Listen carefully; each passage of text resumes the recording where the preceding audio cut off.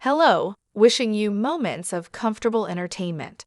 This is an engaging audio channel exclusively dedicated to your favorite audiobooks. 1. Ripley.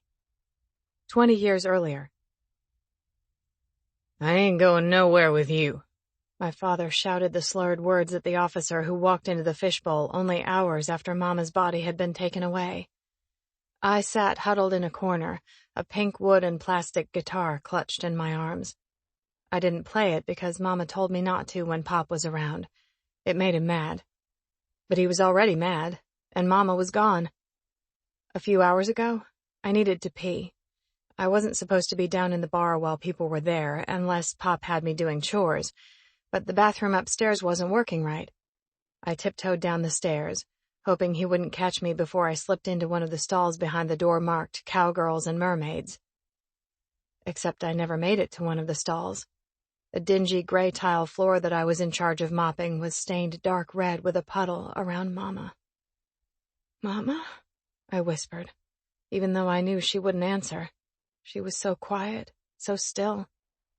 A man lay face down beside her in another dark puddle. The man who gave me the guitar, and he didn't move either. I didn't know where the hysterical screaming was coming from until Pearl, one of the bar regulars I liked to pretend was my gran, burst into the bathroom, nearly plowing me over. "Oh, sweet Jesus! Rip, get out of here! You shouldn't see this!" She gagged before shoving me out the door. But I'd already seen it, and I might have been only 9, but I wasn't an idiot. Mama was dead. The man was dead. And now the police thought Pop had something to do with it. The bar cleared out as soon as word got around why there was a kid screaming in the bathroom, or maybe it was the way I'd run out yelling, "Mama's dead." Either way, all the people pushed each other to get out of the bar, even as Pop hollered that they hadn't paid their tabs. Now Pop's face was red as he argued with the policeman. You don't have a choice, Mr. Fisher. We're taking you in for questioning. Don't worry. Your sister-in-law will stay with your daughter. Like an afterthought, Pop glanced over at me in the corner, as if just remembering I existed. Aunt Laurelyn stood a dozen feet away with my cousin Brandy wrapped around her waist. She was only 6, but she was as mean as any 11-year-old I'd ever met. I didn't have any Barbies left because of her. She'd popped their heads off or cut their hair and drawn on them with markers. When I complained to Mama, she told me I had to share because Brandy didn't have it as good as I did. Her clothes were my worn-out hand-me-downs, and her keds were gray instead of the original white, so I guessed Mama was right. I still thought she was mean, though. "Go on, Frank. I'll stay with the girls. I'll take them to McDonald's for a Happy Meal while the police do what they need to do here." Aunt Laurelyn choked on the last few words. "Don't care where you go, but make sure that bathroom gets cleaned up before I get back." My stomach twisted at the thought of mopping up those puddles of blood. 9 isn't too young to learn what hard work is. It'll be good for her. That's what Pop told Mama when she said I shouldn't be cleaning the bar, only the apartment upstairs. Just like every other time, Pop won, and while I pushed the mop over pee and puke, I'd wondered why adults were so gross, even grosser than kids. I didn't dare complain, though, because Pop's temper scared me, especially when his words were slurring like they were now. That meant I'd end up getting smacked. "Let's go, Mr. Fisher. The faster you leave, the faster we get this taken care of," the police officer with the freshly starched uniform said. "Right, like I really believe that." But instead of arguing more, Pop actually went with them. I didn't understand why they were taking him, but I guess they had to have a reason or they wouldn't do it. When the door closed behind them, leaving me, Aunt Laurelyn, and Brandy alone, my aunt walked behind the bar, grabbed a bottle from the shelf, and poured herself a big glass. From the color, I assumed it was whiskey because that's what Mama liked to drink. Mama's dead. My chest clenched and tears landed on my guitar. Who could do that to her? Pop made her lip and nose bleed the week before last, but he wouldn't, right? Aunt Laurelyn downed the glass of liquor before pouring some more. When she lifted it to her lips the second time, she paused. She should have known better. She whispered the words as tears welled in her eyes. What? Aunt Laurelyn drained the glass and lowered it to the bar. She should have known better than to get mixed up with Gil. I warned her. Aunt Laurelyn huffed out a harsh sound. I knew messing around with that man wasn't going to get her anywhere good. And see what it got her? Tears spilled down her cheeks. For the first time since I came out of the bathroom screaming, Esteban, my mama's parrot, piped up. Dirty whore! Dirty whore! Aunt Laurelyn sagged against the bar. The whole world's gonna say worse, so I guess we better prepare for it. Let's get the hell out of here. 2 hours later, we came back from McDonald's and I stared at the bathroom door. The police were gone, and Mama was too. Aunt Laurelyn took the bottle of whiskey and disappeared upstairs. I swallowed back the bile as I remembered what Pop had said about making sure the mess was cleaned up. Aunt Laurelyn sure wasn't going to do it. When I closed my eyes and saw Mama in that pool of blood, my Happy Meal twisted in my stomach, threatening to land on the floor. They can't make me do it. I won't. But when Pop came back a few hours later and found it wasn't done, he started yelling. Aunt Laurelyn didn't wake up, and Brandy hid. My tears landed like raindrops as I dunked the mop in the water, turning it red. Goodbye, Mama. 2. Present day. Alone in Boone's empty house, I listened to Esteban squawk in his cage. Shoulda known better. The bird has the most uncanny knack for saying the exact wrong thing at the wrong time. Shut up. Crackerhead, he says before rustling his wings and preening. When Anthony came out to the pond on his ATV to let Boone know the cops were here, he didn't say why. Boone hustled down the dock and they talked. From where I sat, I could hear Boone curse before coming back to get me. All the questions were on the tip of my tongue to ask, but I held them back. I figured he would tell me when we got back to the house, but once we got there, everything was a whirlwind. Boone strode to the front door and stepped outside with Anthony on his heels. When they returned, it was for Boone to grab his wallet and press a hard kiss against my lips. Sit tight. I'll be back as soon as I can. I couldn't hold my questions in any longer. What the hell is going on, Boone? How could they have a warrant for your arrest? It doesn't make any sense. I'll take care of it. It's bullshit and an inconvenience, but it'll all be over soon. That's when the thought struck me. Oh, shit. It's because of Esteban, isn't it? Did Brandy— It'll be all right. Stay in the house, because guaranteed there are Pops out front waiting to get a pic. Keep off that ankle. Then he was gone, and I was left wondering if Boone is straight up crazy. Stay in the house. Don't worry about it. If that's what he really expects me to do, he's insane. He's been gone 5 minutes, and there's no way I'm going to sit here and wait. This has to be because of Esteban, which means it's all my damn fault. If I didn't love that stupid parrot too much to let him starve under Pop and Brandy's care, none of this would have happened. He's basically mine in every way that matters. Except legally. Esteban belonged to Mama, and now Pop.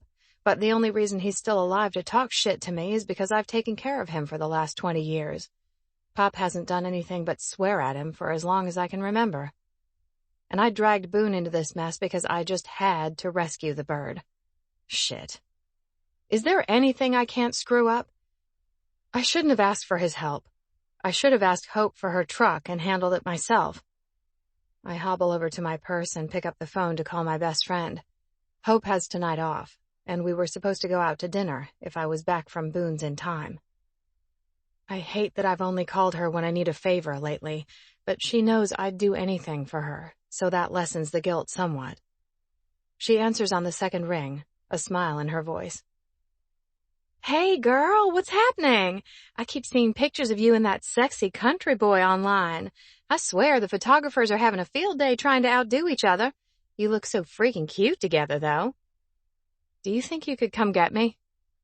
A moment of silence hangs on the line before she replies. Oh, shit, did it already go south? I'm so sorry, honey. What did that jackass do? I laugh at the quick change in her attitude. That's what you call a true friend. Not in the way you think, but I need a ride, and my car is at your place. Of course. What's the address?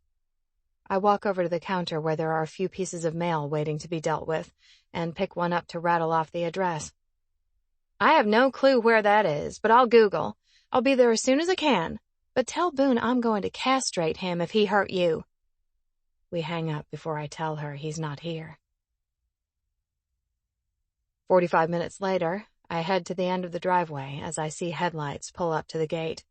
I'm in my jeans from the night before, and a stolen t-shirt of Boone's tied in a knot at the bottom to keep it from hanging down to my knees. From my quick scan of the area, I don't see any sign of cars other than Hope's big truck. But that doesn't mean the Pops aren't hiding somewhere. Boone taught me that. How do I open this gate? I mumble. I know Boone has a sensor in his car, but there's no obvious mechanism for opening it from the inside. Am I going to have to climb it? I can just imagine the tabloid pictures and headline. Boone Thrasher's girlfriend so desperate to get away she climbs gate in stolen shirt. But nothing I do will make the thing budge. Out of options, I grab the metal bar and haul myself up. Hope pops out of the truck as I throw a leg over the top. My ankle is throbbing, but thankfully the pain is bearable. What the hell are you doing? Hope hurries over to the gate and bear hugs my legs so I can slide down her body. Please let there be a merciful God and no pictures of this. Otherwise the headlines are now going to read, Boone Thrasher's girlfriend escapes compound into the arms of her lesbian lover. I didn't have a choice. I had to get out, and I don't know how to work the damn thing. Do you? She shakes her head. No, but let's get the hell out of here before someone thinks we're trying to break in and not out. Crap, I hadn't even thought about that. I round the hood to the passenger side of the truck and climb inside. How's the ankle? Hope asks as I shut the door. Still aches, but I'll be fine. I've had worse sprains and kept working. Boone overreacted. To myself, I add. And maybe I'm downplaying it a tiny bit. Hope shifts the truck into reverse and backs out of the driveway. Maybe so, but it was still super hot to see him go all alpha protective mode and carry you out of the white horse. Have you seen the pictures? I think everyone with a cell phone managed to snap a different angle. Some people are calling him the gentleman bad boy now. I roll my eyes. What else did I miss? One site said you fainted because you're pregnant with his love child. Hope glances at my giant shirt. If they see you in that, they'll be on baby bump watch. This time when I roll my eyes, my vision blurs for a second, and I'm a little concerned I might strain an eye muscle, if that's even possible. Good God. I mean, you did go to the hospital right after, and they didn't miss that information. When I release a low groan, Hope continues. Did you really think dating him would be easy? It's on the tip of my tongue to say that we're not dating, but I hold back the protest because actually I have no idea what we're doing now. Before today, I would have said it's nothing but a rebound fling for Boone, but things have shifted. I don't have an answer for her, so I say nothing. Hope takes a left and heads for the highway, keeping the conversation going without waiting for me to reply. So you want to tell me what's going on that necessitates a midnight escape plan? It's not midnight, and I'm not escaping. Hope glances over at me. You scaled a fence. I told you I don't know how to open it. Boone and Anthony had to leave in a hurry. I hesitate for only a second before I fill her in on the arrest. Holy fucking shit. That's going to take all of 5 seconds to hit the news cycle. But what the hell could he be arrested for? It has to be my fault. I swear to God, if Brandy is behind this, I'm going to rip the hair out of her head like she used to do to my Barbies. Hope knows all about my long-standing issues with Brandy. You really think she'd do that? There's not much I'd put past her at this point. When Hope merges onto the highway, she glances at me. Then we best go find out from the source, don't you think? 3. The open sign flickers in the high window next to the fluorescent fishbowl. The fish blinks as though his light is about to burn out. Except for the few cars belonging to regulars, there are hardly any vehicles parked out front. Place is hopping, isn't it? Hope says. sarcasm rich in her tone as we pull around the block to park in the back. Like always. Brandy doesn't have a car, but I have to believe if the bar is open, then she's got to be here and working. It's somewhat shocking to think of her getting to work on time and managing to open the place. Then again, now that I'm not here to stop her from skimming unlimited money from the till, she has a better incentive. I shove down the bittersweet pang as I carefully make my way to the back door, my ankle twinging from my climb over the fence.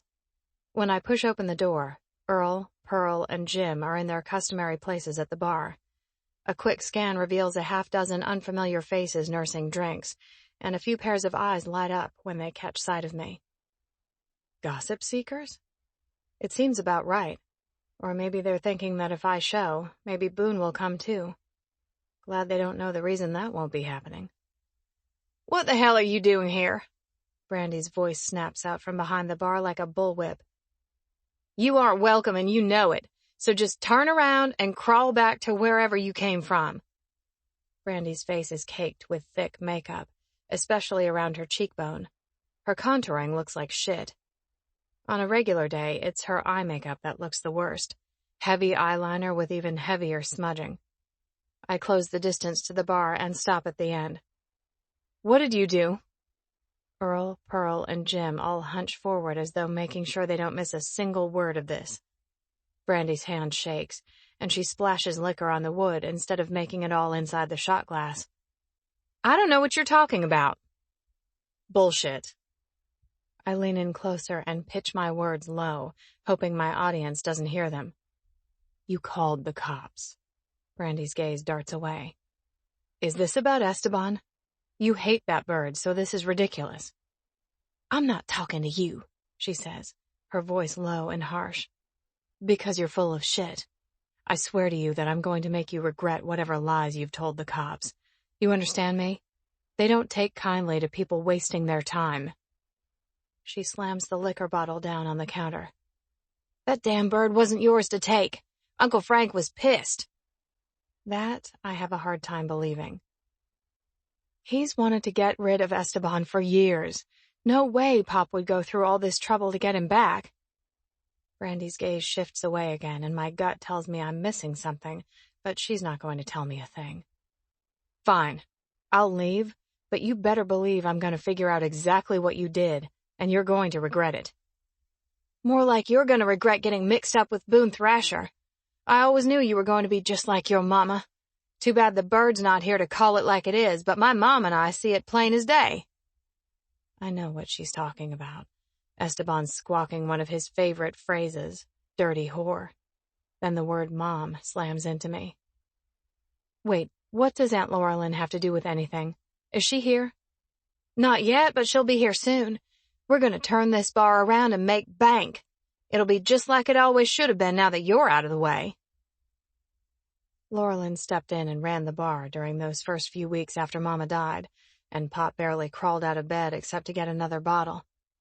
Once he pulled himself together, he told her to get the hell out, that he couldn't stand to see her face anymore because she looked too much like Mama. Aunt Laurelyn took Brandy and moved to Memphis the next day.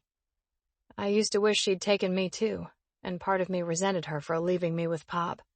I haven't seen her in ages. I've been trying to dig this place out of a hole for years, and if I couldn't, there's no way you'll be able to. Brandy flips her hair, drawing my eyes once again to her shitty makeup job. We both know my mama was always better at serving drinks than fucking the customers, unlike yours. Shut your damn mouth, Brandy. Not till you get out of my bar. Hope steps up beside me, and I can feel the rage rolling off her in waves. If we don't leave now, she might be the one to take out Brandy, and I'm not about to risk my cousin calling the police again. Fine, I'll go. But first, you have to tell me how you paid the fire marshal fines already and managed to get all those safety upgrades in place. Brandy's lips twist into a mocking smile. I didn't. I shake my head. You're an idiot. He'll be back, and he'll shut this place down. With a smug look, Brandy picks at her nails. Good thing it's none of your business anymore. The thought of the fishbowl being closed for good tugs at my heart, but there's nothing I can do now. I need to let it go. But how? Good luck. You're going to need it. I turn to Hope. Let's go. As I follow her out of the bar, a feeling of finality settles in my bones and tears sting my eyes. I'm sorry I couldn't do better, Mama. I pause in the doorway and take one last look behind me. I memorize the smell, the feel, the pictures of the stars on the walls, and tuck it all deep inside me. The best and worst moments of my life happened here, and I'm no longer welcome. The thought burns, and I suck in a breath and bite my lip. I'm not saying goodbye, Mama, because you're not here anymore. It's just a building.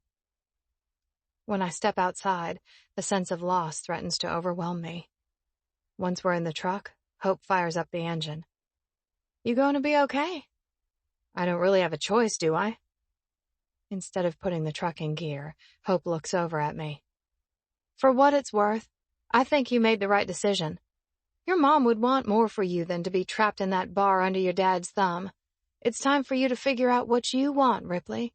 The world's a lot bigger than those four walls. I know. And I do. Hope is speaking the truth, but I haven't exactly had time to cope with the huge changes in my life, let alone a chance to figure out what I want. Hope pulls out of the parking lot and points the truck in the direction of her apartment. What now? Maybe... My phone vibrates, interrupting me. Law's name pops up on the screen. Why would he be calling? You gonna answer that? I look at Hope as I pick up the call. Hello? You still with that guy? The one from last night? Law's voice is hurried and tense.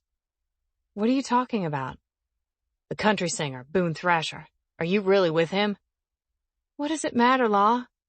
It's on the tip of my tongue to tell him there's no chance we're ever getting back together, but he keeps talking. I got called in to work to do some research for a partner tonight. A criminal law partner that represents Boone Thrasher. Dread curls in my belly. What kind of research?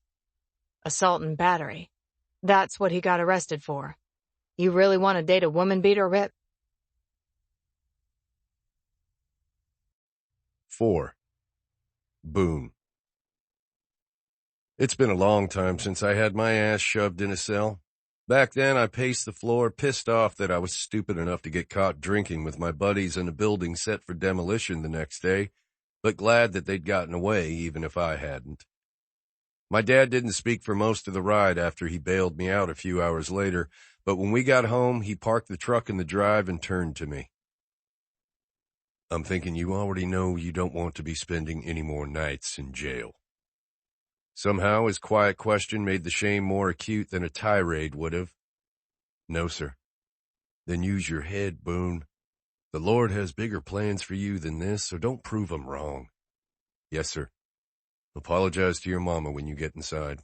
She's been worried sick about you. Yes, sir. Guilt flooded me next. After I tromped into the house and apologized to Ma, that was the end of it. My parents never spoke of it again. Never took me to task. Somehow they knew that the ass-ripping I was giving myself was worse than any they could deliver. They were right, as my folks usually are.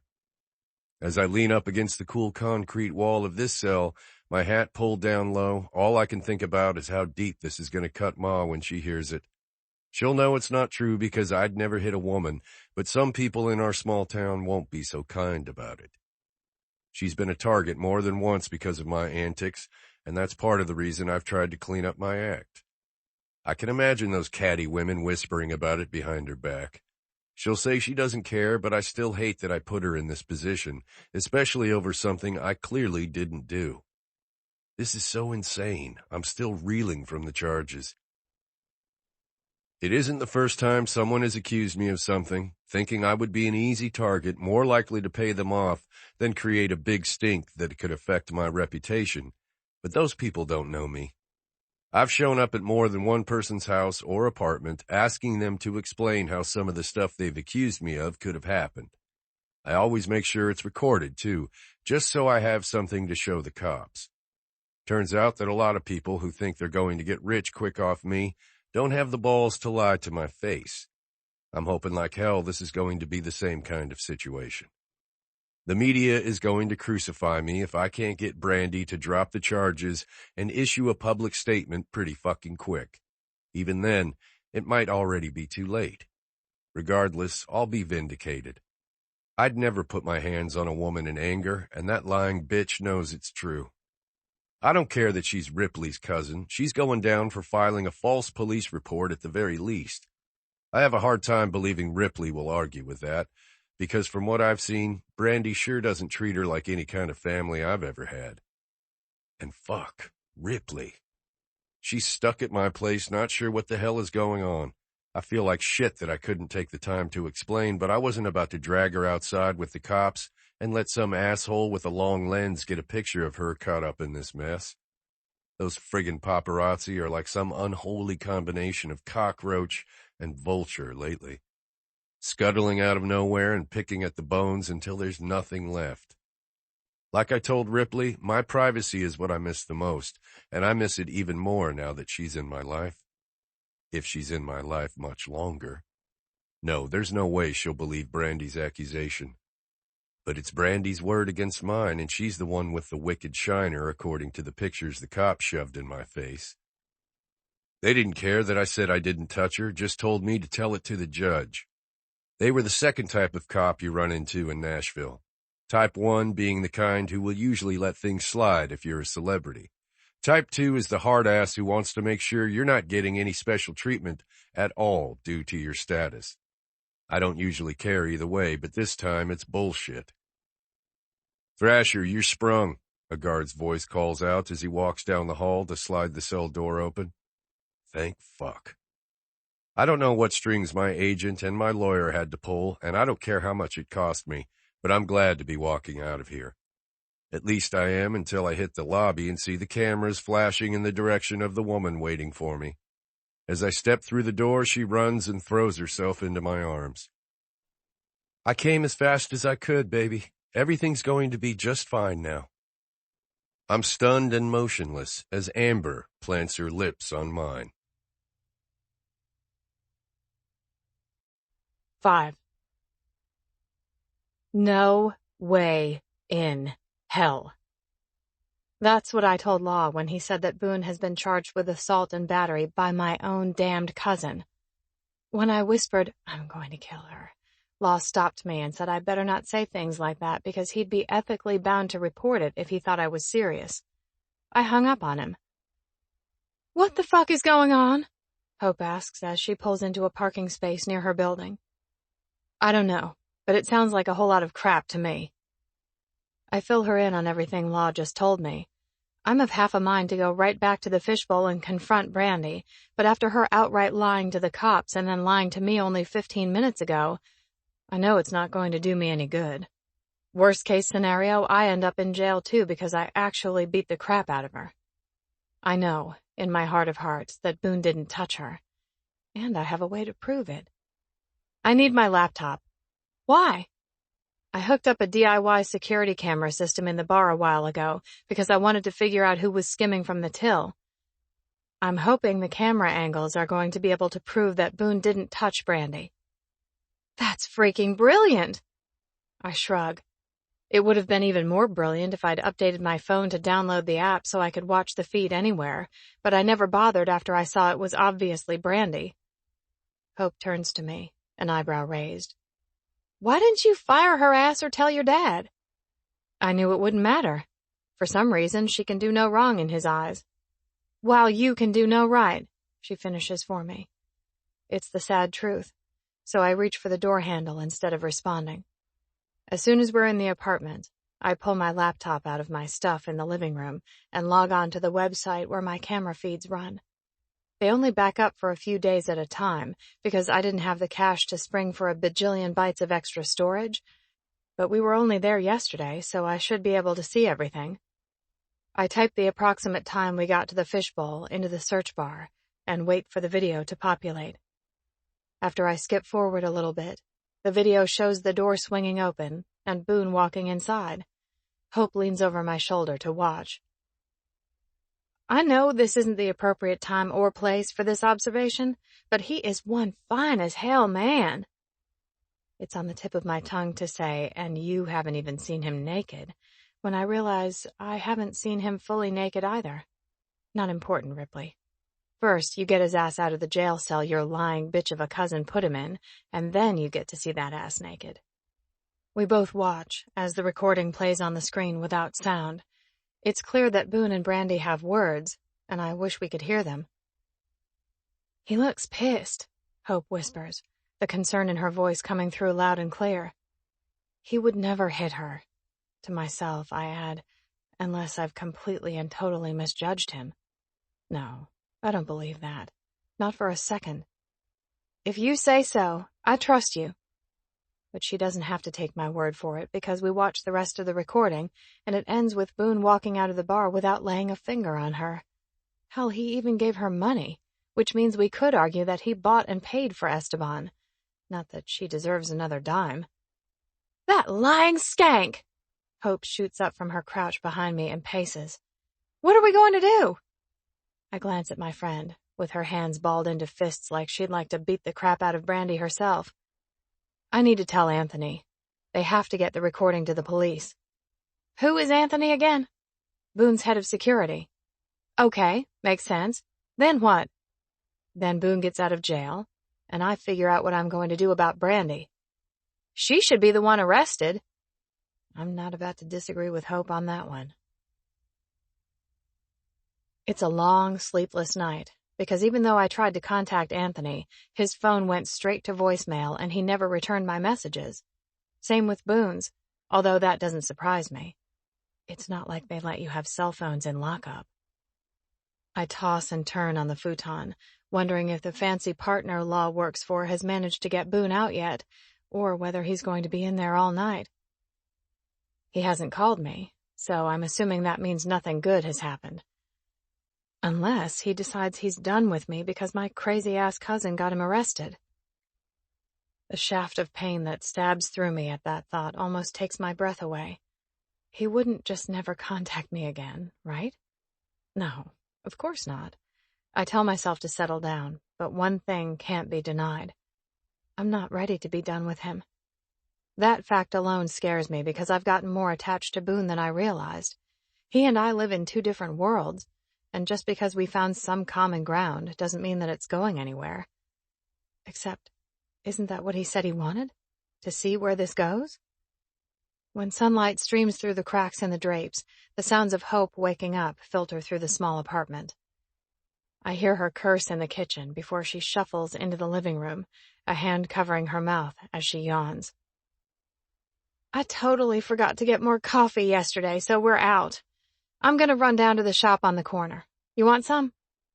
After the sleepless night I had, I need an IV drip of caffeine. "That sounds amazing. Caramel latte with an extra shot sound good?" "Heavenly." "I'll be right back. You can take the first shower while I'm gone if you want." "Thank you for being so awesome." I reach out and grab Hope's hand. "That's what friends are for." She squeezes my fingers and presses a kiss to my head. After Hope shoves her feet into shoes and slips out of the apartment, I roll off the futon and check my phone for the 50th time, even though it hasn't made a sound. I head for the bathroom with it clutched in my hand. I have to get in touch with Anthony ASAP. If Boone is still in jail. It makes me sick to think about it. If I don't hear from Anthony within the hour, I'll go straight to the police myself to get Boone out. Decision made, I let the stream of water soak my hair as my mind drifts to Brandy and how she looked last night. I knew there was something screwed up about her caked-on makeup. It's not the first time I've seen Brandy use a load of concealer around her eye and cheekbone, but when I asked in the past, I'd get a lethal stare in return. I always assumed some shitty guy she hooked up with had smacked her around, and I couldn't help but pity her. She knew she always had a place to stay with me, but she didn't use it. I think that's why I waited so long to confront her about skimming from the till. Even though she's a pain in my ass and can make my life hell, I've always felt bad for Brandy. Her dad was never in the picture, and from the little she told me about how things were in Memphis, my aunt wasn't exactly Mother of the Year. Brandy showed up back in Nashville when she was 18, saying she needed a place to stay because Aunt Laurelyn kicked her out and told her it was time to make her own way. What could we do but try to help her? She had no support other than Pop and me. She'd work at the bar for a few months until she lost interest, and then she would stop showing up and move in with some boyfriend and do something different for a while. Every damn time she came back, and Pop always made me give her a job. When we knew he wasn't moving back upstairs after his accident, he told me to let Brandy have the spare room. So I did. Whenever Brandy's life went sideways, I came to the rescue. And this is how she repays me. It shouldn't be such a shock. I was the only one expected to put family loyalty at the top of my priority list. But Brandy finally crossed a line that can't be uncrossed, and I'm done. I hurry through the rest of my shower, not wanting to use all the hot water, and I hear the door shut as Hope returns. "Rip? I'm almost done."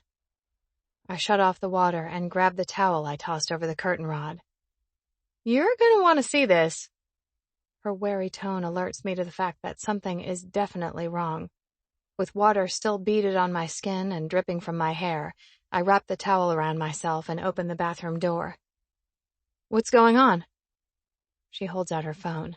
The red banner across the top of the screen is the name of a gossip site that wants to be the next TMZ. I squint and step closer to read the headline of an article posted only a half hour ago.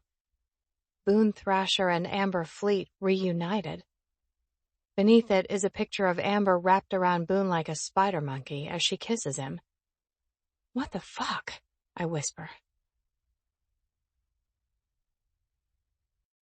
6. An hour earlier. The door to the Escalade slams shut before the vehicle pulls away with Amber and me inside. Eyeing her like she's a viper poised to strike, I try to figure out what angle she's working. "What the hell are you doing here?" Amber shifts in her seat to face me, and it stuns the crap out of me that I was planning to ask her to marry me 9 days ago. What a dumbass. Now when I look at her, everything comes off as manufactured, from her rhinoplastied nose to her collagen-injected lips. Saving your ass? What does it look like? It looks like you're trying to stage some kind of goddamned reconciliation, and you know that shit isn't happening. She rolls her eyes. You could be a little more grateful. I just dropped a pile of cash to bail you out of jail. You'll get your money back within the hour. Where the fuck did you come from, and where the hell is your husband? I emphasize the word husband, hoping she realizes just how frigging ridiculous it is that she showed up here. I don't have a husband. The marriage has already been dissolved. It was just a big misunderstanding. Remnants of the anger I felt when I first found out what Amber had done flare up. A misunderstanding? You call getting married a fucking misunderstanding? She waves a hand. You know I stayed in Vegas the day after my show for a meeting? Well, that meeting was with a big-shot Hollywood producer to talk about my acting career. And things got a little crazy. Crazy? Yeah, that's exactly what it was when I heard that my goddamned girlfriend was married. My temper kicks up another notch. He made promises, Boone. He swore he was going to get me a starring role in the next Ryan Gosling movie he's producing, and that's where things get fuzzy.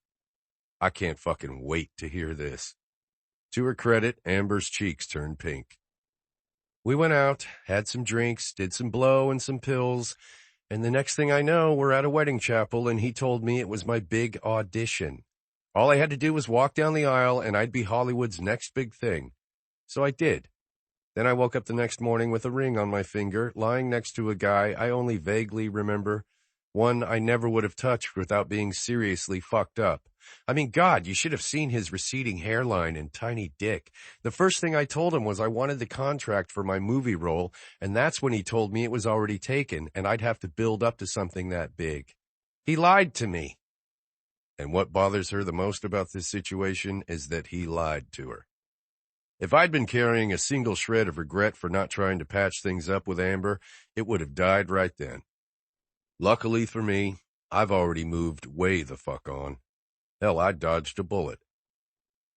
I would say you gotta be joking, but that's too sad not to be true. Sorry about your luck and your big splashy Hollywood career that ain't happening. Now tell me, what was the point of coming here and making a big scene? Anything between us is dead, done, over. The flush of embarrassment fades from her cheeks as her eyes take on a calculating gleam. She stretches an arm out and lays her hand on my thigh. Oh, Boone, we're not even close to over. I need you now more than ever. The SUV drives away, leaving me at the corner near my agent's building. No way was I going to let the press follow Amber's SUV all the way to my place, and that's on top of the fact that I don't want to spend 30 minutes letting her explain why she thinks what she did was no big deal and how we can save each other by getting back together. Call me old-fashioned and a little bit country, but it's a big fucking deal. I wouldn't tie myself to Amber again if my balls were on fire and she was the only person who could put them out. I scan the street, hoping the press isn't on me already, and duck into the building. The security guard at the desk stands up when I walk in. Sir, he starts. I tip up the bill of my hat and his eyes widen in recognition. Yeah, man, I'm not the one you're trying to keep out. There was a time years ago when he might have thrown me out for trying to get a meeting with an agent, but those days are over. I ride the elevator up to Nick's office, hoping like hell he's actually here. When the receptionist catches sight of me, she straightens in her seat. Mr. Thrasher, did you have an appointment? I don't recall. I ignore her and push right through the door that leads into the inner sanctum, Nick's slick corner office. She reaches for the phone, but I'm going to beat her there. Where the fuck were you? I don't bother with a greeting as I shove open his door. Inside, a young, skinny blonde who looks like she's more likely to be another wannabe Britney Spears than a country girl sits perched on the edge of the expensive leather chair. But then again, couldn't someone say that about Amber? That she would fit in better climbing the pop charts in L.A. than she does in Nashville's country scene? Nick sighs. I'm sorry, Jerica. We'll have to continue this later. She rises to her pink pumps with a smile aimed in my direction. Another Barbie look-alike. Perfect. Just what this town needs. Once she's out of the office, I stride to the window and look out over the city I love. Music City, where I belong. When I spin around, I toss another question at Nick since he hasn't answered my first. Where were you? Did you know she was coming? Nick lowers himself back into his fancy leather chair after letting the blonde out and crosses his arms. I'd be a little more concerned about the charges than your girlfriend picking you up. Ex-girlfriend, I growl through gritted teeth. Ex-girlfriend, he says, correcting himself. But you know, it's worth pointing out that if you were still with Amber and had never gotten mixed up with this Ripley girl, none of this would have happened. I told you to stay away from her, keep a low profile, but you didn't listen. You gonna listen now? Because putting some distance between you two would be the best thing for you. Are you shitting me? You want to put this all on Ripley? Her cousin got you thrown in jail. Because she's a bitch with an axe to grind. I didn't touch her. I believe you, Boone. Trust me, I do. But right now, Charity is fielding calls from dozens of people wanting details. You're a role model for a lot of kids, and when word travels about this, your reputation is going to take a huge hit. The best thing is to find something to divert the attention while we sort this out. He pauses before leaning forward on his desk. Have you considered the possibility of reconciling with Amber? People love seeing you together. It was a fairy tale they could get behind. I can't believe the words coming out of his mouth. Are you fucking kidding me? Instead of the press thinking I'm a woman beater, you want them to think I'm a doormat who lets his girlfriend marry and fuck another guy before taking her back? Look, I know it sounds bad, but no. Not fucking happening, and if you suggest it again, we're done. Now I gotta get my financial manager on the phone and make sure he wires Amber's account with whatever she laid out for my bond. Unless you've got something useful to say, I'm gonna go wait in another office for my ride. 7. I've trolled way more gossip sites in the last hour and a half than I'll ever admit, torturing myself by reading articles about Amber and Boone being back together. Of course, this would happen to me. I should have known better. Why did I think I was special? I'm such an idiot. He didn't even need my help getting out of jail. Yeah, so positive self-talk isn't exactly my strong suit. But when you're constantly getting smacked down by life, It makes you realize that some things are better left alone. I should have known that having any kind of relationship with someone like Boone was a joke from the beginning. Why did I even let myself start to think? Hope comes out of the bathroom, leaving a cloud of hairspray behind her. Babe, I gotta get to the bar for a meeting and to train a couple new people. Are you sure you want to come in tonight? Is your ankle really feeling okay? I look up at her from my sprawled position on the futon, where I've been throwing my pity party, and toss my phone on the coffee table. One good thing in my life, I have an awesome friend. You know I love you, right? She tilts her head to the left, but her hair doesn't move, courtesy of the hairspray, which makes me think of Pearl and her Aquanet with a stab of nostalgia. Are you drunk? Because you can't come to work if you're already— No, I'm not drunk. I'm just telling you how much I appreciate you, and how lucky I am to have you. Thank you for everything you've done. Even when I'm swirling down the drain in an avalanche of shit, you're right there throwing me a lifeline. Hope crosses the room and leans down to hug me. You weren't swirling the drain, girl. You were staging a prison break. She stands straight again and looks me in the eye. You've been trapped for so damn long that you don't have any idea what it's like to be free to think about doing anything but working like a slave at the fishbowl. Maybe you should take some time away from the tabloid shit and think about what you want. You could go to school, get a certificate of some kind, or just get a different job. Hope's words kickstart my brain in a way that's almost too overwhelming. Working at the fishbowl, and now the White Horse, is all I've ever known, and thinking about anything else is a hair away from terrifying. My best friend must read my fear all over my face. Look, you don't have to decide right now. The job at the White Horse is yours for as long as you need it, but I really think you should take this chance to figure out what you really want to do. I'll think about it. I force a smile to my lips. But seriously, you said it. Working behind a bar is all I know.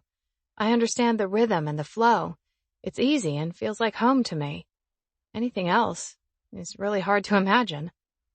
Take a couple hours. You don't have to be in until 6. Open mic night starts at 8, so you might want to bring your earplugs because some of those poor bastards are terrible. She glances up at the ceiling. But thank God for autotune, because that means record labels don't need artists to have a decent voice if they're marketable. Anyhow, you good driving your car tonight, too? My Javelin has been parked on the street near Hope's place since the day I quit the fishbowl. Yep, no problem. I can drive. Thank you for everything, Hope. Love you, girl. Love you more. As soon as the door shuts behind her, I lift my feet onto the futon and wrap my arms around my knees. What do I want to do? Hell, what do I like to do? Who do I want to be? It's sad I don't have answers to any of those questions. In a rare moment of solitude, I let my mind wander. It goes straight to Boone, and I want to kick my own ass. I know tabloid pictures can skew the facts of what really happened, and there's a good chance that Boone didn't do a damn thing wrong, but it still cuts deep to see Amber Fleet wrapped around him like she has every right to be there. Why am I even surprised?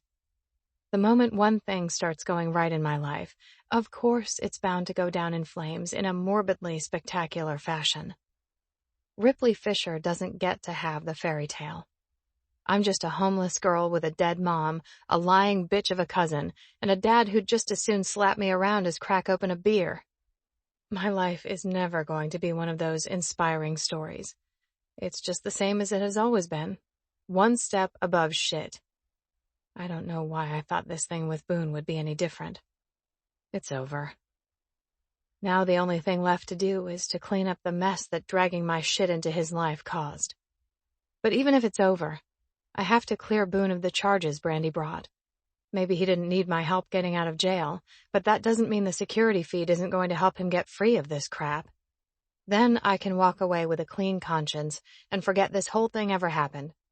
Or just remember it late at night while I'm wishing my life was different. First things first. I need to spend more time going over the feed from the morning Boone and I went to the bar to see if there's anything else that could possibly help get Brandy's trumped-up charges thrown out. If Anthony doesn't get back to me, I have to take it to the police for evidence and hope they take me seriously. More than anything, I'm worried it'll get lost in the process, and the right people won't see it, and Boone won't be exonerated. Or you could put your big girl panties on and just give it to Boone so he can get it to the right people. I know exactly what I'm trying to do. Avoiding facing him, knowing that he and Amber are back together and I have no right to touch him. The thought burns, and I swallow back the lump in my throat before straightening my shoulders. That's exactly what I need to do. Maybe it'll kill any feelings I have for him and I can move on with my life. I can do this. Who cares if it's going to be awkward as shit, especially if Amber Fleet is still trying to surgically attach herself to him. I hate the jealousy that eats through my veins like acid. He's not mine. I have no claim on him, and I never will, so stop it. Focus on things that matter. Like, who hit Brandy? My best guess is that she really was hiding a bruise under that makeup, because I have a hard time believing the cops would have hauled someone like Boone off to jail like that without serious proof. I flip open the laptop and decide that while I'm considering what to do with my sad story of a life, I'll watch more video footage. I'm 20 minutes in, watching the camera feeds at 5 times the normal speed. Brandy has been in the office for almost 10 minutes, searching high and low, and I'll give you one guess what she's looking for. That ring of Boone's I've been meaning to give back. She'll never find it, though. Finally, someone else steps into the bar. Brandy bolts from the little back room so fast, you'd have thought her ass was on fire. Oh, God. Please, no. I can't watch this. My stomach twists and cramps with each passing second as the feed plays on, and sinks to my feet as I watch a hand fling out and catch Brandy's face high on her cheekbone. Oh, shit. I can feel the smack like it landed on my own face. Brandy shrinks back again like she's expecting another blow, but it doesn't come. Finally, she's alone, leaning on the bar, her head bowed and shoulders shaking. I flip the laptop lid closed, the sick feeling twisting in my gut even stronger. How am I going to turn this in? I don't have a choice. I have to. If there was any choice at salvaging what Boone and I were building, it's gone. Brandy made sure of it. It was never going to last, especially not with the odds stacked against us. My eyes burn with tears that I refuse to let fall. Stop it, Ripley. You could never have him anyway. It's not like you can lose something that wasn't yours to begin with. And he wasn't. Won't be. Ever. Now more than ever, I want to go straight to the cops so I don't have to face Boone and admit why he was arrested, but I talk myself out of it. I might be the unluckiest girl in Nashville, but I still have a backbone. I'm a coward if I don't face him and give him the evidence he needs to be vindicated. Then the world will have its proof that Boone didn't do what Brandy said he did. And in doing so, I'm doing the unthinkable. I stand and straighten my shoulders, tight from being hunched over while watching the tape. I don't have another choice. This is the only one I can make and still live with myself. Boone doesn't deserve to suffer for my family's problems. No. He deserves the best life has to offer. And we all know that isn't Ripley Fisher. 8. Anthony and I are turning down the driveway at my place, trying to come up with a strategy based on all the shit the lawyers have told me, when he slams on the brakes to avoid running into a rusted Javelin parked in front of the gate. "What the hell?" Anthony says. "It's Ripley. Let her in." No shit. Anthony hits a remote hooked to the visor and the gate swings open. He gives the horn a double tap, indicating that she should go first, and Ripley's car lurches forward in a way that makes me think her transmission is about to die. Logan Brantley could make that car purr like a kitten and growl like a bitch, just like he did for my 442. We follow Ripley up the drive, and she parks off to the side of the garage when Anthony pulls inside. I'm out of the SUV in less than 2 seconds. After the pictures of Amber and me hit the internet, I knew there was a chance Ripley might bail. Most people don't stop to ask questions with that shit. They just jump to conclusions and assume the worst. But not my girl. She's better than that. I catch sight of her as she climbs out of the Javelin and shuts the door. Maybe I'm wrong. Her face is pale and drawn, and the dark circles under her eyes tell me she didn't sleep last night. Maybe she was worried about me. I told her to stay at my place, but obviously she didn't, and now she looks like she'd rather be anywhere else. But Ripley's not looking at me. She's looking at the SUV behind me, as if expecting someone else to follow. She glances at the ground and then back to the car door again, and that's when it hits me. She's waiting for Amber to get out. "Just you and me and Anthony, sugar," I say, answering her unspoken question. I know she wants to ask where Amber is, but I'm way more interested in what brought Ripley to my gate if she expected to find me back with my ex. She's not spitting fire, so an ass ripping doesn't appear to be the answer. Still, she doesn't speak, and standing 20 feet away from her while she's hugging something to her chest and looking broken and lost is more than I can take. I cross the pavement and am about to pull her into my arms when she holds something out in front of her like a shield.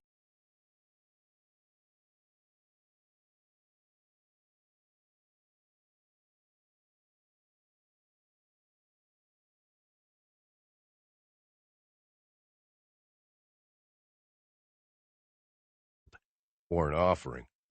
A laptop. "I have proof." "What?" "Proof that you didn't touch Brandy and someone else did." I look at the laptop and then up at her face. "How?" "I installed security cameras at the bar. Just some cheap DIY ones that send the feeds to a server off-site, and I could watch it on my computer. Brandy didn't know. Pop didn't know. Just me. I wanted to catch her hand in the till so I knew where all my profits were going." "No shit." Anthony says the words on a breath of relief. "You need to see this. Give it to the cops. They'll have to drop the charges. She can't lie about it anymore." "Does she know you have this?" This question also comes from Anthony because I'm too busy studying all the features of Ripley's face, trying to figure out why she's doing this if she expected Amber to get out of the car behind me. Ripley shakes her head. "No, she doesn't have a clue." That's a goddamned miracle. It's like Ripley and Anthony are holding a conversation without me being present because I'm still working out what I want to say. I reach out to brush my thumb across Ripley's cheek, but she flinches and draws back. Her reaction tells me everything I need to know. I step away, and Anthony comes toward us. "Can I get a look at the footage? We need to get the ball rolling." "Let's go inside, and we can all check it out." There's no emotion in my voice because it's all balled up, burning a hole in my chest. She flinched and stepped away. I spin on the heel of my boot and lead the way through the garage and into the house. Anthony follows and Ripley trails behind him. In the kitchen, we wait while she sets up the laptop on the counter. It's a model so ancient, I'm surprised it still works. When she hits play, we watch the screen in silence.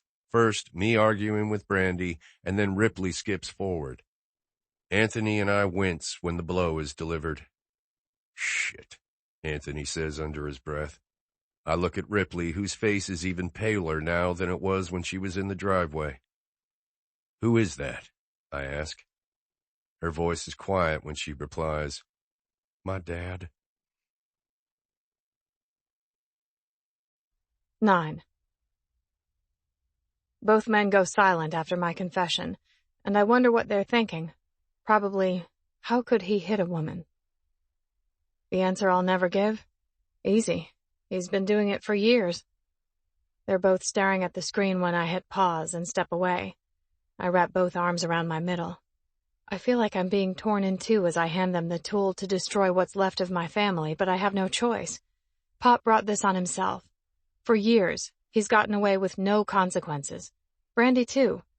Still, handing someone the hammer to nail the coffin shut after being loyal for so long is harder than I thought it would be. I have no choice. Boone didn't ask for any of this. My family tried to destroy his reputation, and all he did was be nice to me. I'm a pariah. It's time to wrap this up and get the hell away from Boone before I do any more damage. "You can keep the laptop. I don't need it right now. Show the police. You can show the media if you need to." The words are rusty, as if my throat is trying to keep them in, but there's no use. Pop made his bed, and now he has to lie in it. Anthony turns to Boone. "I gotta make some calls right now. I got a buddy on the force, and even though he's not working this case, He'll be able to tell us exactly how we should go about bringing this in. We need to handle this right. He gives us both a nod before striding away, leaving Boone and me alone. I can barely bring myself to look him in the eye, but I find my spine and straighten my shoulders. I'm sorry doesn't come close to being a decent apology, but it's all I've got right now.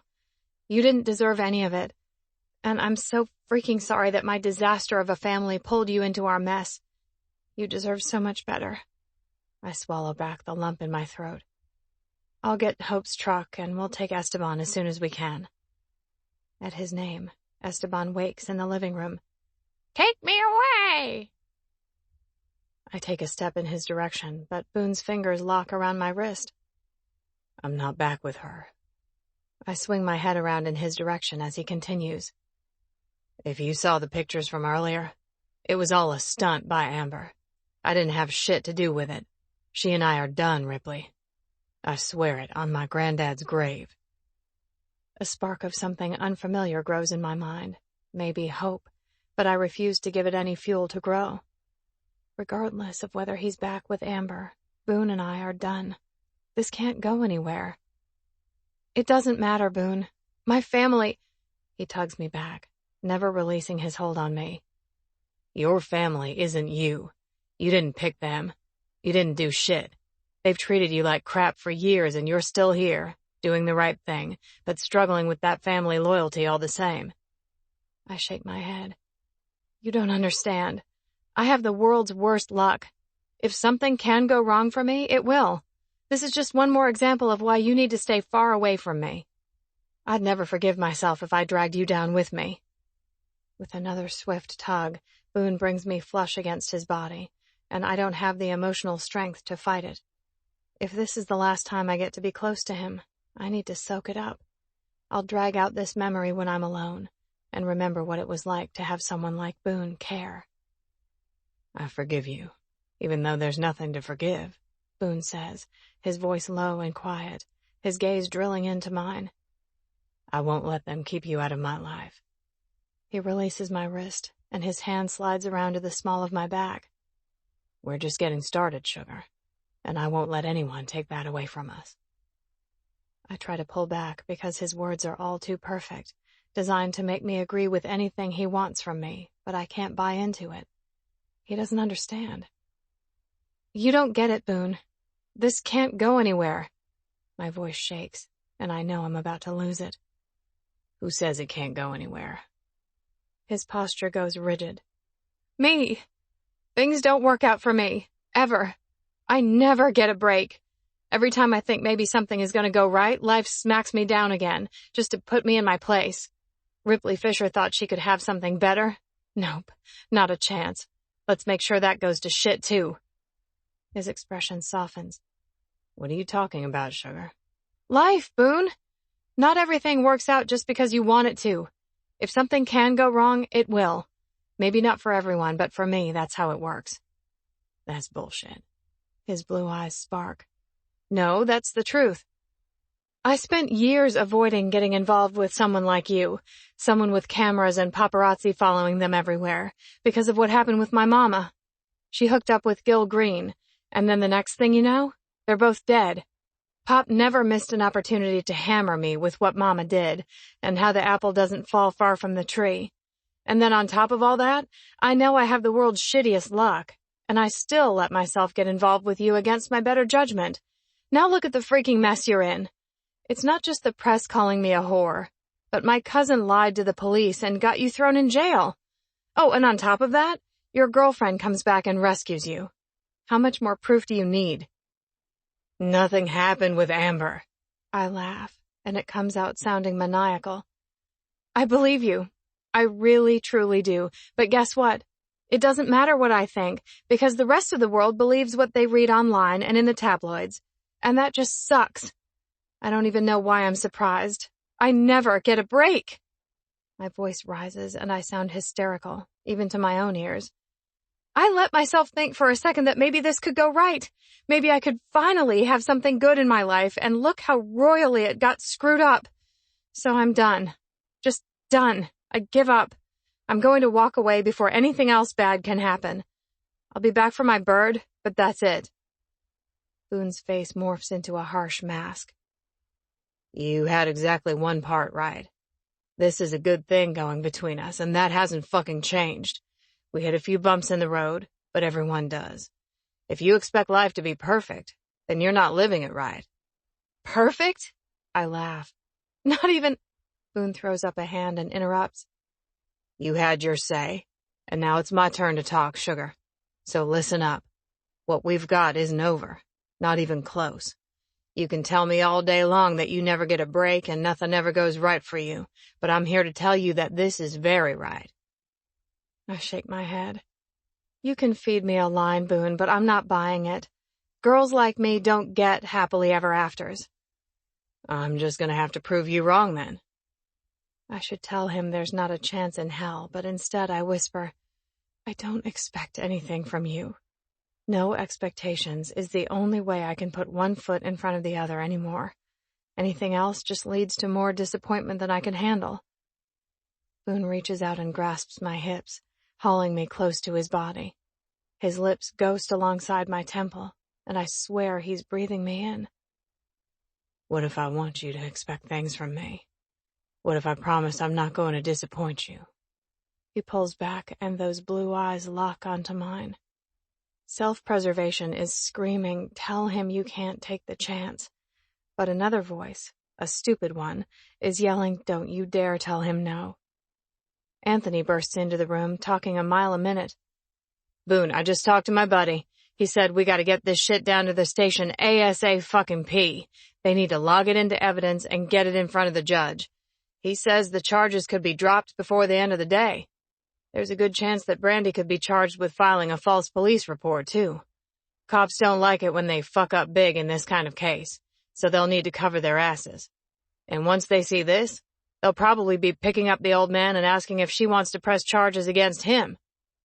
He stops when he finally reaches us. Shit, that's your dad. I didn't mean any disrespect. I step back and look away from Boone's intense stare, thankful for the reprieve. I was on the edge of doing something too stupid for consideration. I need to get out of here. It's okay. I have to go. I need to get back to Hope's to change for work and head in for my shift.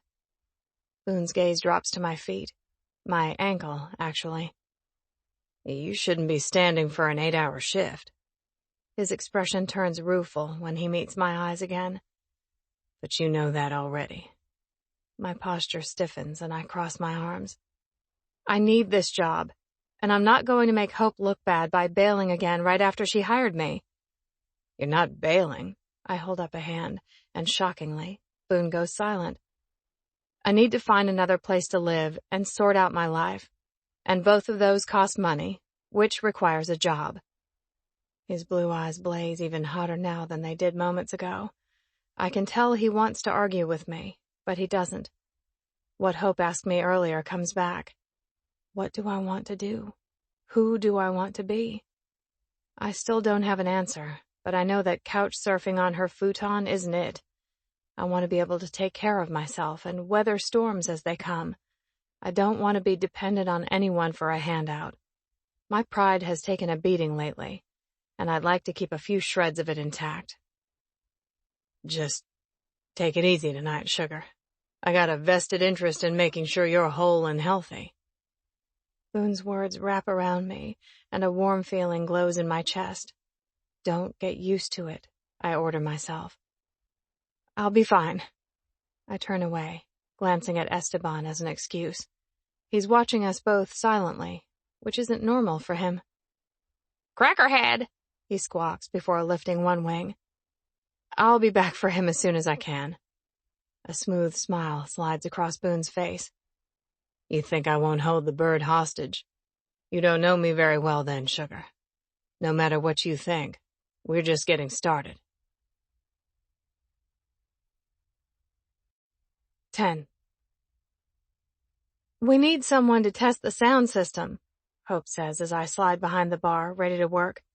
Want to go put it through its paces? I glance around the mostly empty bar.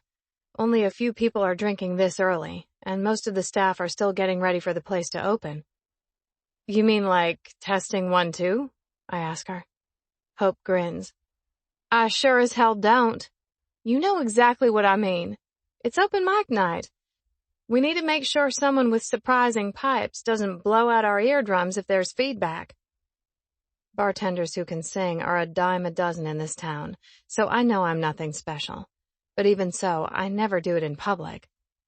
When Gil Green gave me that pink kid's guitar 20 years ago, I would stand on stage at the Fishbowl when Pop wasn't around and belt out my favorite Patsy Cline and Reba songs. Mama would clap and yell for an encore, but once we heard any sound that indicated Pop was coming back, the guitar would get hidden away until it was safe again. When Mama died, any aspirations my 9-year-old self had died with her. I still played the chords on that guitar, but I never stepped on stage and pretended to perform again. After the way the press dragged my family through the mud, I never wanted to be in the spotlight. And I've done a great job screwing that up lately. But this one time, it can't hurt anything. I might be a little rusty from only singing in the shower or my car, but why not? A thrill zips through me as I remember how much I loved playing and singing for Mama. I scan the bar again. 8 people. Safe enough. Hope grins like she knows she's won.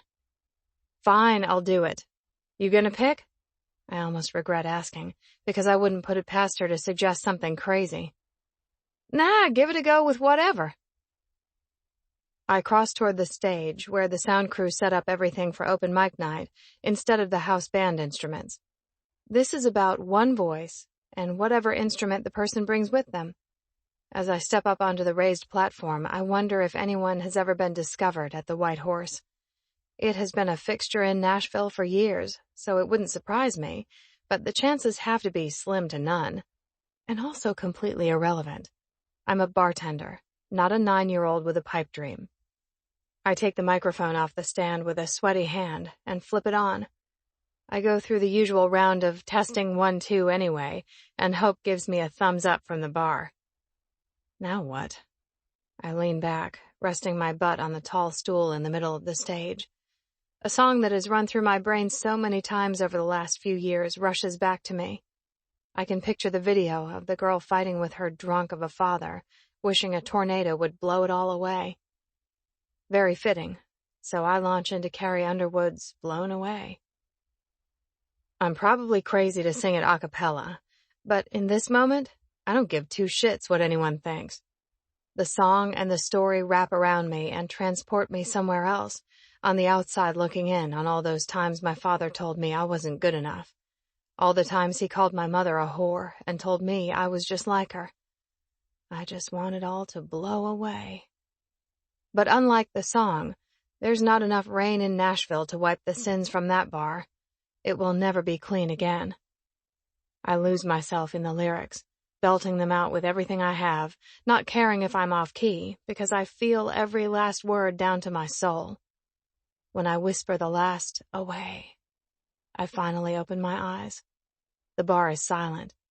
Every single person in the room is on their feet, their mouths agape, staring at me. One of the waitresses starts a slow clap, and everyone else joins in as someone yells, "Encore!" A rush of heat burns my cheeks as I realize I just bared my soul on stage in front of a room of strangers. I flip off the mic and shove it back in the stand before giving them a nod and stepping off the platform. People are smiling and clapping as I walk by. Holy shit, girl, you got pipes. Damn, I did not see that coming. Why are you serving drinks instead of playing shows? I smile at them as the comments come, but hurry back behind the bar where I feel safer. When I get there, Hope says nothing, choosing to watch me with a smug smile as I grab a towel and unnecessarily wipe down the bar. Sound system works fine, I mumble. When I came in today, I told her everything that happened with Boone. She listened until I finished, then wrapped me in a tight hug and whispered, "It sucks now, but I promise it's going to get better." She knew I needed this outlet to pour out my frustrations and disappointments and set them free. "I'd say it's never worked better," she deadpans. "Stop it." I'm fighting a smile. I don't want to admit just how good that felt, because I can still feel eyes on me. After my little performance, I don't need to draw any more attention to myself. Apparently, that ship has sailed. Well, shit. You could have been filling that bar of yours every night of the week if you just stepped on your own damn stage, Rip. I jerked my head around to see Zane Frisco staring at me, his hand wrapped around a beer and a broad smile on his face. Oh, crap. Where did he come from? I don't perform, I tell him. He lifts the beer to his lips and tips back a swig. He doesn't speak again until he lowers it to the bar. So, what the hell would you call that? Oh, wait, we could call it God-given talent going to waste. I grab a towel and wipe down the perfectly clean section in front of me, needing to be doing something with my hands. Hope heads to the end of the bar where a customer waits, which officially steals my best excuse for escaping. I finally look up at Frisco. Please don't say anything. No one needs to know. It's not a big deal. His thumb skims along the lip of his pint glass, wiping away the condensation as I wait impatiently for him to say something, preferably that he'll keep his trap shut. What he says instead sends ice through my veins. If you think that someone in here didn't record at least part of that and post it on YouTube already, then you're more naive than I realized. My gaze cuts away from Frisco and darts from person to person in the bar, as if a sign might pop up above someone's head saying, I did it. My ass is the one you need to kick. Obviously, that doesn't happen. As an alternative, I decide to go with denial. No one would do that. It was nothing. Frisco huffs out a mocking laugh. Sure thing, Rip. We'll just call it nothing. His eyes lift to meet mine. It's better than calling it bullshit. Wait, what? The accusation has me jerking back. Frisco's easy demeanor dissipates. Bullshit, he repeats. Because you've been hiding the fact that you could be opening concerts and working your way up to stadium shows right alongside me and the other assholes in this town trying to make it. And you're over here pretending it's nothing. You know how many people would kill to have that talent? Hundreds. Fuck, thousands. His hands curl into fists on the bar on either side of his drink. Instead, you're spending your best years buried behind a bar. What a fucking waste. The anger in his voice hits me hard in the chest, and I shoot back in kind. You don't get to decide what's a waste and what's not. There are probably thousands of people out there with more natural talent than me who aren't using it, so why don't you go feed them this line of crap? You've got no say on how I live my life, Frisco, so don't even start. His voice drops, going low and rough. You know why I'm here, Ripley? You think this was my dream? Hustling my way through Nashville trying to make it? No, it was my sister's dream, and she wanted it more than anything. More ambition than talent and common sense combined. She bought into some asshole's line about how they could make her famous, and the next thing I know, she's not singing for her supper, she's fucking for it. His furious gaze tears into me. I came here to find her, ready to tear this city apart if that's what it took to bring her home, but it was too fucking late. She was gone. My twin. 22 and dead. The ferocity in his voice is only outweighed by the pain. I stayed because music was the only outlet I had. I threw myself into it, and somehow I got the lucky break she didn't. Now I live with the guilt every damn day. I'm so sorry, Frisco. I had no idea. He lifts his pint glass to his lips and chugs the beer, smacking the bottom against the wood when he finishes. Yeah, well, shit happens. But you got talent, and the fact that you're wasting it slinging drinks pisses me the fuck off. Now, I'm gonna stay perched on this fucking stool all night and get hammered. My babysitting abilities are gonna be impaired. But if shit goes down, I'll definitely be ready to throw some punches. I'm still absorbing all his words, and one stands out at me. Babysitting. Boone. He asked you to come keep an eye on me? I don't even have to say his name for Frisco to nod. We both know exactly who I'm talking about. But why? A rush of confusion blows through me, and I have to ask it aloud. Why? My question produces an "are you frigging stupid" look from Frisco, but no response. There's another subject I need to bring up, but right now isn't exactly the best time. Then again, I can't let it lie any longer. You know it wasn't personal, me turning you down when you'd come into the fishbowl, right? Frisco's grip on his drink tightens. Yeah, your rule lasted about 30 seconds after you met Boone, but I'm a big enough man not to hold it against you. I know I owe you an explanation, but I really can't. He holds up his other hand, and I go silent. You don't have to explain shit to me, Rip. You win some, you lose some. That's how the game goes. Now, I'm ready for another beer. He shoves his empty glass toward me, and I can't bring myself to keep pushing. He's already torn up and raw from his confession about his sister, and I'm just adding insult to injury. I retrieve the pint. Your usual? Yeah. I'll get you another. Much appreciated. I flip the tap and let the glass fill with Bud before sliding it back in front of him, keeping my fingers wrapped around it when he tries to take it from me. After a beat, Frisco meets my gaze. I'm truly sorry for everything, especially about your sister. It's not fair. I know exactly how much it sucks to lose someone before their time. And because my emotions are flowing tonight, I add, my mama sang. She wanted to be a star too, but Pop wouldn't let her step foot on stage after they got together. That's probably why she liked all those celebrities coming into the bar back in the day.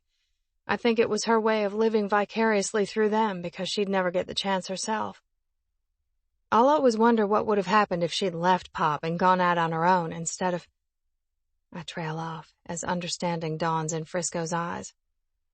If Pop had known I could sing and had any ambition in that direction, he would have been even more cruel than normal. I think I knew that, even as a kid. So I buried it, because it doesn't make sense to have a dream when you know there's no chance of it ever coming true. Frisco's expression softens. You're not under your old man's thumb anymore, and you can't know whether it's gonna come true or not until you try. I blink away a few drops of unexpected moisture gathering in the corners of my eyes. I refuse to call them tears.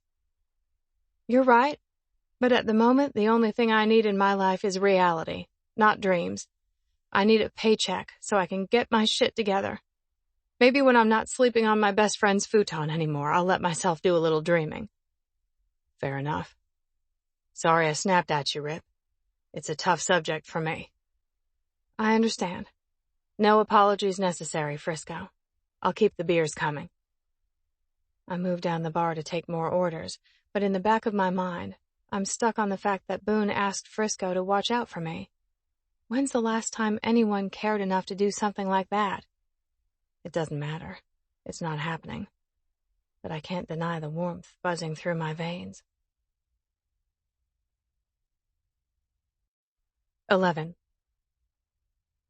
It doesn't take long for word to spread about my impromptu performance.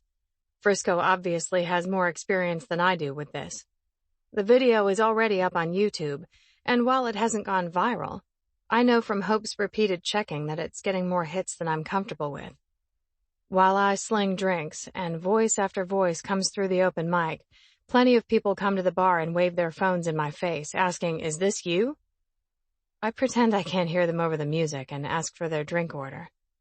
Working my way down the bar, I stop in front of the stool where Frisco has been parked all night, but an unfamiliar face looks up at me. Where did he go? I take the man's order as Frisco's voice comes over the speakers. I know I've been crashing here a little too often, but it's just 'cause I like y'all. What you want to hear? I feel like doing a cover. The energy changes in the White Horse like someone flipped a switch. People scream out requests, and I have to believe it's no accident that Frisco chooses one of Boone's songs. Shit! This place is going to turn into a madhouse again now that he's on stage. Get ready for it, girl. Hope hip checks me as she passes by with an armful of mixers to restock. I'm ready. Bring it. I make drinks, getting lost in Frisco's voice and Boone's words. When Frisco finishes, the crowd screams and shouts, and he waits for them to quiet down before speaking into the microphone again. What he says next almost stops my heart. What about doing something a little different before I give up the mic to the next person in line? I've got a good friend here, and she can sing. I think it's time for a duet, don't you, Ripley Fisher? I'm gonna kill him. I felt bad for him an hour ago, but now I'm gonna kill him. Frisco starts the crowd chanting, "Ripley, Ripley," but I don't move from behind the bar until Hope stops beside me again. Well, you gonna go? I shake my head. Why not? Because I don't... Come on, Ripley. We're all waiting for you. I cover my face with a hand, but unless I duck out the back, there's no getting out of this. Just go. It'll be fine. Hope sounds like she thinks this is a good idea. I might need to murder my best friend, too. I tug out the bar towel tucked into the back pocket of my jeans and drop it on the counter. I'm going to regret this, aren't I? Hope's lips turn up in a smile. You only regret the chances you don't take. Go for it, girl. Cat's already out of the bag, so what's the harm? You only regret the chances you don't take. God, I hope she's right. With a steadying breath, I slide out from behind the bar, and the crowd parts to make a path to the stage. My nerves are stretched to the limit as people start to clap and cheer and yell my name. Oh, God. What if I suck? I've never done a duet. This is the worst idea ever. The voice in my head that loves to play devil's advocate pipes up.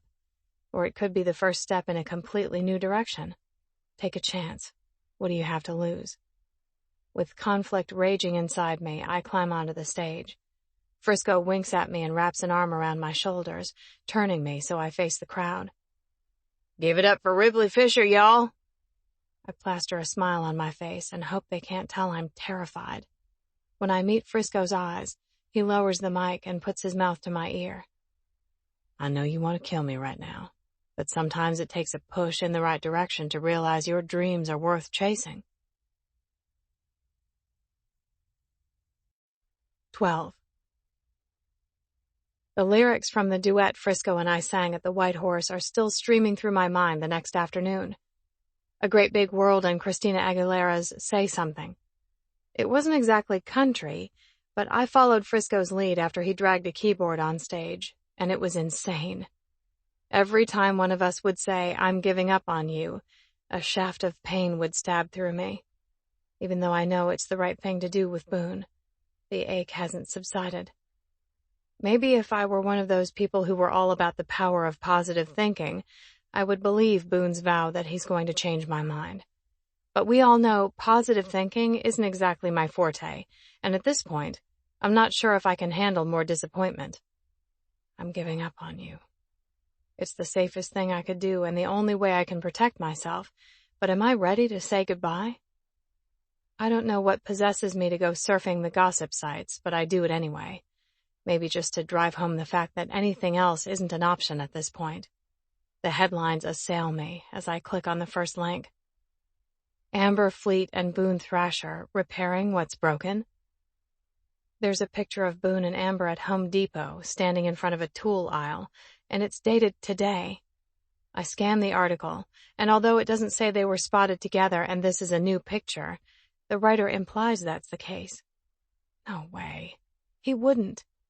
I don't know why I'm so sure he wouldn't, but I have to know I'm right. On my laptop, I can do a reverse Google image search, but I don't know how on my phone. Instead, I pull up Google and search Boone Thrasher Amber Fleet Home Depot. The same picture pops up in an article dated over a year ago, and a rush of relief washes over me. At least until I slam headfirst into a mental wall. Why am I doing this to myself? I don't know, but I can't help it.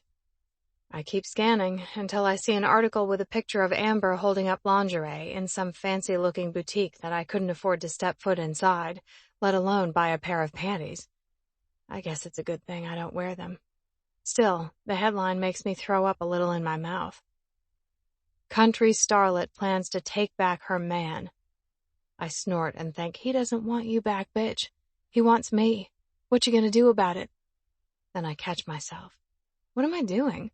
I need to be searching for apartments and doing something useful, like finding a second job I can work during the day so I can get on my feet faster. Then my cell phone rings, obscuring the picture of perfect Amber and her perfect freaking lingerie.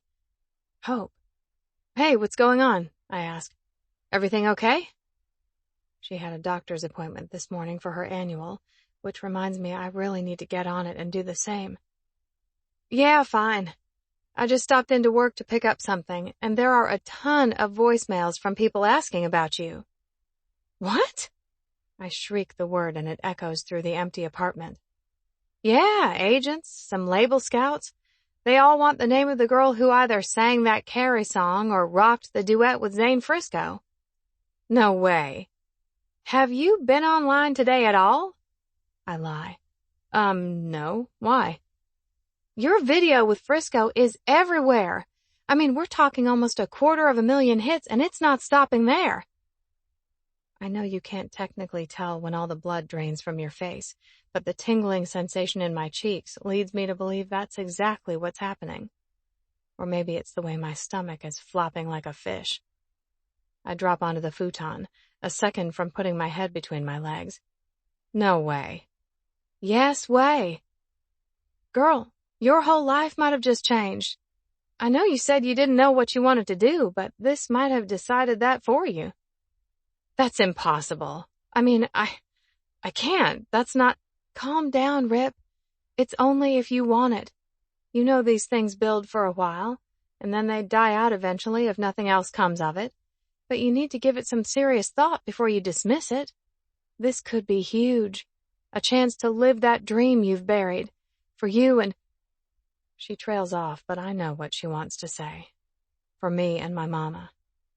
My response is to stay silent, because words have deserted me. Think about it, Rip. This might be life handing you exactly what you need, when you need it. My grip on the phone tightens. Thank you for telling me. I'll think about it. I can tell she wants to say more, but instead she whispers, Love you, girl. Love you too. When we hang up, I open my browser again and search for Zane Frisco duet. The results load in a half second. Holy Jesus. It's on dozens of sites. And Hope's right. The YouTube hits are still steadily climbing. Oh God, this is really happening. Then another thought slams into me. How long until they connect it to the girl who supposedly broke up Boone's engagement? I groan and flop back onto the futon. I need coffee. A whole boatload of coffee. After sneaking down to the corner coffee shop the next morning in a baseball cap and sunglasses to hide the dark circles under my eyes from a restless night and the rat's nest of my hair, I see a handful of people gathered in small groups in the seating area. No one looks at me twice, and for that I'm thankful, because I'm being nosy and see the video of the duet on at least one screen. I get my coffee and get the hell out of there. I'm halfway up the stairs to Hope's apartment when my cell phone rings. Balancing my coffee and muffin in one hand, I pull my phone out of my pocket. Zane Frisco. I answer by saying, Oh my God, what the hell did you do? Me? You were part of it too, girl. And everyone's going crazy over this shit. I was trying to sleep in, but my phone wouldn't stop. My agent's already looking into what needs to happen to get us into the studio together to record the cover. I lose my grip on the muffin, and it bounces down the stairs. What are you talking about? You told him I don't sing, didn't you? Frisco laughs. It's kind of hard to tell him that when he saw the video. You know what I mean. I don't sing like that. It was just a one-time deal. I'm a bartender, not a wannabe country star.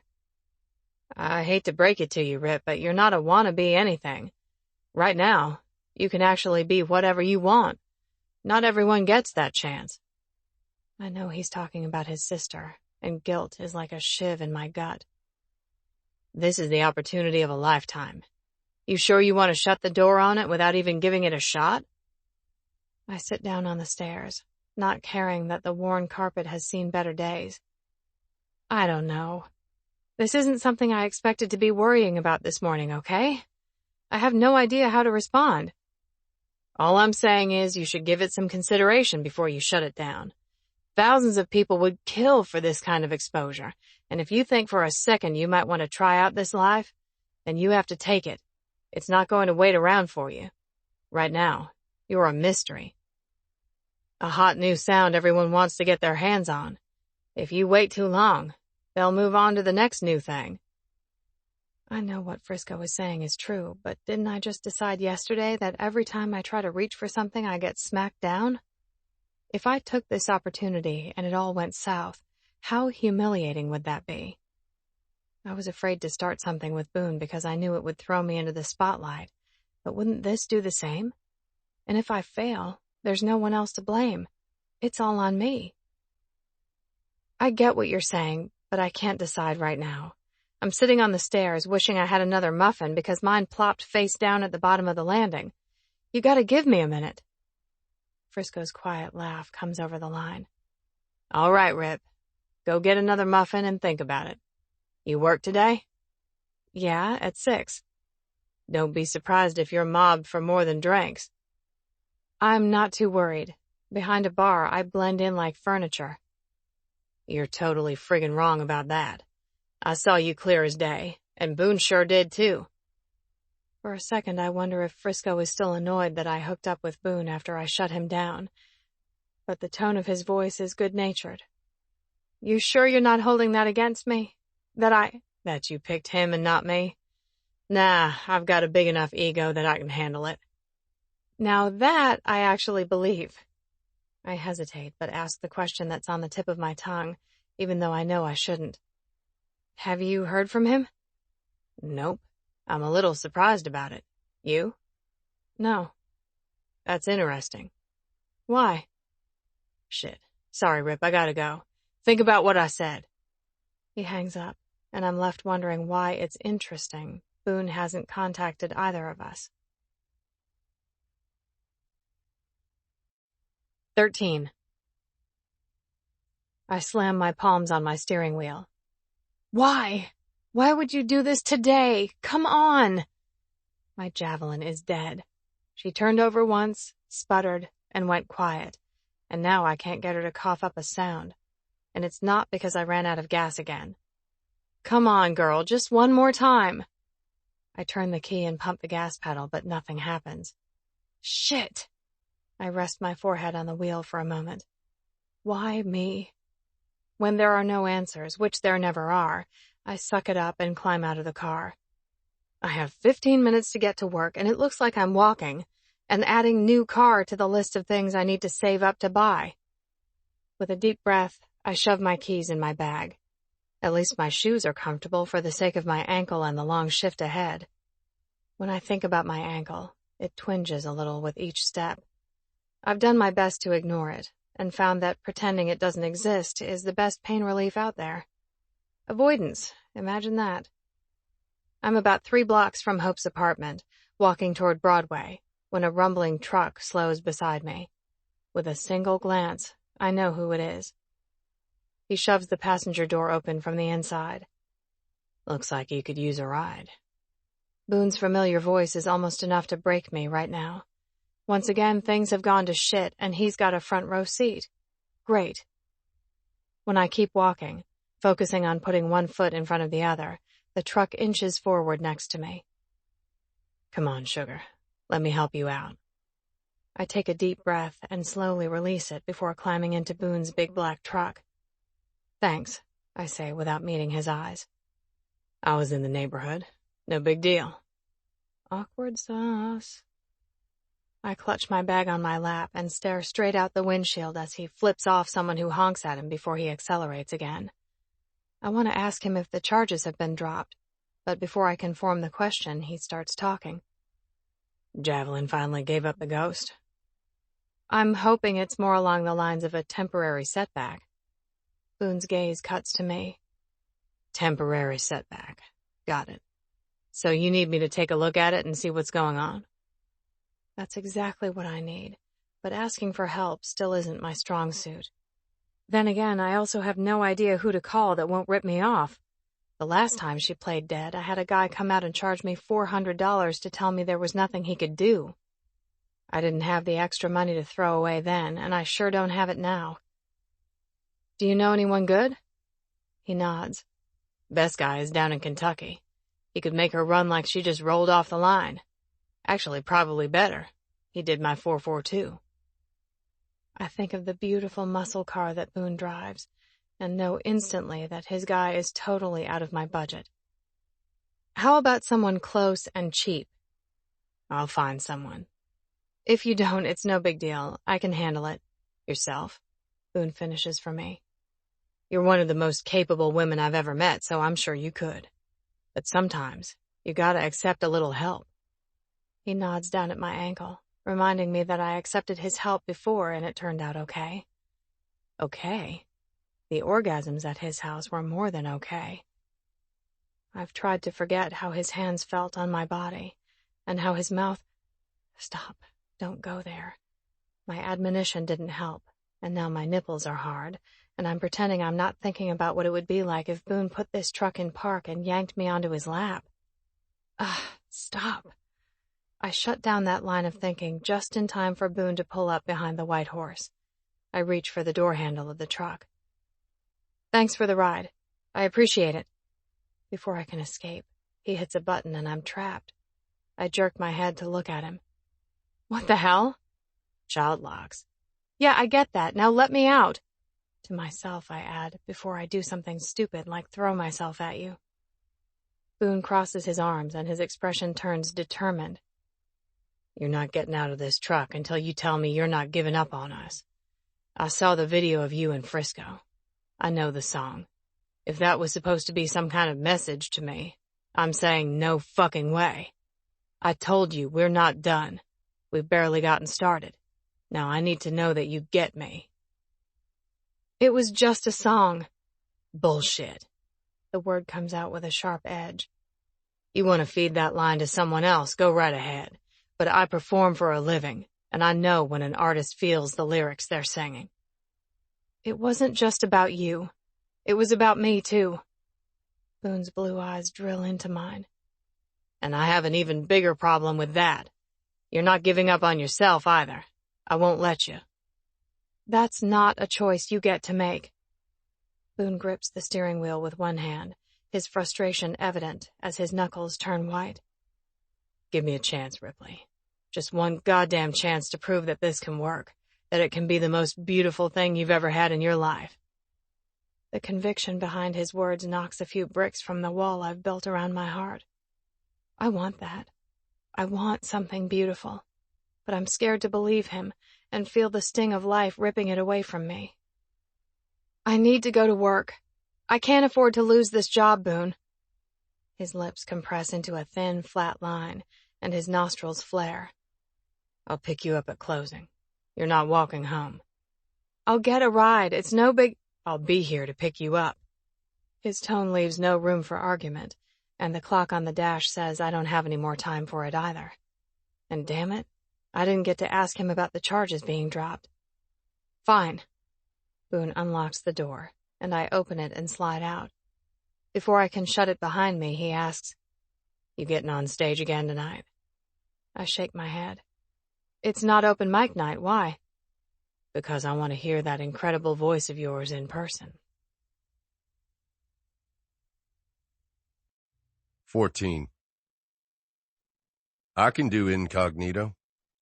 It's a skill you hone in this business, and tonight I'm putting it to work and walking into the White Horse unnoticed. I'm not taking the chance that Ripley will get it into her head to be stubborn and walk home. I just found her, and there's no way I'm going to risk losing her. Sitting at the bar, I glance at the stage, wishing I'd been here last night when the videos I saw on YouTube were recorded. Am I insanely proud that she can bring a crowd to its feet and hold them enthralled? Absolutely, even if it does complicate things. Ripley isn't prepared in the least for what she'd been stepping into if she decides to take this opportunity and run with it. Shit, Nick even called me when he saw the video and said he'd think about signing her, because right now it would be so easy to get her a deal. Nick's exact words, You can't make up a better backstory. Former bartender with a tragic past, discovered at open mic night after capturing the attention of one of country music's biggest stars. Who wouldn't sign her? But to me, Ripley can't be summed up that easily. She's so much more than they realize. Definitely more than she realizes. I'm at the end of the bar Hope is working, but with my thicker beard, cowboy hat, and pearl snap shirt, I look like another wannabe cowboy. It sucks to ditch my t-shirt and ball cap, but I'm willing to suck it up for one night of anonymity. I keep my tattoos hidden in the shadows as I nurse a beer and watch Ripley hustle. Do I feel like a stalker? A little. But I choose to think of it as keeping an eye out to make sure she gets home safe. More than one person has approached her, and I can tell when it's about last night's performance because her body language changes completely. She goes from customer service mode to totally uncomfortable in a heartbeat. She doesn't even realize she could probably have a record deal by next weekend if she wanted. Likely with a crap label who's going to give her a shit deal. Unless there's one label in town that's starting to make a reputation for itself as an artist's label. Homegrown Records. Holly Wicks Karras wouldn't let it be anything less. If Ripley wants to do this right, homegrown is the way to go. I need to make a call, just in case. Now that Holly's back to work part-time after having the baby, I bet she'd be interested in picking up some new talent for her label, especially someone as down-to-earth as Ripley. The more I think about it, there's no one else I'd feel as comfortable having her sign with, not even my own label. I lower my beer when I realize where this train of thought has taken me. It doesn't matter what I want or don't want for Ripley. All that matters is what she wants. And if she wants to run with this, I'll support her every step of the way and make sure she has every advantage. 15. The crowd gets thicker as the night goes on, instead of thinning out like I hoped. I should be happy the tips are flowing, so I focus on that instead of the fact that my ankle is aching something fierce. Of course, I forgot to grab some Advil to shove in my bag, and the first aid kit is out, so I'm gritting my teeth against the pain. The bands booked for tonight weren't bad, but they also weren't great. Regardless, I've been thinking all night about what it would be like to be on stage instead of behind the bar. Standing up there gives you a completely different perspective. The crowd was so into the music, and when I let myself get sucked into the lyrics, it went so fast. Only a few minutes, but for each second I was transported somewhere else, away from the constant grind that has become my life. Maybe everyone's right. Maybe this is my one shot, and I'd be a fool not to take it. I move down the bar, taking orders and making drinks, until I come face to face with my cousin. "I'd order a double shot of revenge, but I hear that's best served cold." Brandy's tone carries a sharp edge of malice. I wish I'd asked Boone what the hell had happened before I got out of the truck. "You brought it on yourself." The corners of her mouth turned down in a scowl. "You betrayed your own family. Who does that?" I want to scream, "You do," for all the times Brandy has screwed me over, but there are too many people watching for me to lose my shit. "Say your piece and kindly leave. I'm working." "Say my piece? Okay, I'll get right on that, Ripley." My name sounds like a curse on her lips. "How could you turn your back on the people who did so much for you? Me, your pop, my mom?" Her twisted view of things makes me want to throw up. "Are you serious? Pop fired me and threw me out. You've been stealing from the bar. You're the reason I installed the stupid cameras to begin with. Then you sold me out to the media after one freaking night. And I haven't done a damn thing to your mom." Brandy laughs. "Wasn't my fault you weren't more careful with him. You're lucky I didn't do worse. Now I wish I'd taped all that grunting and moaning. I could have made $1 million off a sex tape. Easy." "Oh my God." "You didn't," I breathe in horror, thinking what an absolute disaster that would be. "No, but I should have. Now I've got no job, and they're saying if I can't pay the fine, they'll send me to jail for 30 days for filing a false report. This is all your fault." Her logic makes absolutely no sense to me, but then again it never did. But one part surprises me. "What do you mean you don't have a job?" "Fire marshal came back and shut us down for not taking care of the fire extinguishers and shit. Said it was a public safety issue and we didn't fix it fast enough. Mama argued with him every which way, but it didn't do any good. The fishbowl is closed until further notice, and that's all your fault too." I squeeze my eyes shut as a pang goes through me. I shouldn't care, because it's part of my past now, but the fishbowl has played such a big role in my life, so tied up with all my memories of my mama. It hurts to think of it being over. Where will Earl and Pearl and Jim go? And when did Aunt Laurelyn get back? And shit. What about the ring I hid in the bar? How am I going to get that back to Boone? Shit. Hey, I need a drink if you're still working, lady. A man waves a 20 in the air next to Brandy. Sorry, of course. What can I get you? We're not done here. You can't just brush me off. You owe me. I need money. You should have to pay that fine, not us. Brandy's voice rises over the din, and the customer backs away from the bar. Great. Just great. Hope steps up beside me and crosses her arms over her chest. She doesn't owe you shit, Brandy, and you ain't getting a dime from her. Now get the hell out of my bar before I have security drag you out. You're a dried-up old cunt, Hope. You two deserve each other. Brandy shoves away from the bar and knocks over the drink of the person next to her, on purpose, before disappearing into the crowd. Hope lays a hand on my shoulder. You okay? My hands tremble, but there's nothing I can do except lie and throw myself back into work. At least if I stay busy, I won't have time to think about any of this. I'm totally fine. I got this. What can I get you, sir? I asked the man who was waving the 20 when he steps back up to the bar. 7 and 7. On it. For the next hour, I lose myself in the mindlessness of serving drinks, making change and running tabs, blocking out what Brandy said. Even if I wanted to pay the fine, the bar has already taken almost every cent I have. When the thought enters my brain, I realize I'm going down the same exact path I've always gone. Misguided family loyalty. I don't owe them anymore. But habits like that can't be broken overnight. Someone else waves a 20 at me and I get back to work. When the crowd finally thins around 2:30, I'm dead on my feet. Hope calls a cab for someone whose liquor has gotten the better of him, and I cover her section of the bar. A man in a cowboy hat sits at the end, his head tilted down. Can I get you something, sir? The brim of the hat lifts to reveal Boone's piercing blue eyes, and my mouth drops open. Seriously? He shrugs. What? You don't like my hat? How long have you been here? Long enough to see your cousin isn't in jail.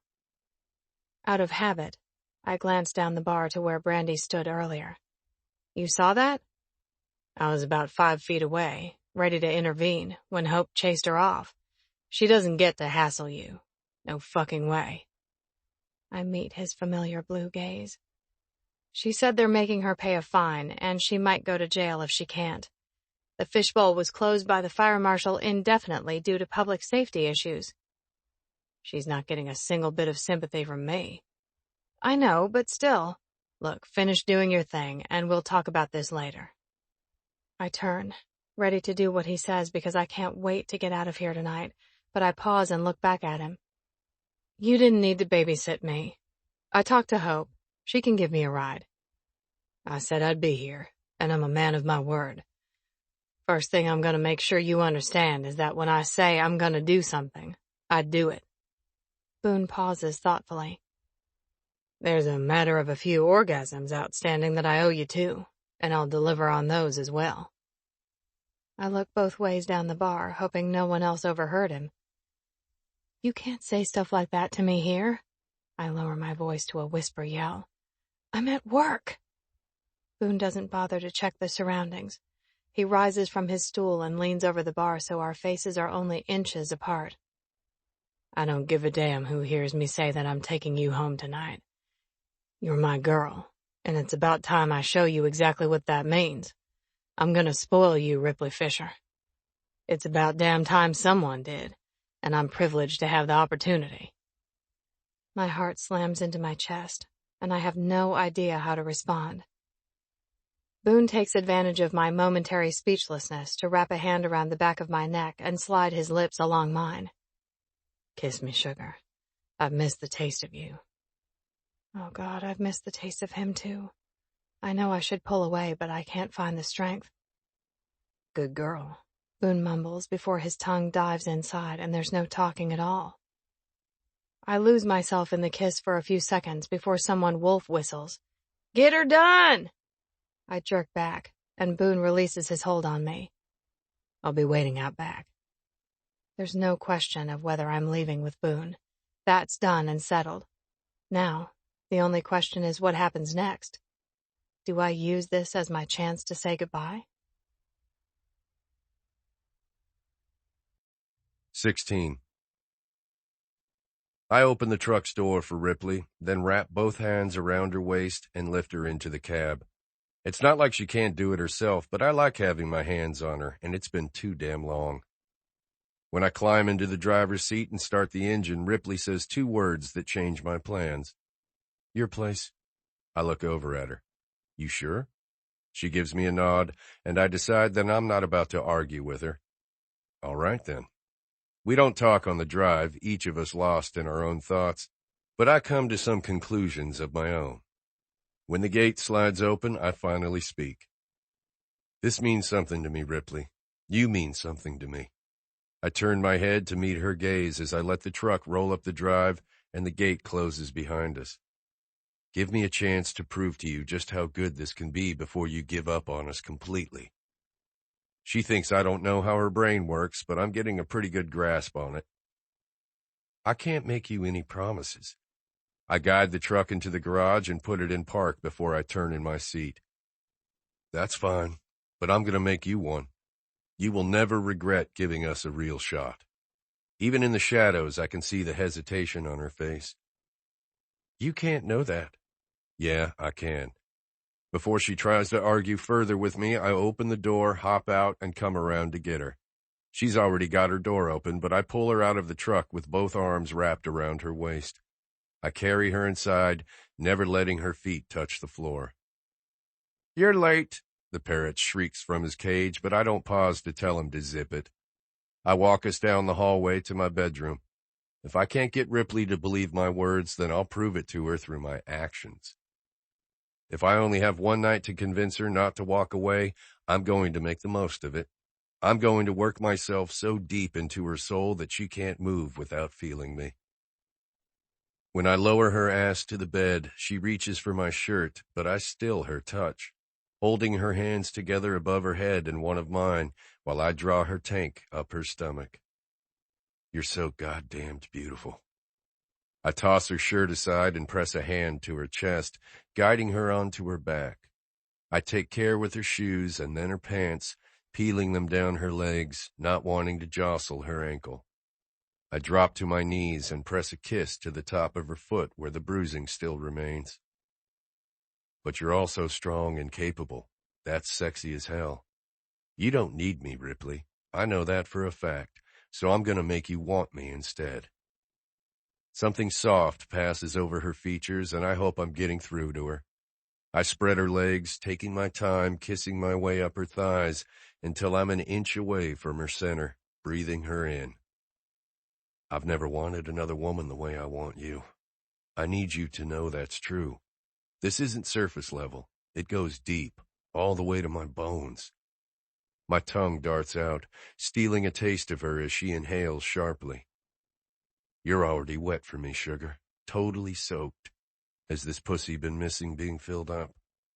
Sliding both hands under her ass cheeks, I lift her higher against my face, finding her clit and dragging my teeth across it. Or have you been dreaming about what it'd be like to have this ass filled? I press 4 fingers between her cheeks, finding her back entrance with one and giving it a nudge. Another harsh breath from Ripley. If you don't answer me, I'm going to keep guessing. Yes, I missed you, everywhere. I don't know what you do to me, but you want more. It isn't a question because her body is already trembling with need. Yes. I release my hold on her and rise to toe off my boots, tear open my pearl snap shirt, and shuck off my jeans. Then more is what you're going to get. 17. I'm in trouble.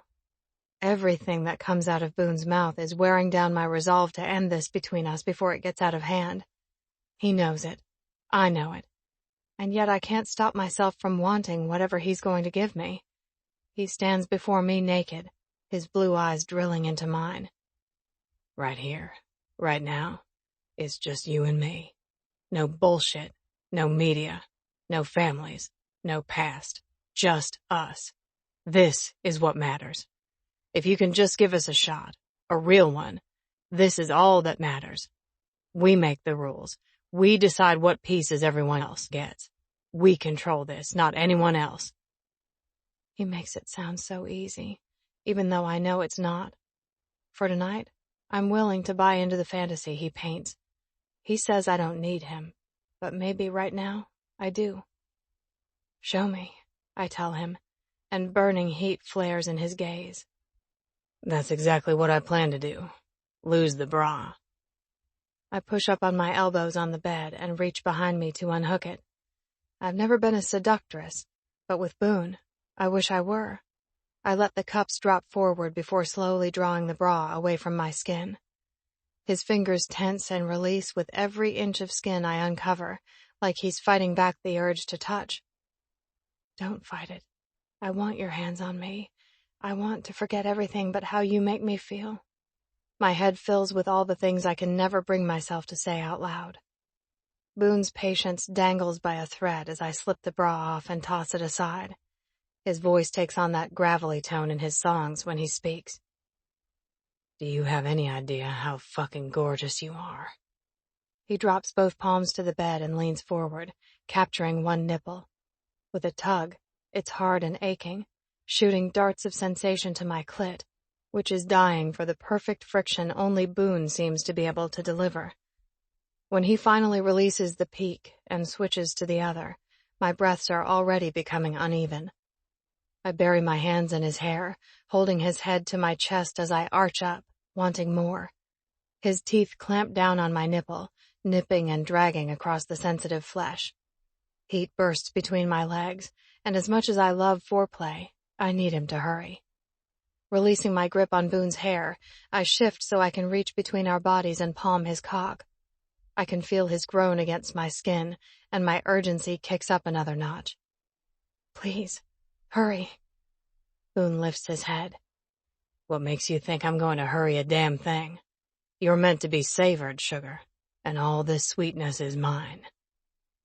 The heat between my legs is only matched by the burning in my chest when he says things like that.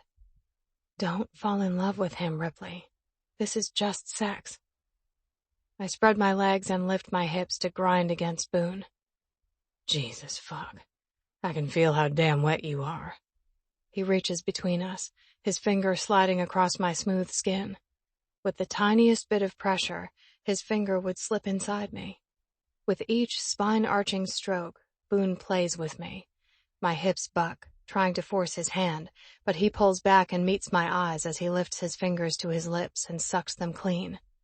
So fucking sweet. Oh my God, I'm nearing combustion. You want my fingers inside you? He asks. Yes, damn it. You gonna come for me like that? Squeeze him tight and give me more of this sweetness? Yes. Maybe you should taste it first. You ever tasted yourself, Ripley? My brain stutters. What did he say? But I don't have time to think further because Boone's fingers dip between my legs, thrusting inside, giving me exactly what I want for a moment before drawing back and lifting them to my mouth to paint my lips with my own wet heat. Taste. At this point, I'm not sure if there's any order that could fall from Boone's lips that I wouldn't follow. I dart out my tongue and lick, but that's not enough for him. He pushes his fingers between my lips, and the musky, salty, sweet flavor hits. So fucking good. Boone draws his fingers from my mouth and sucks them off, and I don't know if I've ever seen anything so dirty yet insanely hot in my entire life. You like it? I'm on the verge of telling him I want to know how he tastes, when his fingers thrust into me again, this time curving forward to hit my G-spot with each pass. I buck my hips, wanting what's already building. That's a good girl. Fuck those fingers. Take them just like you're going to take my cock. Boone palms my hip and squeezes, helping me lift and lower until a silent cry leaves my lips. Holy hell. The orgasm slams through me harder than ever before, and when my brain starts firing again, I have to wonder if it's the dirty talk that made it even more intense. I've never had someone speak to me like that, and it turned me on more than I ever thought possible. Apparently, Boone has a silver tongue in more than one respect. I hold in a giggle as he moves his hand once more, drawing out the remains of the hard and fast climax until I finally still. When my breathing loses its ragged edge, his eyes drill into mine. Do you trust me? That's a hell of a question to ask, and one that threatens to pull me out of this delicious haze. I could analyze it, but I don't want to. For once, I go with my gut, which says there's only one possible answer to that question anyway. Yes. Good.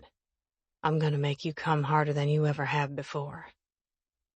I'm about to tell him he's just done that, but Boone grips me by the hips and flips me over before my lips part.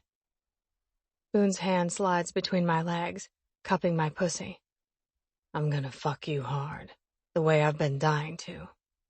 With my slickness on his fingers once again, he brings them up to circle the previously untouched territory.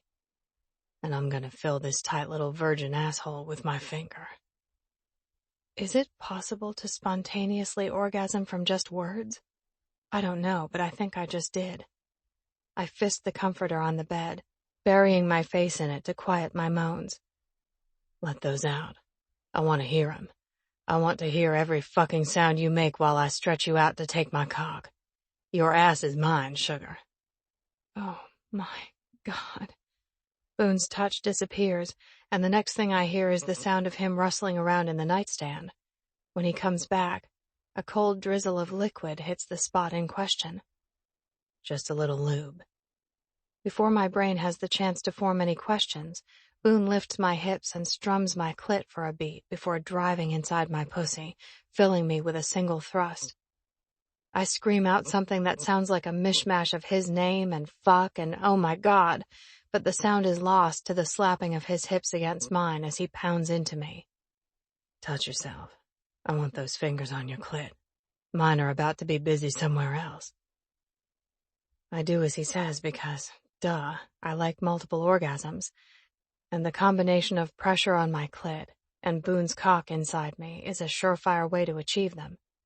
As soon as I move my hand, he presses against my ass with the pad of what I assume is his thumb, and my nerve endings go wild. Pressure, pressure, pressure, and then dark, dirty pleasure. Oh my God, oh my God! My entire vocabulary has shrunk to this one phrase because I can't seem to recall any other words. My cries grow louder as he begins to fuck my ass with his finger in time with his thrusts into my pussy. Soon my whispers turn to keening wails and then screams. My inner muscles clench as I throw my head back and forth. The orgasm barrels down on me, smashing through every obstacle. Oh my God! Blood thunders in my ears as my entire body convulses. I fall forward, but Boone is relentless. He reaches around and slaps his hand over my clit as he continues to power inside until I'm a sobbing, shaking mess. He climaxes with a roar and finally stills. Sweet fucking Christ. He presses his lips to my shoulder blade. You almost gave me a goddamn heart attack. From the furious hammering against my rib cage, he's not the only one. Likewise. Come on. What? No, I can't. Boone pulls out of me, no doubt with a mess, but he lifts me into his arms too quickly for me to do anything about it. Without turning the lights on, he gets us to the shower and flips on the water with one hand. When the steam is billowing, he carries me inside and sets me on my feet. The water washes over me in warm streams, and I don't have to move a muscle because Boone washes my body with a soft cloth, taking care to make sure he doesn't miss an inch. When he finishes, he speaks into the darkness. This is happening, Ripley. You and me. I won't give you up. I press both palms to his hard chest and allow myself to speak the truth. I'm not ready to give you up either. Boone whispers something that sounds like thank God and cups my face before taking my lips.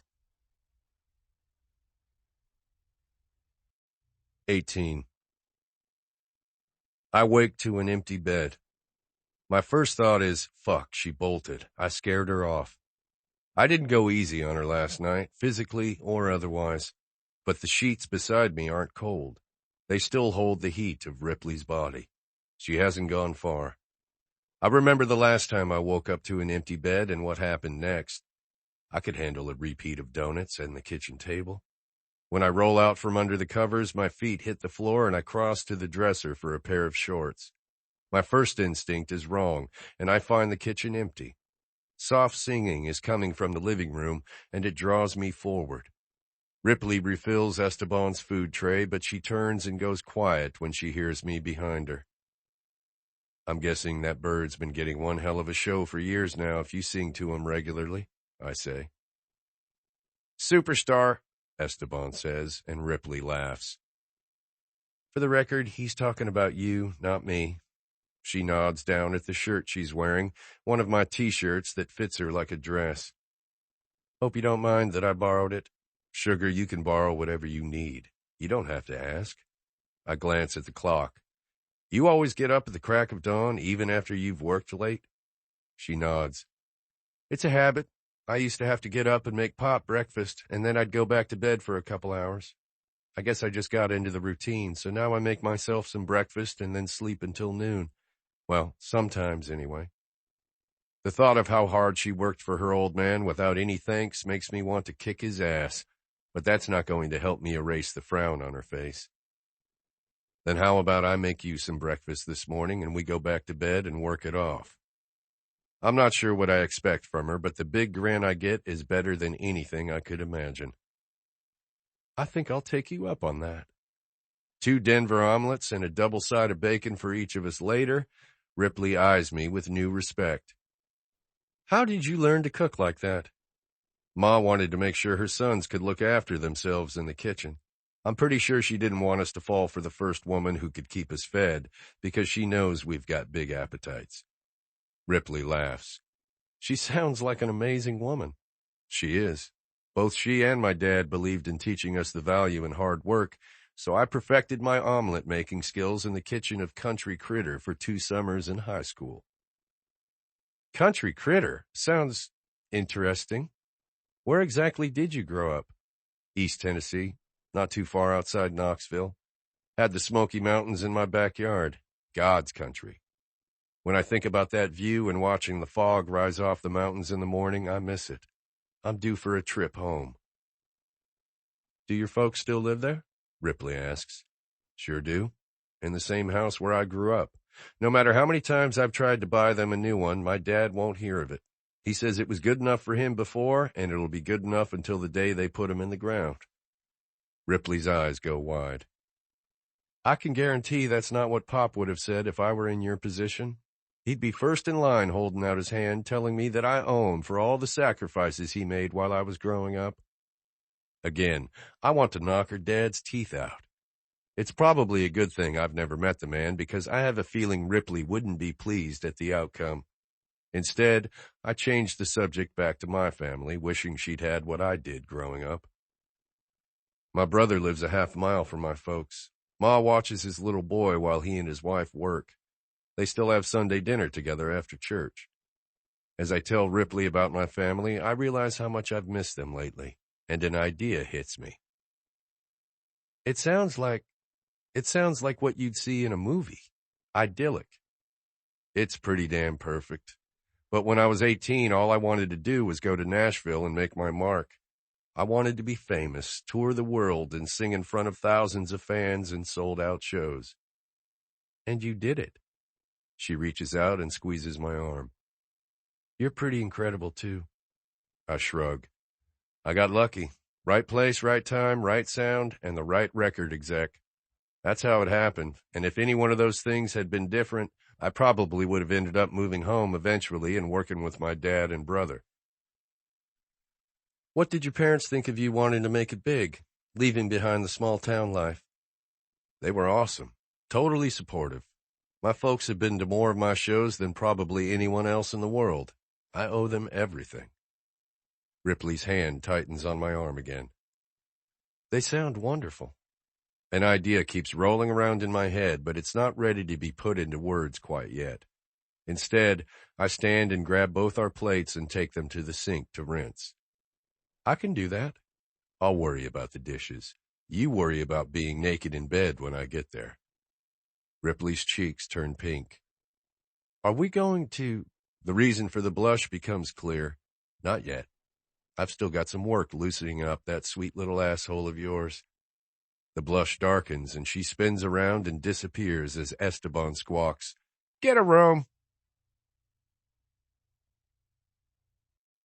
19. Oh my God.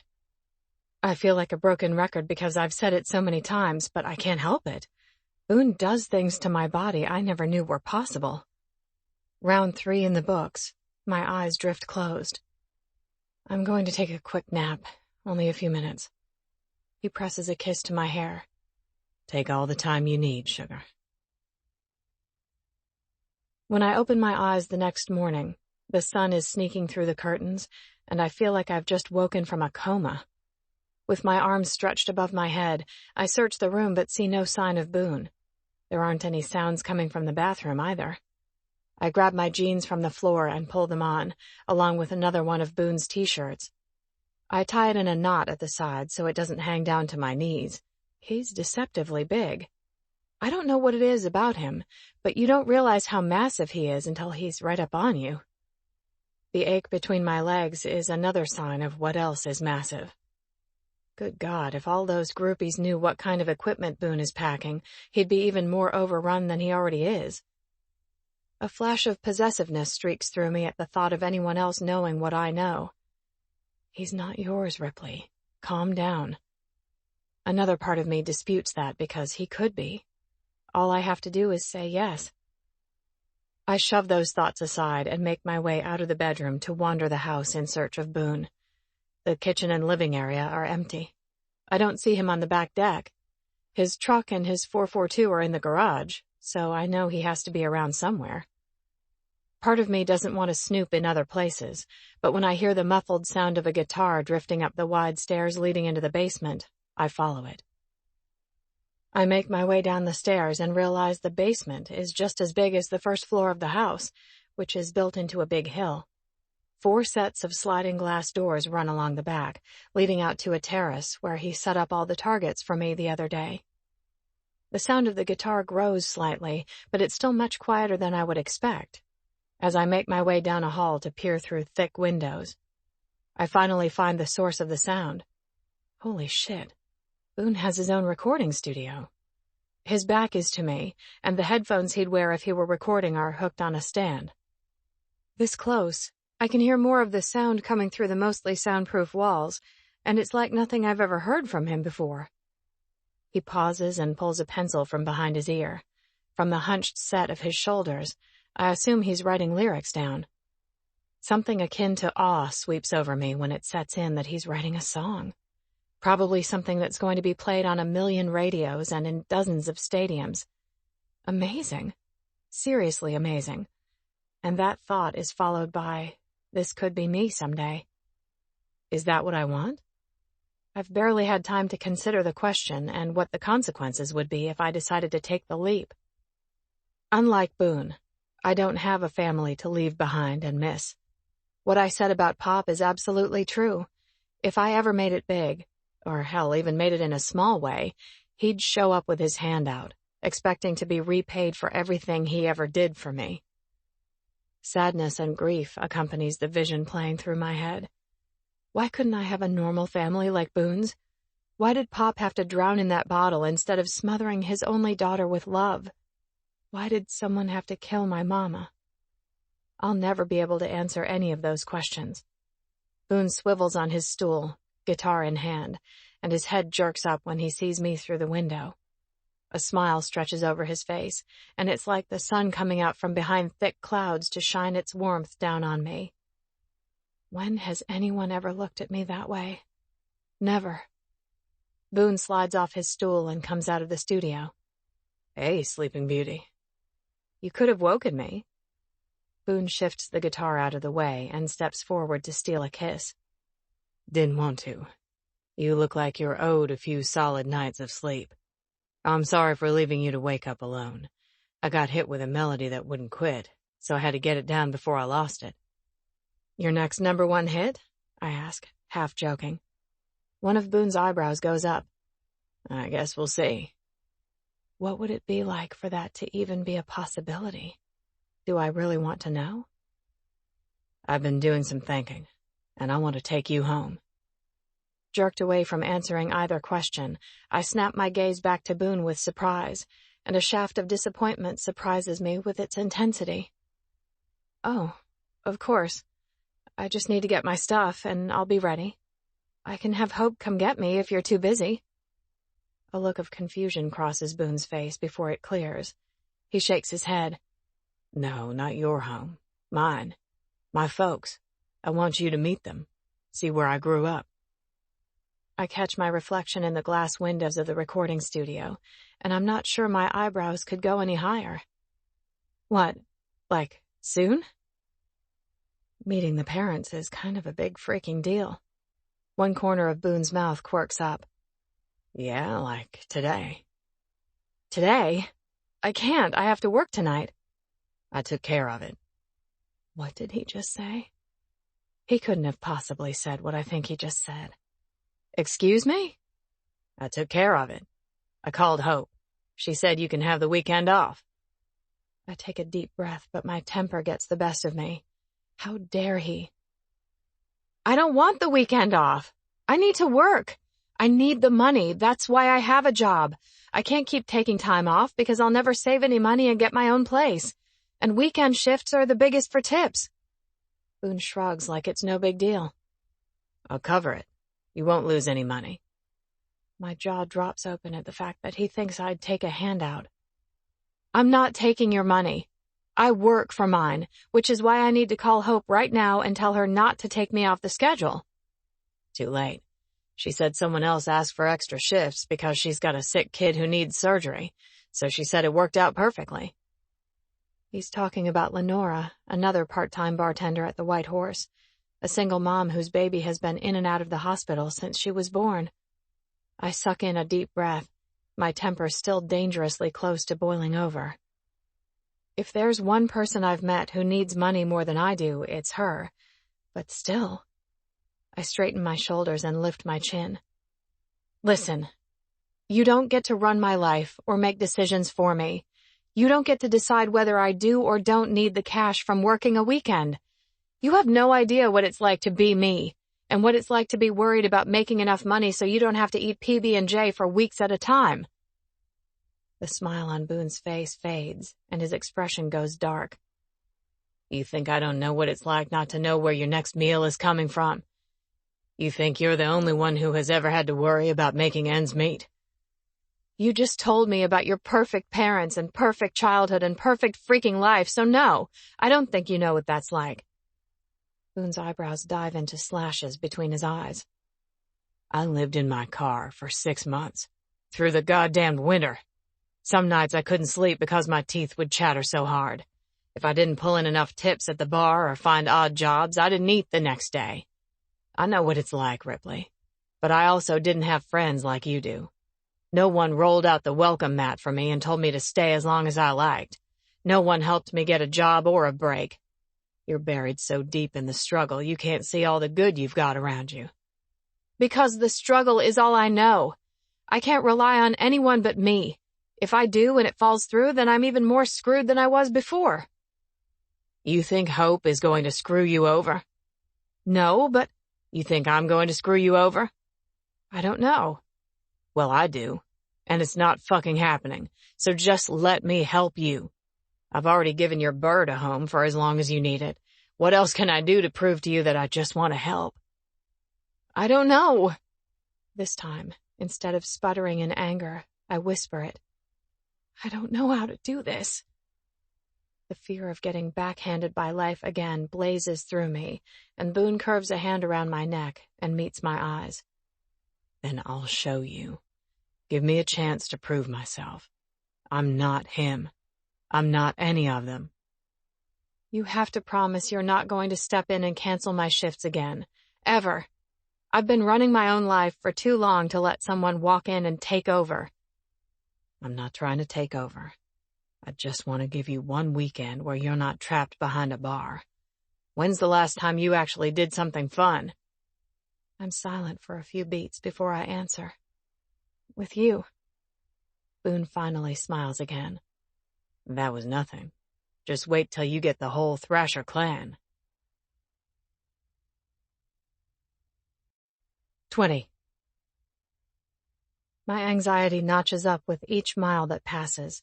We're in Boone's truck because he wasn't sure how the weather was going to hold out and didn't want to chance it in the 442.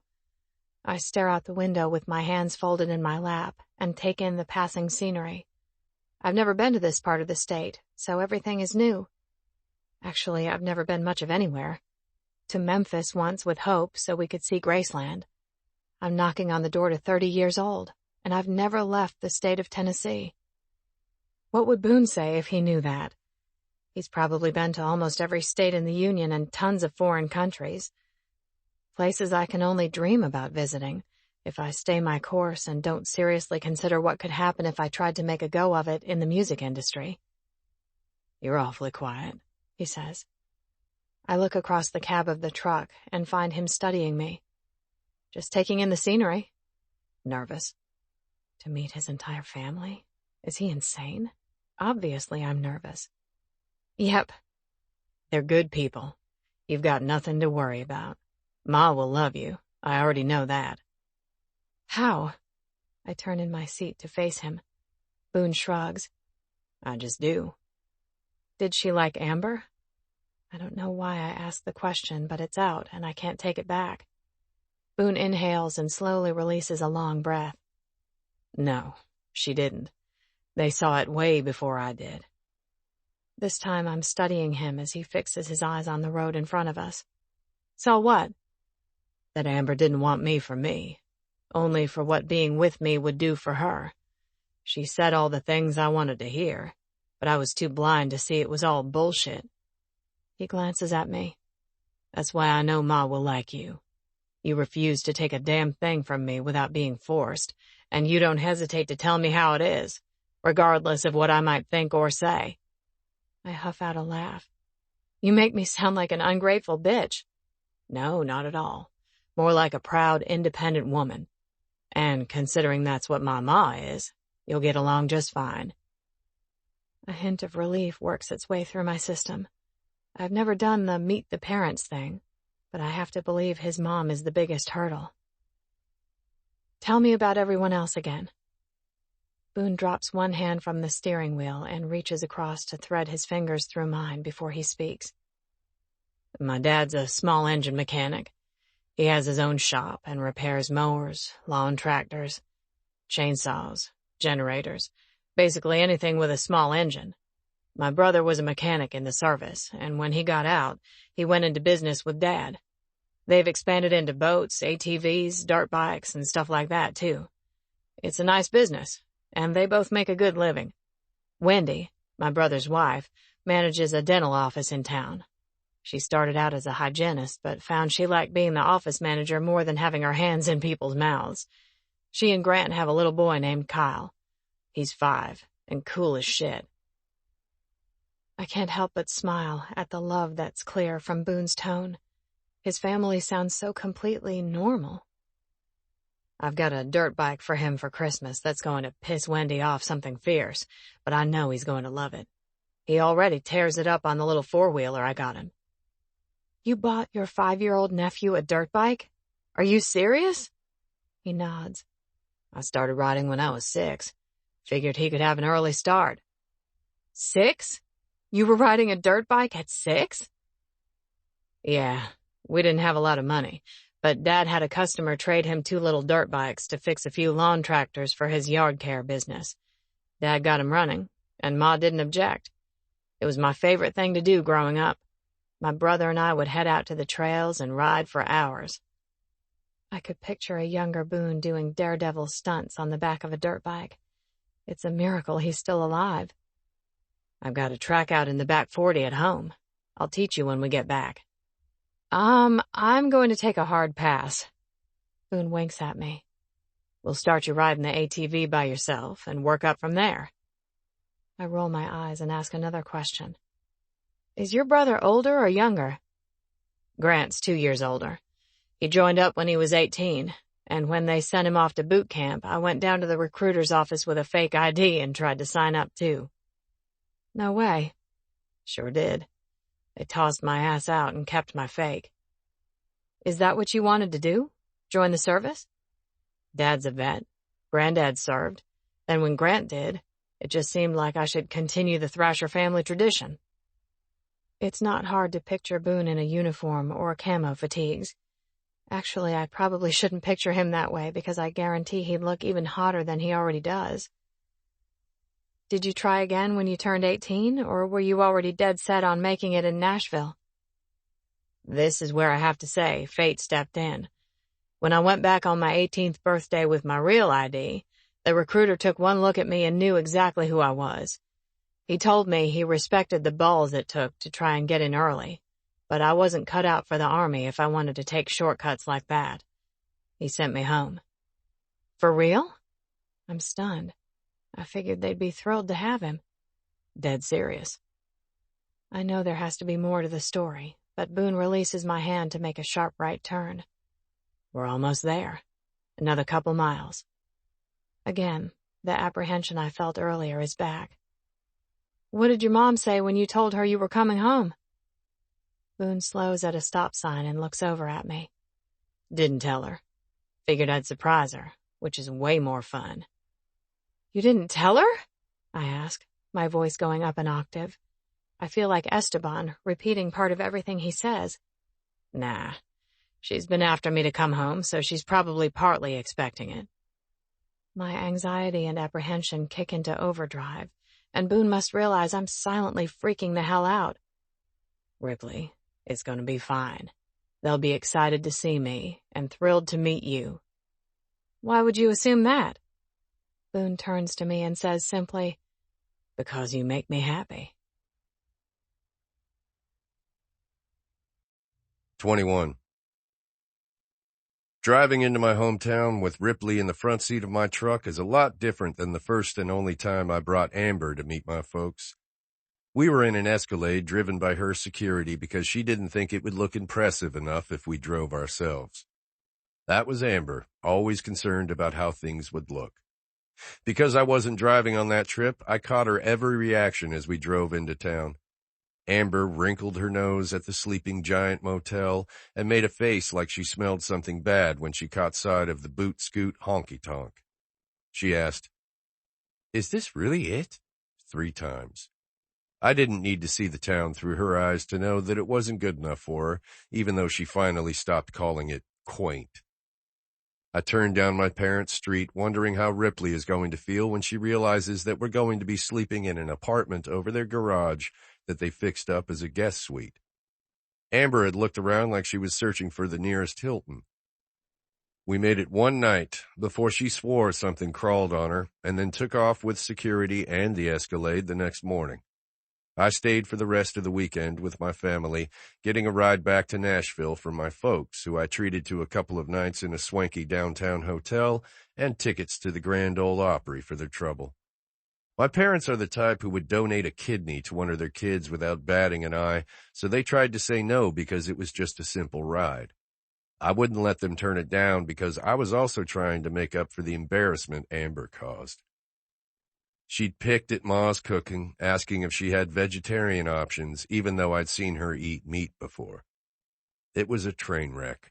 When I confronted Amber about it a few days later, she gave me some story about being so nervous and begged me to forgive her.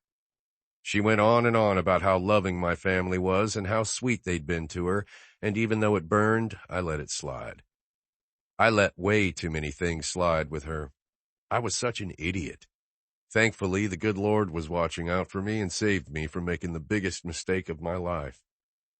If it were anyone but Ripley, I might second-guess taking a woman home this soon to meet my parents.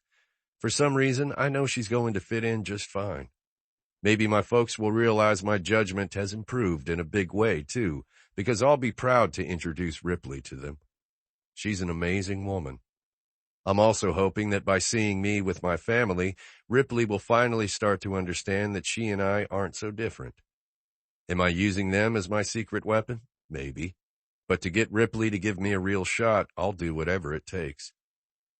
Here we are. I turn down the gravel drive with a white mailbox and a split-rail fence. Just beyond the giant birch trees sits my parents' white farmhouse and barn-sized garage. Ma's mums are in bloom on the porch, and an American flag flies from the pole above the black and white POW MIA flag. "It's so perfect," Ripley whispers, glancing over at me. "You really grew up here?" I nod. "Sure did. My parents have lived here for over 30 years. "Wow." Her tone carries a hint of wonder, reaffirming everything I expected. The front door flies open and a mutt comes running out, barking his fool head off. I pull up a couple of feet and park behind my dad's truck.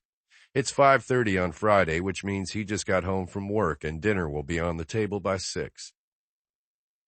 "They have a dog." The excitement in Ripley's voice takes me by surprise. I had no idea she liked dogs. "They've always had at least one. This is Buford. He's 100% Heinz 57. When Ripley blinks at me in confusion, I explain. He's a mutt, adopted from the pound before they could put him down. "Can I pet him? I've always wanted a dog, but it wasn't in the cards." Damn, now I want to give her a whole damn litter of puppies just to see how she'd light up. "Go on ahead. He's plenty friendly. I'll get your door." I climb out of the truck, give Buford a rub down and a pat on the side, and come around to let Ripley out. Once I've got her door open, Ma calls from the front porch. "It's about time, young man. I'll put a couple extra plates on for dinner." Ma doesn't sound surprised in the least to see me standing in the driveway. She's got a sixth sense about things like this. "Be right in, Ma." The screen smacks against the doorframe as she steps back into the house, no doubt to return to the kitchen to make sure whatever she's got cooking doesn't burn. When Ripley is out of the truck, she hunches over and Buford races full speed, knocking her on her ass before covering her face with sloppy licks.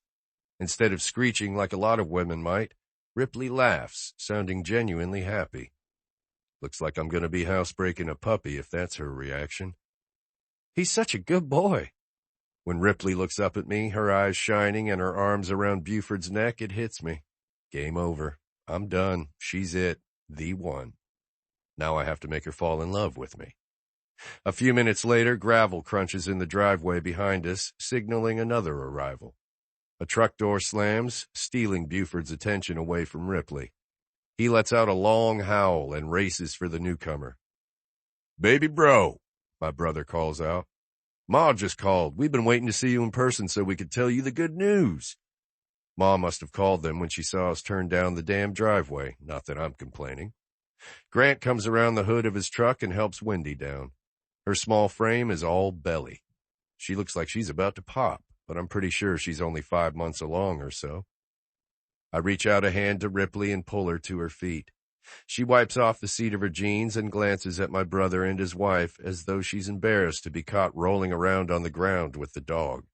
She doesn't know my family well, because that's probably the quickest way to win them over. "Who do we have here?" Grant asks, one hand at the small of Wendy's back. I wrap an arm around Ripley and haul her against my side. "This is Ripley Fisher, my girlfriend." I hear her draw in a quick breath from beside me, but I don't pause. "Rip, this is my brother Grant and his wife Wendy." "Don't forget me." The back door to the truck slams and a small body races forward until it collides with my legs.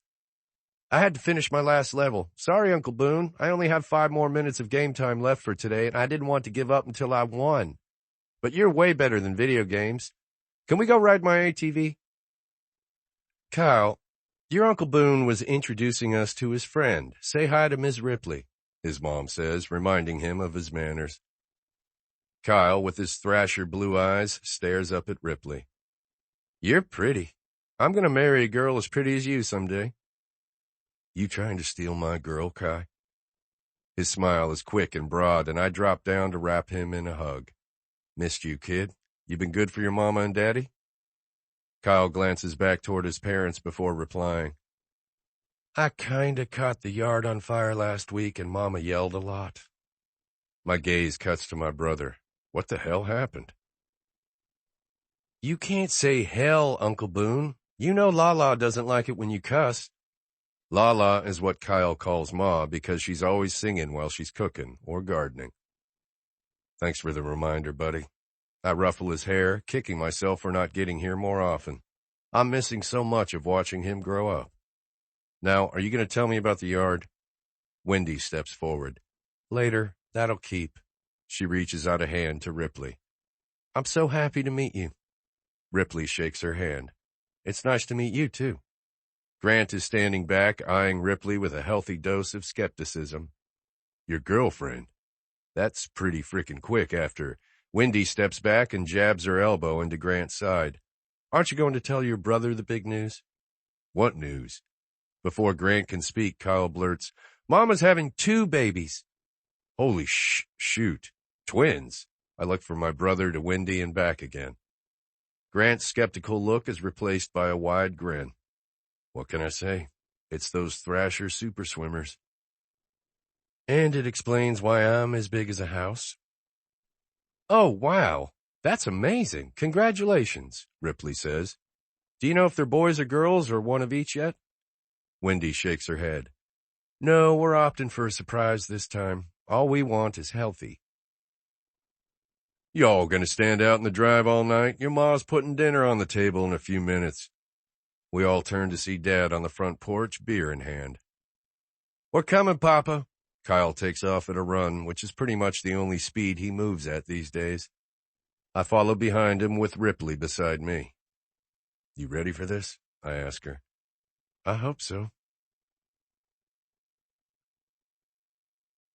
22. It doesn't take a genius to see that Boone's brother is leery of me. And why shouldn't he be? His kid brother, a superstar, got publicly cheated on and dumped, and then he shows up 2 weeks later with a new woman in tow? And then Boone called me his girlfriend, and my heart nearly stopped. We walk up the steps of the white farmhouse that looks like it belongs on an Americana postcard, and Boone's dad stands in the doorway. I'm Randall Thrasher. It's nice to meet you. Ripley Fisher.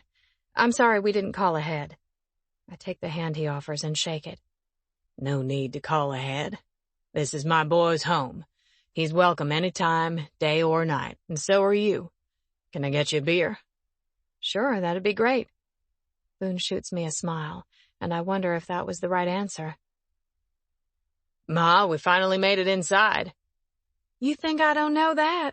My favorite grandson already found me and told me no one would miss my dinner while it was hot. Boone's mom steps out of the kitchen. Now that I see her up close, I recognize those same brilliant blue eyes that Boone, Grant, and Kyle all have, although it appears hers have faded some with age.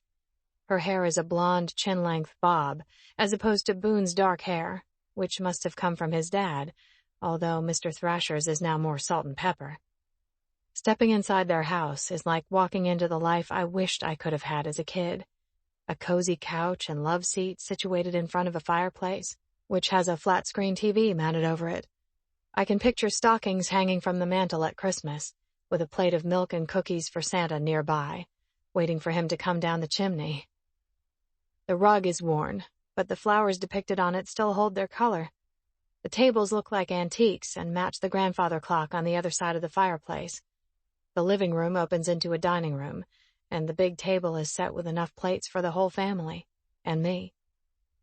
Mr. Thrasher disappears into the kitchen and returns with 3 beers for us, and a Sprite that he hands to Wendy with a kiss to her cheek.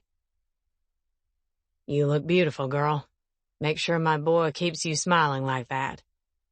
From the way Wendy's lips curve, I'm sure this isn't the first time Mr. Thrasher has said something to that effect.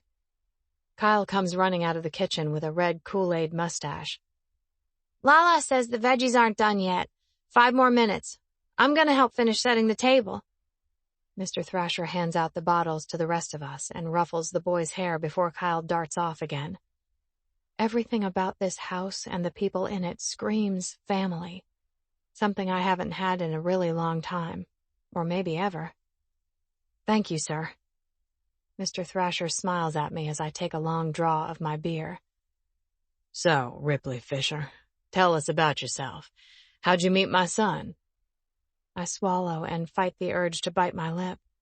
I'm sure hearing that I'm a bartender and I met Boone when he came into my bar isn't going to win them over. A worse thought occurs to me. What if they think I'm some kind of gold digger? Boone answers for me. Ripley's been running her family's bar, and doing a damn good job of it, too. I was lucky enough to meet her when Zane Frisco dragged me there one night. I keep forgetting that I need to thank him for that. His arm slips around my waist, and his hand squeezes my hip. Mr. Thrasher's eyebrows go up. Running a bar can't be an easy business. It's definitely a challenge, I reply. It was in my family for over 30 years, and unfortunately recently closed. So what you're saying is you don't have a job? This comes from Boone's brother, and no one in the room can miss the skepticism in his tone. At least I have an answer to my question. He definitely thinks I'm a gold digger. I have a job. I'm bartending at the White Horse Saloon while I work out exactly what I'm going to do next. It's been a long time since I've considered the possibility of doing something other than working in a bar. I've been carrying cases of liquor since I was Kyle's age. Wendy jabs Grant in the side again, and I highly doubt he and I are going to be friends. I can't blame him, though. He's just looking out for his little brother. Wow, that sounds like an interesting way to grow up, Wendy says to cover the awkwardness of the moment. I had the boys working around the shop when they were growing up, too. And let me tell you, Boone here is lucky he survived with all his fingers, for as much as I had to holler at him for messing with stuff. We're saved from any more awkward small talk when Boone's mom walks out of the kitchen and into the dining room with a steaming casserole dish. Come on, y'all. I'm not letting my scalloped potatoes get cold for anyone. Kyle follows her with a basket covered in a towel and sets it on the table. I'll get the ham, Susie Q. Boone's dad heads for the dining room to set down his beer before disappearing into the kitchen. Is there anything we can help with? I ask Boone. Ma would whip my ass if I let you lift a finger this time. You're a guest. You'll have to wait until next time to lend a hand. She's got rules. And those rules exempt pregnant women from doing anything more than enjoying her amazing cooking, Wendy says with a smile. Come on, you're not going to want to miss this. I swear she sprinkles crack on the food, because no matter how close I follow her recipes, mine never taste as good. Come on, baby. You know I said your meatloaf was just as good as Ma's, Grant says to his wife as he walks into the dining room with us. Hush your mouth. You don't want your mama to overhear that. Too late, sweet boy, but you're lucky I love you, or there'd be no more meatloaf for you. Boone's mom strides toward me and wraps me in a hug. Welcome, Ripley. I'm so sorry I didn't greet you properly earlier. It's like conducting a symphony, making sure everything's ready on time. We're so happy to have you in our home. Boone's told me a lot about you, and I've been dying to get a look at you. I knew I was right. He finally picked a good one. He told his parents about me? Ma. Boone tries to interrupt, but Mrs. Thrasher releases me and hugs him hard. Shush your mouth, boy. I'm speaking the truth. We've missed you. We're coming up to Nashville soon. Your daddy promised me a night out on the town, and it's time to pay up. Anytime you want, Ma. You know my door is always open, or I'll get you a hotel if you want to stay in town. I've told you 1,000,000 times I'm fine with staying at the Holiday Inn. It's plenty fancy enough for us. Don't you dare stay at the Holiday Inn, Ma. You deserve the best I can give you, since that's what you always gave me.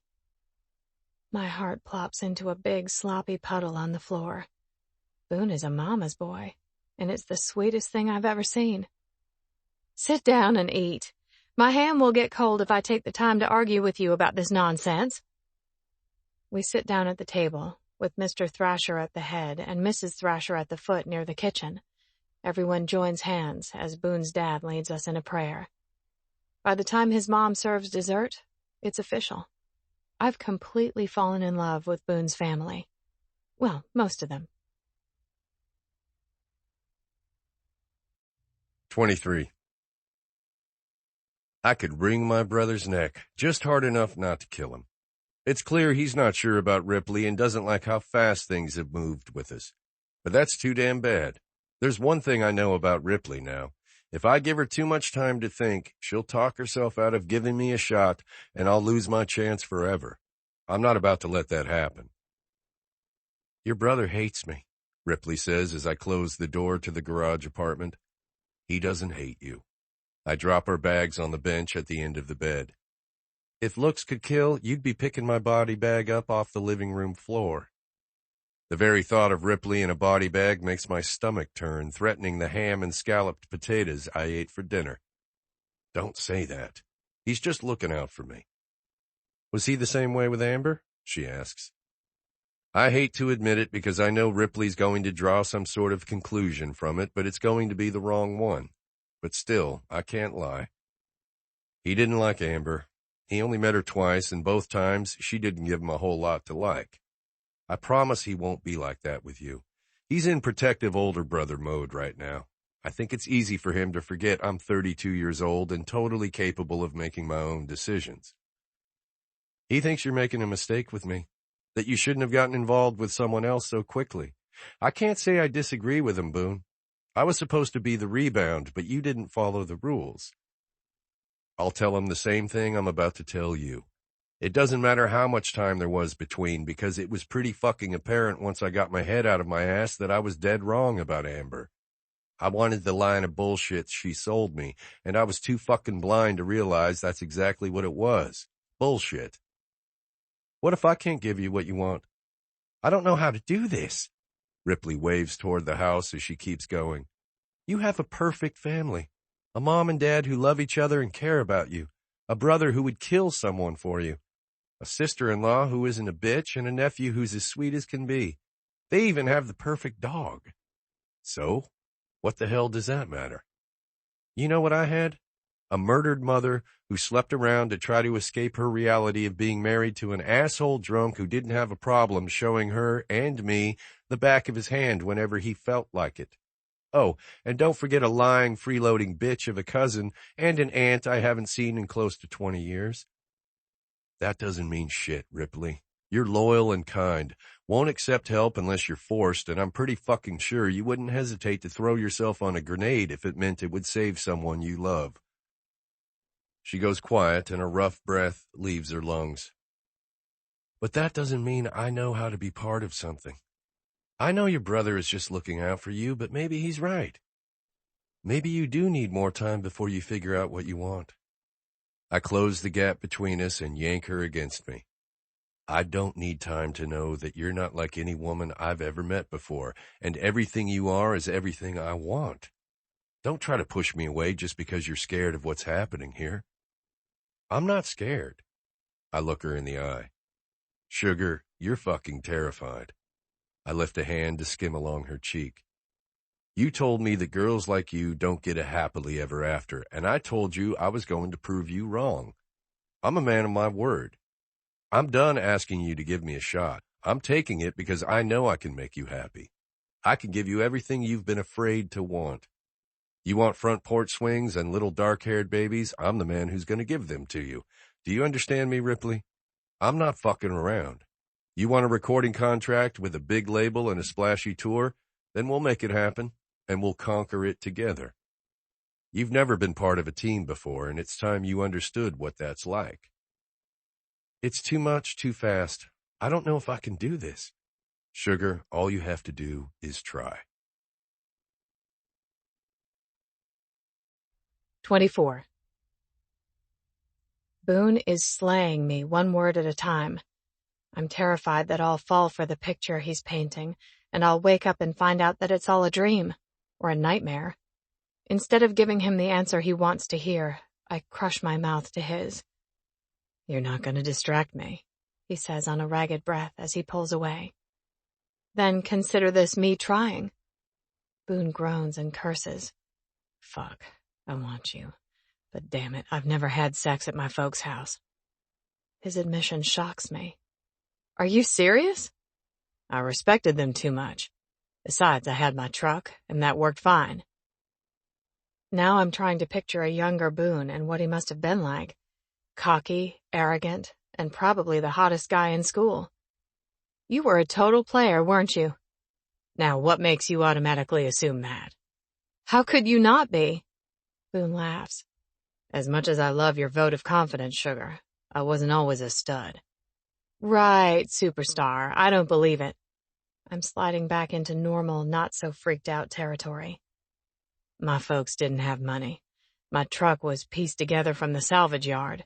It was 3 different colors until I could save up the money to paint it myself in the auto body class, and I had to carry an extra quart of oil around with me just in case it burned it all. I wasn't anything special. There were plenty of girls that wouldn't look twice at me because I didn't live up to their standards. Hey, you got one up on me. I didn't even have a car in high school, and I bet you anything those girls are kicking themselves hard now. Boone chuckles. A few of them managed to get meet-and-greet passes and tried to hook up with me after a concert. I hope you shut them down hard. What do you think? I think you definitely did. My hand skims down his t-shirt to trail over the waistband of his jeans. Speaking of hard, let's just put this on the table. I know you're distracting me, and we both know you're damn good at it, but this conversation isn't over. We're going to come back to this, and you're going to tell me you understand where we're going, and you're on board with it. There's plenty of time to talk about that later. My voice has taken on a husky tone, and I reach for the button of Boone's fly.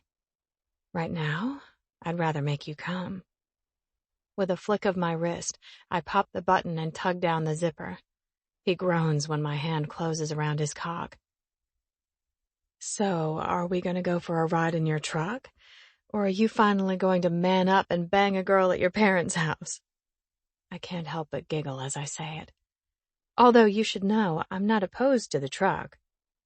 Oh, I'll definitely have you in my truck one of these days. Don't you doubt it for a second.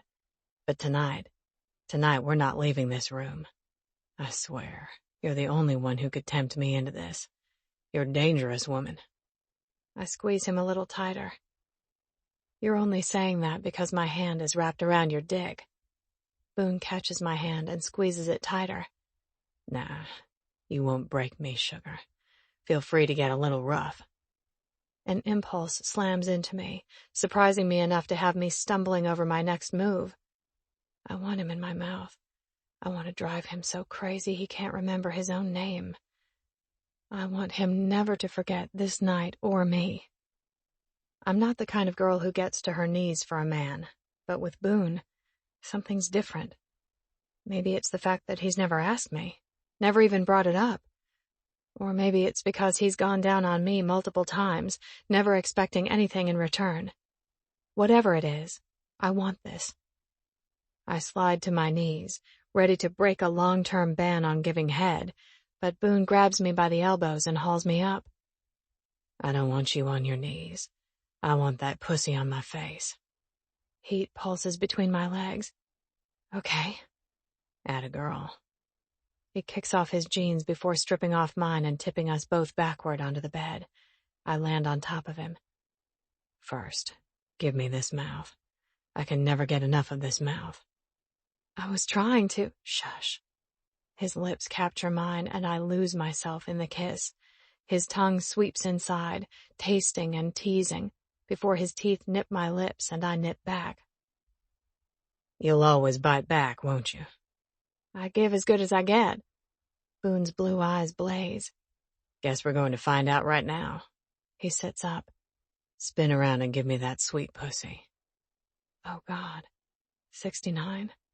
I've never been a fan of that. But then again, with Boone, everything is different.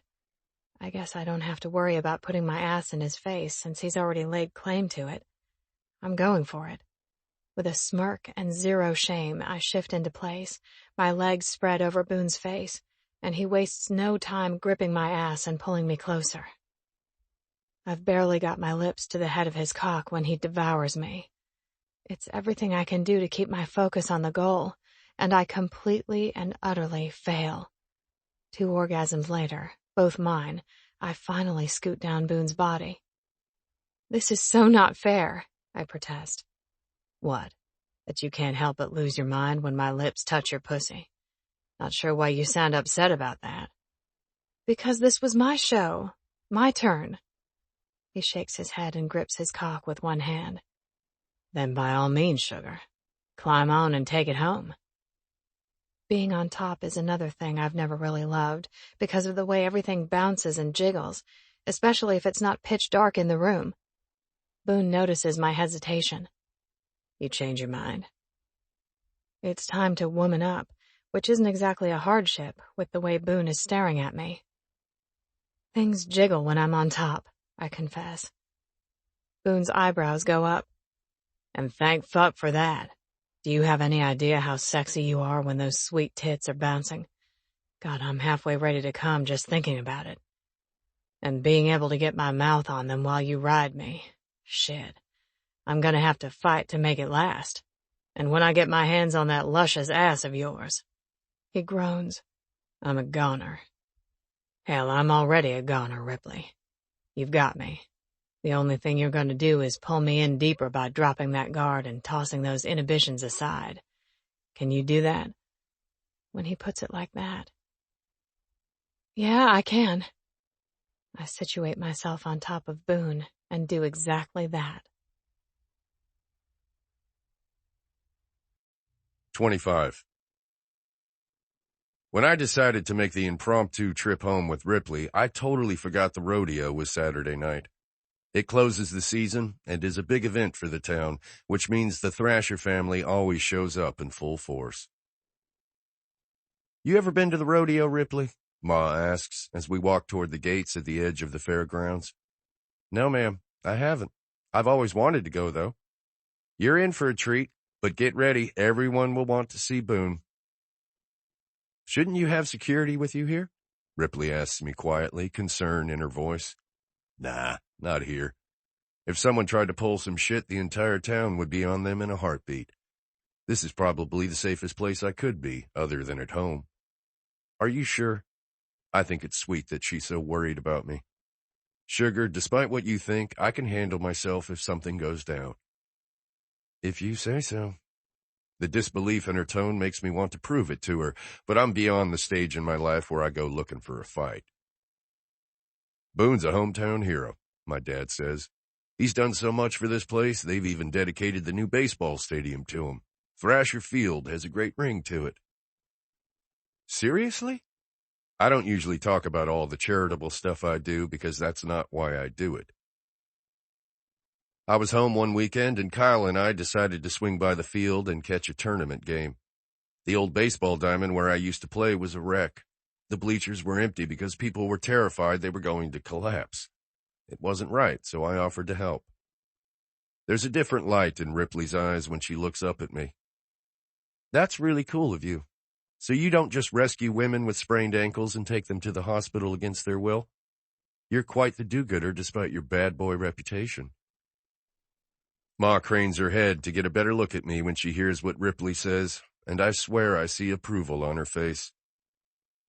He's as good as it gets, Ripley, and I'm not saying that just because he's my son. After we pay for our tickets, we spot Grant and Wendy waving from the grandstands where they've saved us seats with a couple of plaid blankets. Usually it's Ma and Dad who do the seat saving, because Grant and Wendy are late more often than not since Kyle was born 5 years ago, but they managed to pull it together tonight. There's Arlene and Artie Johansson. Rand, we gotta go say hello so I can ask about their new grandbaby. She was over the moon to finally have a first. Dad knows how Ma is about keeping a finger on the pulse of what's happening in town, so he just says, "Lead the way, Susie Q." She glances at me. We'll be back in a few. Take your time, Ma. The crowd thickens as we near the grandstands, and I reach down and curl my hand around Ripley's, in part to keep her close, but also because I like it. When we reach the foot of the stairs that will take us up to our seats, a voice stops me. Well, I'll be damned. Look who lowered himself to come home and mingle with the common folk. Ripley's head turned sharply in the direction of the drawl coming from inside the metal stock fence that separates the rodeo action from the crowd. I thought you just got yourself dumped, Boone. You already moved on to greener pastures. Must be nice being such a hot shot that the ladies can't keep their hands off you. I squeeze Ripley's hand before releasing it in favor of draping an arm around her shoulder and turning to face the skinny man in jean shorts 5 sizes too big, held up by hot pink suspenders. The uniform of a rodeo clown, and the description fits him perfectly. Lou Bigler never quite forgave me for that one night his sister sneaked her way into my truck and I politely told her to get out. He tried to beat the hell out of me in phys ed the Monday after, but I gave him a black eye instead, and we both got suspended. Hey, Lou. Thanks for saying hi. Good to see you. I attempt the polite route, even though I'd rather tell him to fuck off. But he's the type who'd sell any dirt to the papers for $1. How long's this one gonna last? I swear you had a record with the last one, but it turned out she was a little too smart for you since she decided to jump ship. I don't acknowledge his comments. Instead, I put to work the gossip Ma still feels the need to share with me regularly. I hear you're on divorce number 3, Lou. Hope that's going smoothly. Good luck with the custody battle this time around. Maybe 4 will be your lucky number. Lou's clown-painted face twists into a harsh smirk. You just love to come back to this town and act like king shit, but we all know you're nothing special. Anyone could sing into a microphone and let those computers fix their voice. I hear they do it all the time. Shit, it's harder to stand in front of the damn bowls that'll be coming out tonight. If you had a real pair of balls, maybe you'd be out here instead of me. Nah, Lou. You got big enough balls for both of us. Makes sense why you gotta wear the extra-large shorts to cover those massive nuts. He reaches down and grabs his crotch, apparently uncaring that there are little kids present. They're just keeping up with the size of my massive... Louis Bigler, you better not be about to say what I think you're gonna say. Ma's voice cuts through the crowd before I can respond. Because I know a father like yourself would never use any kind of foul language around children. Lou straightens up real quick, dropping his hold on his dick. No, ma'am. We're just catching up for old time's sake. Didn't mean no harm. That's what I thought. You be careful out there tonight. We need to make sure you get home in one piece to those little angels of yours. Yes, ma'am. Will do, ma'am. Ma turns to Ripley and me. Let's get our seats, shall we? She leads the way up to the 3rd row where Grant and Wendy and Kyle are seated, and I throw a last glance back at Lou. His eyes are narrowed on me like he hasn't forgotten a damn thing, and his chin lifts when he sees my look. Some people never lose the chip on their shoulder. When we slide down the road to take our seats on the blanket Grant laid out, he gets up to run Kyle to the bathroom. Wendy says she has to pee too, and my parents offer to get drinks and popcorn for everyone. That guy was interesting, Ripley mutters once we're alone. I press a kiss to her temple like it's the most natural thing in the world. That's small-town life for you right there. He's been harboring a grudge since our junior year of high school. Sounded to me like he's jealous. I shrug. Maybe. A lot of these people still remember me as a punk kid who drove a loud truck too fast and took out a few of their mailboxes, or maybe believed a rumor that I got their daughter or sister or cousin in the back seat. That's where it ends for them. Then they see me on TV and can't figure out how that punk kid got so damn lucky to be living the good life. Doesn't seem fair, I expect. Ripley's brows draw together. Do they not realize that you paid your dues to climb to the top? Or how hard you bust your ass to stay where you are? Or what you sacrificed to be away from your family? Or what it's like to have the paparazzi threatening to capture any moment of your life you think might be private? If they don't see all that, they're only getting a fraction of the picture. Hearing Ripley leap to my defense so quickly and with such ferocity tells me that I'm making progress. It also turns me way the fuck on. I shift to face her and lift her chin before stealing a kiss. It sounds like you might actually like me, I murmur against her lips. Shut up. You know I like you. I pull back a fraction of an inch and meet those stormy gray eyes. I'm wearing you down. Pretty soon you're going to fall in love with me. 26. Boone's words crash into my chest, and instead of causing a heart attack, they kick off a cascade of warmth that envelops me. This time, I'm the one who leans in and presses our lips together. Get a room, Thrasher. The call comes from below us, and I jerk back and look around. Shit, I'm sorry. I wasn't thinking. Crap, there could be pictures. I'm ready to curl up with embarrassment when Boone lays his hand on my thigh and squeezes. Let him watch. You're my girl, and I don't give a damn who knows it. Especially not this asshole. A big man approximately the size of a grizzly bear shakes the bleachers as he stomps up the 3 steps toward us. Damn, brother. It's been a coon's age. Boone stands and does this backslapping man-hug thing with the guy, and I'm worried that the giant might knock him down. Boone's over 6 feet tall, and yet this guy looks like he's around 6'8", with shoulders that are massive. Jerry Lee, you're gonna break my damn back one of these days. Nah, you can take it, tough guy. You didn't tell me you were coming back to town. I just heard the gossip running through the crowd all the way up at the announcer booth. He finally glances over at me. You're a sweet little thing, aren't you? Boone, how you always finding the most beautiful women to take around? Do I need to sell 1 million damn records before I finally find a winner? Boone laughs his ass off. No, man.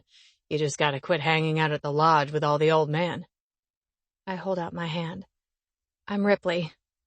Damn, even your name is super cool.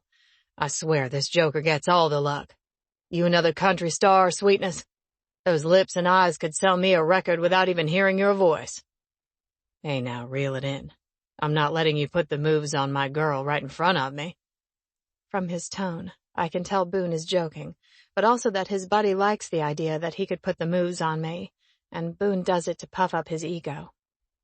I've seen plenty of male posturing and weird behavior in the bar, so this isn't exactly new territory for me. I'm a bartender, I say.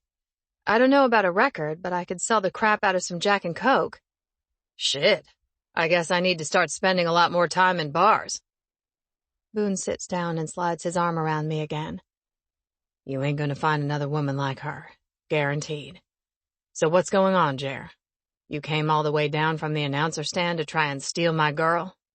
Because I'm not letting you snake this one like you did Cindy Hooper. You're never gonna let me live that down, are you? Hell no. Jerry Lee shrugs and looks at me. Cindy Hooper was the head cheerleader, and Boone here thought he had her in the bag. Turns out, he counted on that one too quick. Asshole. Ha, like you care. You've obviously upgraded, and Cindy's married to a garbage man in Chattahoochee. I think things turned out for the best. Besides, that's not why I came down here. When I heard you were in town and visiting our fine little rodeo, I knew I had to ask you to do the honors. What honors? I ask. Sing the national anthem, of course. He looks at Boone expectantly. What do you say, man? Give the town a show? I'm not here to attract attention, Jer. I wanted Rip to meet my folks and have a fun weekend. You're about as good at laying low as I am at getting dates. Look around. Everyone's already talking about y'all. Might as well give 'em a show. Boone looks to me. You mind? Me? No, of course not. I'm shocked he'd even ask, and then I remember he was used to being with Amber Fleet. One guest says she was a diva who didn't like having him take the spotlight off her. Go do your thing. Give them all something to talk about in church tomorrow. Besides, you can show that asshole Lou that you don't need auto-tune. I shoot him a wink. A smile stretches over Boone's face. You're so goddamn perfect. It's almost scary. So that's a yes? Jerry Lee asks. That's a yes. Hot damn. This'll get the rodeo on the front page for sure now. We've been trying to beat out the Garden Club's annual election, and this seals it. Come on down with me and I'll get you set up. Boone stands up and looks around. His parents, brother, sister-in-law, and nephew are all still gone. I can read the hesitation on his face. Go, it's fine. I'm a big girl. They'll be back in a few. I'll hold down the fort. Go give 'em a show, superstar. Boone leans down and wraps a hand around my neck before pressing a hard kiss to my lips. I'll be back soon. He follows Jerry Lee down the bleachers, and I'm left alone with the blankets. Well, I'll be damned. I never thought I'd see the day when Boone Thrasher finally found himself a keeper. I turn around to see an older woman, probably about Boone's mom's age, with her arms crossed and an aluminum Budweiser bottle hanging from between her fingertips. Excuse me? Trudy Miles, Boone's unofficial godmother. But damned if that boy was going to notice me tonight when he doesn't have eyes for anyone but you. And you don't seem to have nearly as big a stick up your ass like the last one. Trudy, You keep your tongue in your head. Boone's mom stops beside me, her arms full of 3 bags of popcorn. Where the heck did that boy get off to, leaving you all alone? He went to sing the national anthem, ma'am. She even calls you ma'am, Susie. How precious. You better tell that boy to keep this one. She doesn't seem like a bitch. I'm officially in the twilight zone, caught between 2 ladies who clearly have a lot of history, and I'm fresh out of words. As long as Boone likes her, we're happy for him. It's not exactly a ringing endorsement from Mrs. Thrasher. She takes a seat, and Boone's dad comes up the steps with 4 Bud Lights. Where the hell did Boone go? National anthem, his mom says, repeating the answer I gave her. Really? I'm surprised. He didn't want to last time. Well, we all know why that was. It has to be because of Amber. I want to ask, but it's not my place.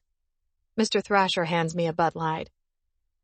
Knew that girl was a diva from the minute they pulled up, and she screamed and practically climbed Boone to get away from Buford. Oh, shush. She's in the past, and we can all be happy about it, but we don't need to bring her up every 5 minutes. We don't want to make Ripley uncomfortable. It's fine, I say. I know this whole thing must seem a little fast. Of course, Boone's brother chooses that moment to return to his seat with his wife and son in tow. You think? He's barely been single for 5 minutes before he shows up with you. He's always rushed into shit. Remember when he used his fake ID at the Army recruiter's office? Boone's dad speaks up. I rushed your ma. Proposed on the 2nd date. Took me until the 5th to get her to say yes. Ain't nothing wrong with going after what you want. Still, I think he needs some time to sort his shit out.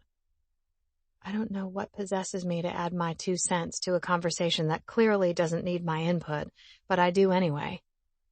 Boone seems to know his own mind. Grant's skeptical gaze skewers me. If he does, then you certainly won the jackpot in the lottery of life. He'd better get a damn prenup. Even though I should expect it, the venom in his words catches me off guard. Are you serious? You think I'm trying to hook up with him for his money? I try to keep my voice down, but the accusation makes my tone grow shrill. You had a job when you hooked up with him, and now you don't. I feel like that's no accident, Grant says. Boone's brother is kind of a dick.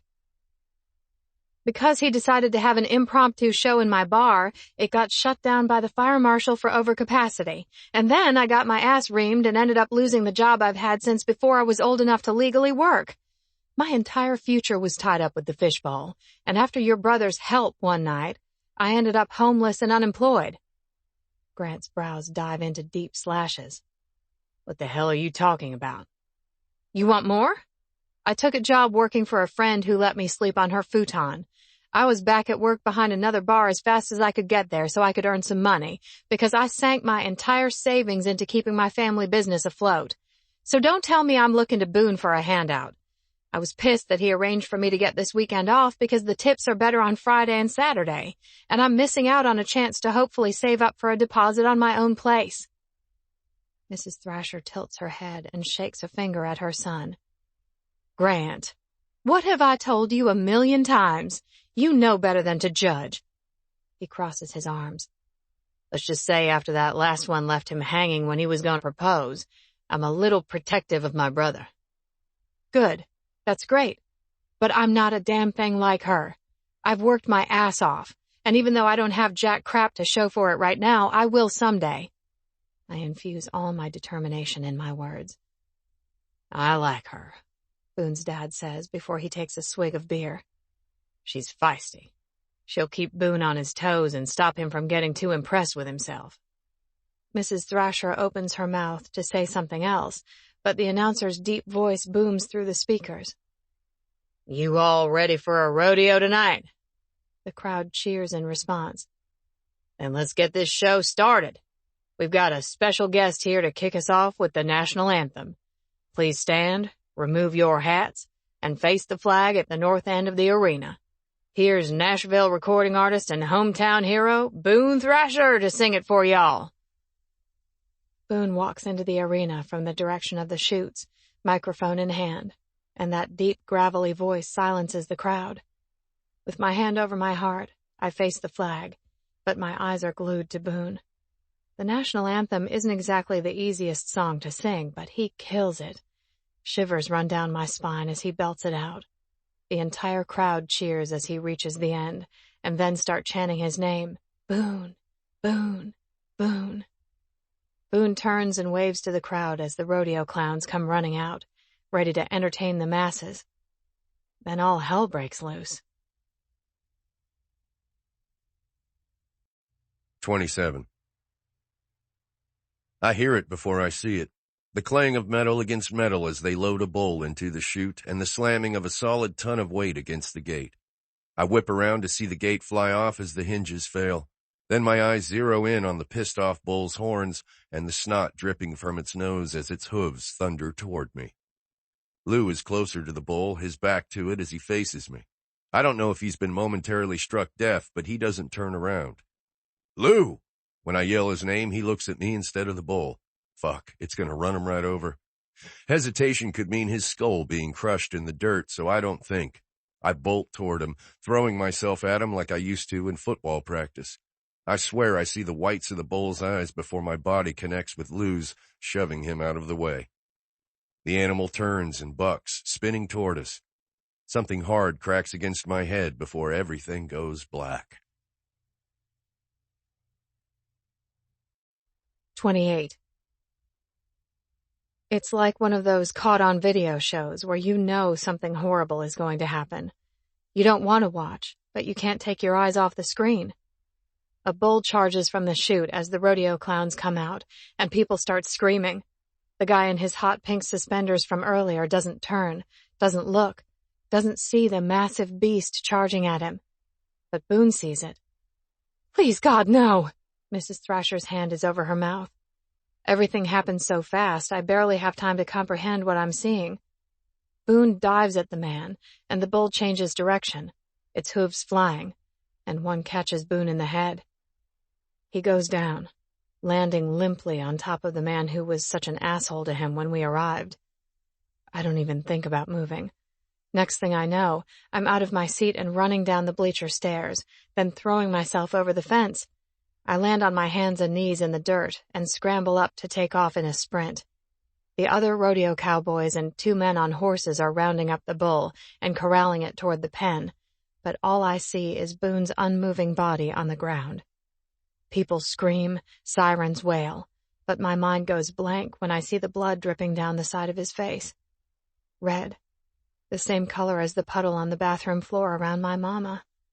No, I can't lose him too. Boone!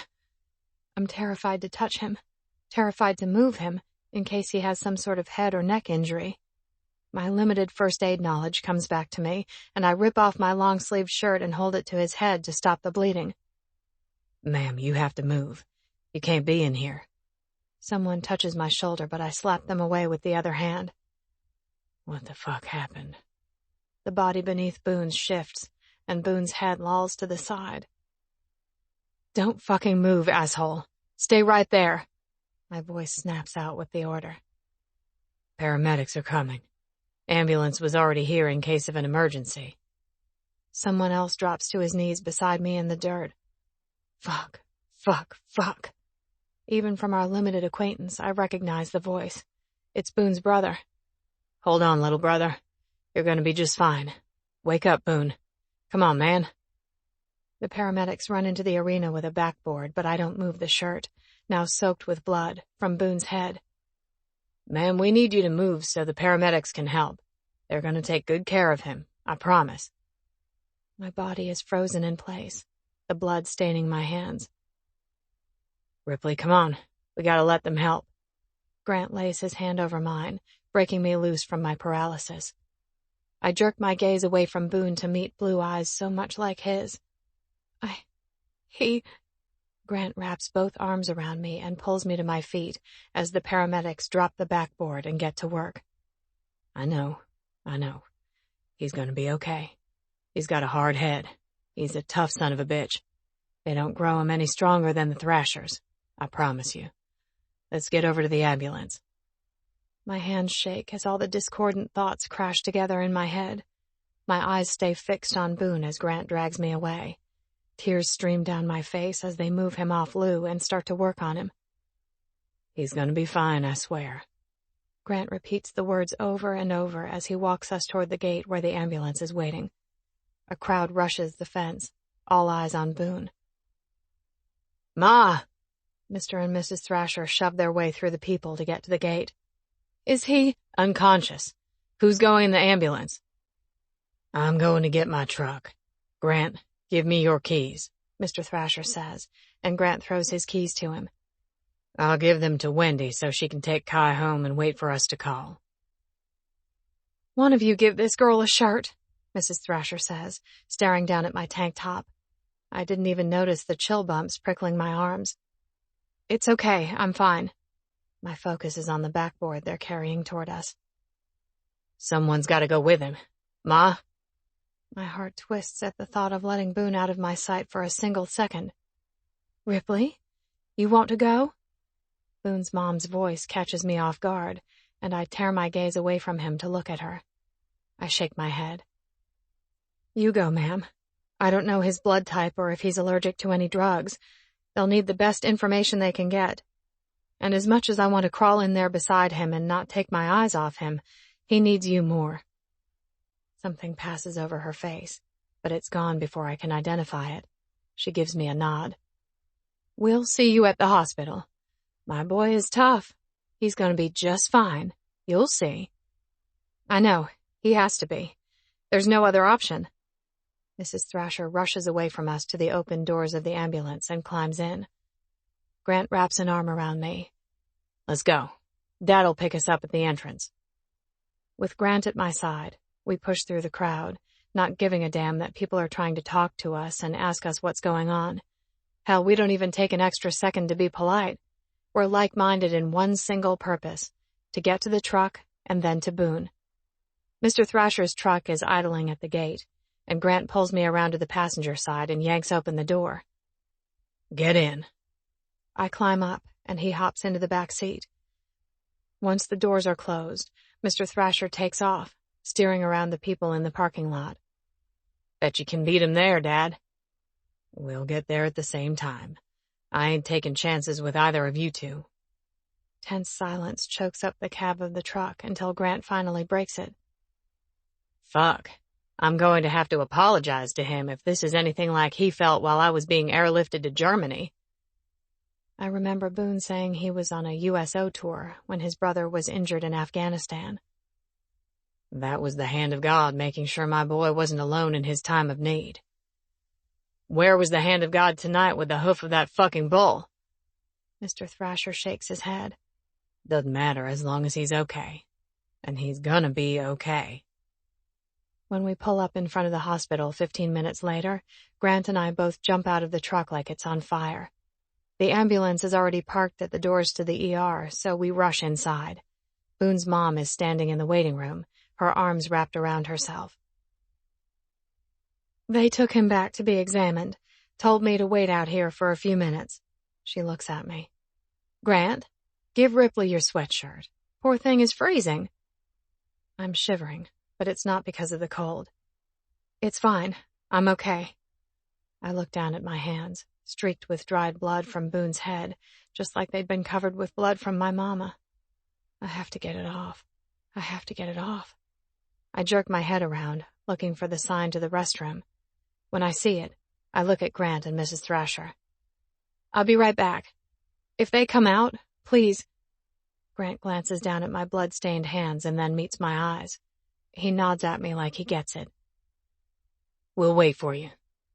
"Thank you," I whisper before making a beeline toward the ladies' room door. No one else is inside the institutional white bathroom, and I'm thankful for the privacy. I pump soap from the dispenser and flip on the water, scrubbing my hands together harder than necessary, but I have to get it off. I look into the mirror as I rinse, my eyes wild. I could lose him. In the flash of a moment, the possibility slaps me in the face again. I haven't even decided if I want to make this real, and I could already lose him. A tear breaks free and tracks down my face. I drop my gaze. I can't watch myself cry because I'll end up bawling like a baby, curled into the corner, and Boone deserves better than that. That thought doesn't stop another tear from sliding down, or the vice that binds my chest, crushing it and stealing my breath. I can't lose him. His family can't lose him. The tears come faster now, and the blood still hasn't come off my hands. I get more soap from the dispenser and keep scrubbing to try to take my mind off the path where it was headed, but I can't. My reflection is impossible to make out now with the tears clouding my vision, so I blink and look up at the ceiling. That sweet little boy can't lose his uncle. Please, God, if you're out there listening, please don't put this family through the hell of losing him. I know they're strong, but they're good people, and they don't deserve this. Before I can start making promises about what I'll do if he'll just let him live, someone pushes the door open and walks toward the stalls. I duck my head and attempt to wipe my tears on my bare shoulder. After I rinse my hands one more time, they're finally free of blood. I grab paper towels from the dispenser and use them to erase the tear streaks on my face as well. It's not until I'm leaving the bathroom that a thought crosses my mind. What would I have been willing to promise to make sure Boone pulls through? When I see his family huddled in the corner of the waiting room, his dad curving an arm around his mom's shoulder and Grant squeezing her hand on the other side, I know the answer. Anything. They look like such a solid unit that I don't want to cross the floor to interrupt them. I'm an outsider, and I know it. I fold my arms around my now chilling skin and squeeze. Grant releases his mom's hand when he spots me and rises to his feet. He strides toward me and yanks off his hoodie before stopping in front of me and draping it around my shoulders. You're not going to say no. I could see you shivering from across the room. Cocooned in the huge sweatshirt, I push my arms into the sleeves and curl my fists into the fabric. Thank you. I would have been fine. Maybe so. But Boone would kick my ass, and Ma would ask what happened to the manner she beat into me as a kid, so we'll just go with it. Thank you, I whisper again. Then he shocks me. Grant closes both arms around me and squeezes me against his body. It's going to be okay, Ripley. He's stubborn.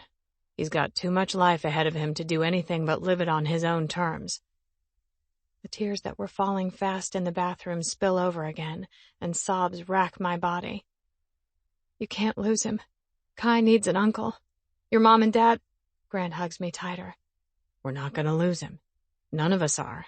You included. He presses a kiss to my head and holds me for long minutes as I cry my tears on his shoulder. No one held me when I cried for my mama. I curled up by myself and sat in the corner of the bathroom after I mopped the floor, bawling until I had nothing left. So I appreciate this hug more than Grant will ever realize. I've known Boone's family for just over 24 hours, and they've already given me more than mine has in almost 30 years. That thought sends another wave of tears spilling over. Finally, I snuffle back my sobs, lift my head, and swipe at my eyes. Thank you for that.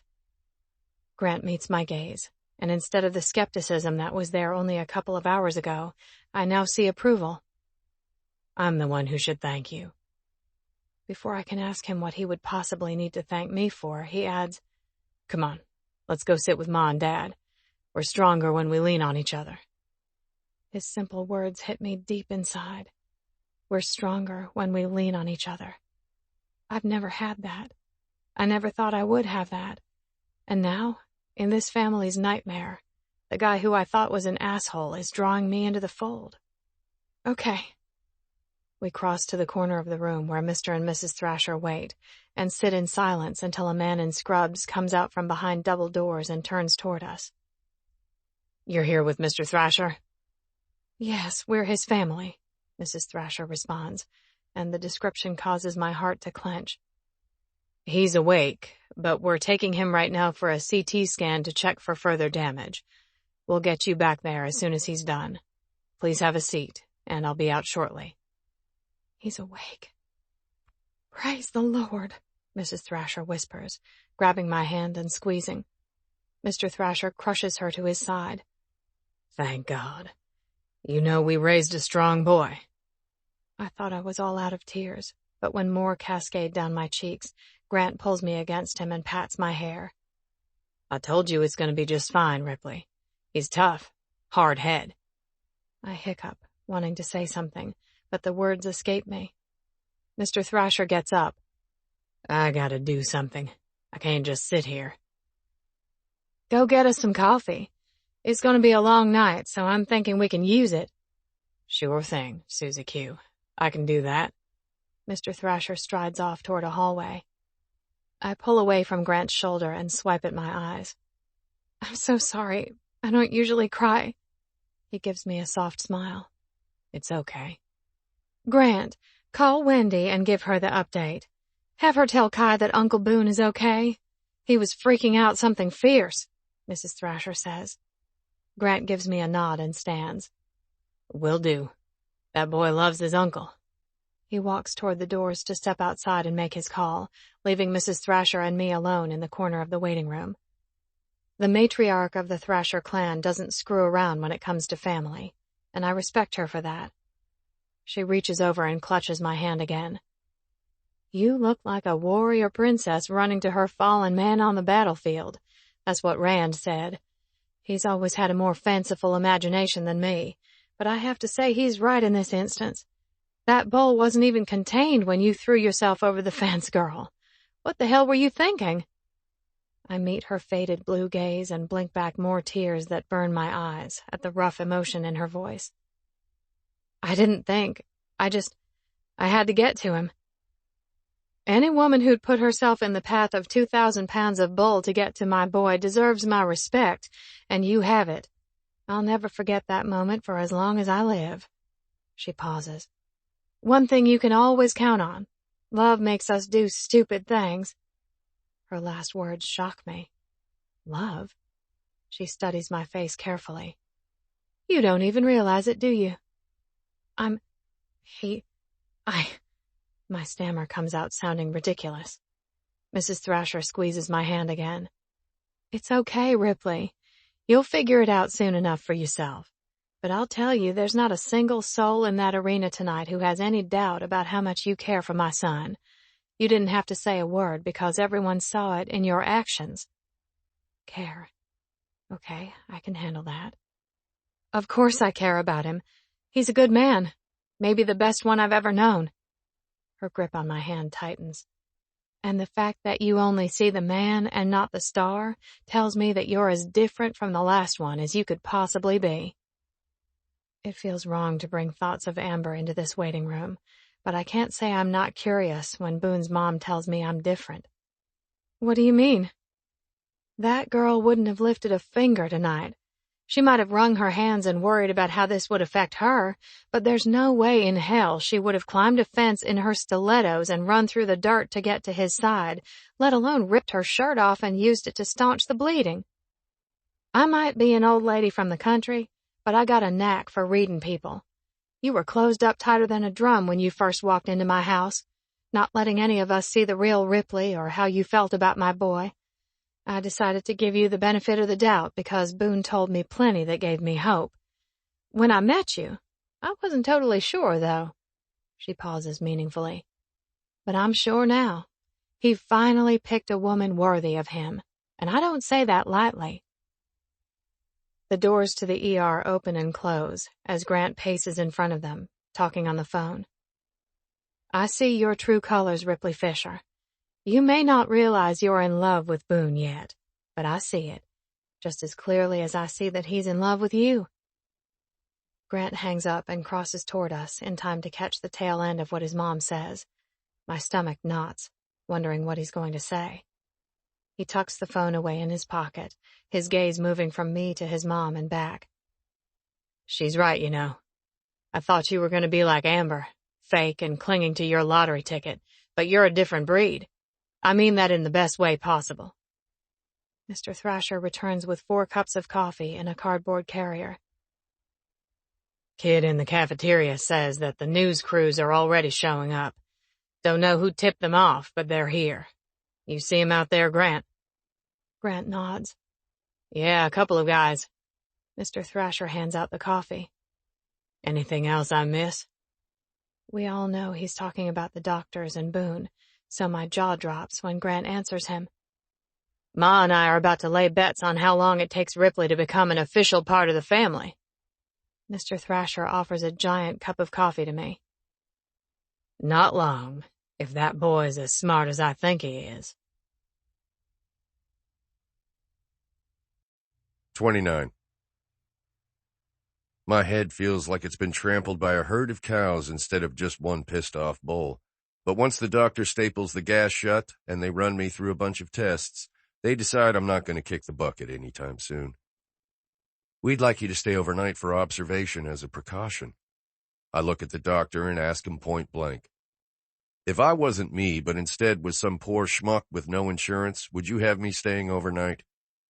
Well, Mr. Thrasher, this is a different situation. I'm taking that as a no. Boy, if they want to keep you overnight, you stay overnight.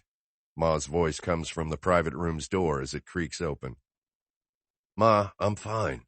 I just need someone to wake me every couple hours to make sure the concussion doesn't kick my ass. Sir, it would be best if you— I took a hoof to the skull, not a bullet. I'll be fine, Doc. Get my discharge rolling.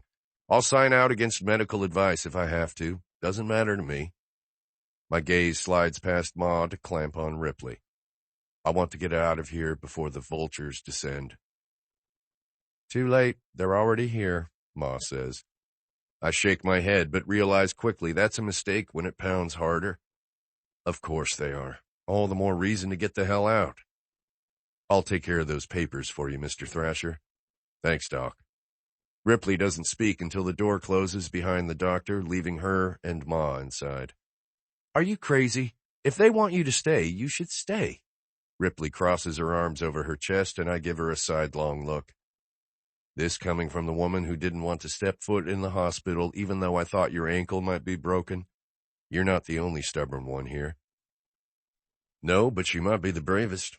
You should have seen her throw herself over that fence. I wonder if anyone recorded it, Grant says as he walks in.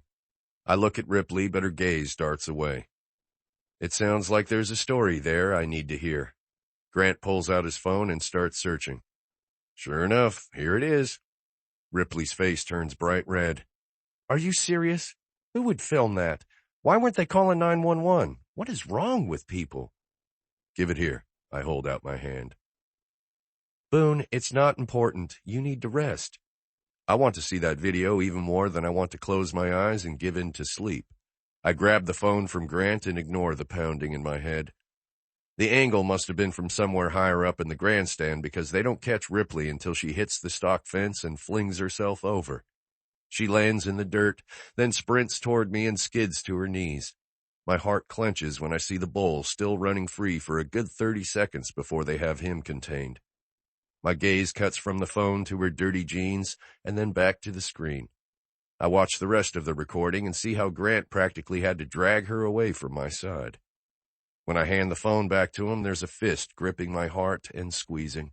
I see it, and from the looks on my parents' and brothers' faces, they see it too.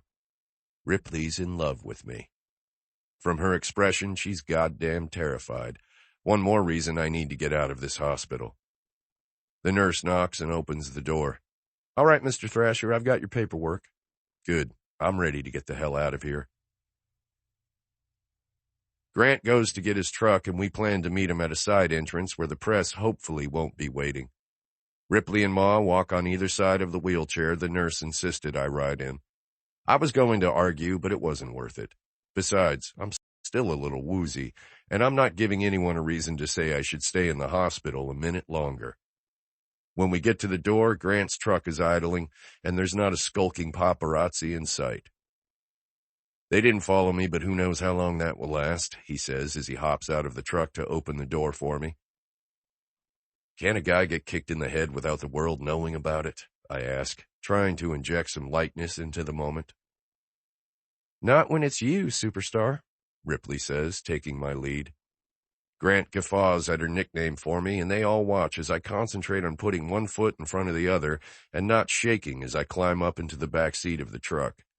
Ripley rushes around and gets in the other door, then slides over to the middle. You should have stayed overnight. Your face is white as a sheet, and if you tell me you feel okay, I know you're lying. The fact that she can read me so easily is actually comforting. I'm going to be just fine, sugar. Her hands clench into fists on her lap, and I reach over and cover one. But, Ripley, look at me. I wait for her eyes to lift. It'll take a hell of a lot more than a ton of bowl to keep me from being with you. Her eyes shimmer in the glow of the fading dome light. But if you ever put yourself in danger like that again, I swear to God, I'll make sure you can't sit for a week for being so stupid. Her mouth drops open. Stupid? Are you serious? Fuck yes, I'm serious. Next time you let the professionals handle it, and you stay on the sidelines where you're safe. If anything happened to you.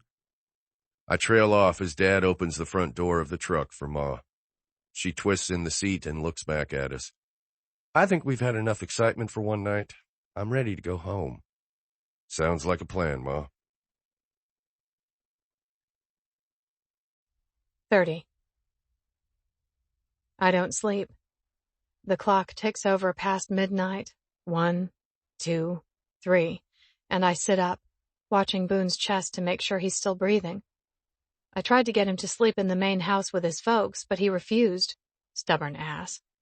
Buford followed us up to the apartment and curled up on the floor next to the bed, keeping us both company and offering Boone comfort. Every couple of hours I wake him up just like the nurse instructed. Each time, my stomach twists until he opens his eyes and smiles at me. The last time, he finally tells me, I'm not leaving this earth yet, sugar. You haven't told me you love me yet. Then I'll never tell you, because I refuse to let you ever leave. Boone falls back asleep with a groggy smile, and I assume he won't remember a thing about it in the morning. When 7 o'clock rolls around, I'm fading, the effects of the hospital coffee long gone. Boone sits up in bed just as I'm drifting off. I bolt upright, my head swiveling around. What's wrong? Are you okay? Do you need me to... One thickly muscled arm wraps around me and pulls me against his hard chest. I'm fine. It's okay. Calm down, sugar.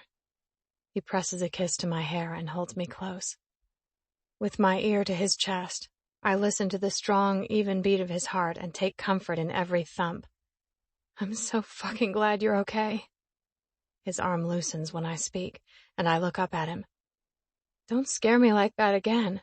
I'm not sure I can handle it. His blue eyes stare down at me with an expression I can't quite identify. I think you've already handled more than most people will in a lifetime. His voice goes quiet. But that doesn't mean I'm going to let you get away with not saying you love me. My eyebrows shoot up. You remember? Boone nods slowly. Of course I remember. I don't forget anything about you, and especially not something like that. My heart hammers now, so hard that I'm afraid tachycardia might be imminent. I was trying to get you to sleep. It was just... Shh. You can hold it in for as long as you need. I'll be waiting, sugar. His gaze is soft, and I can read it in all the things he's not saying. He's falling in love with me. I swallow back the lump in my throat, trying to control my rioting emotions.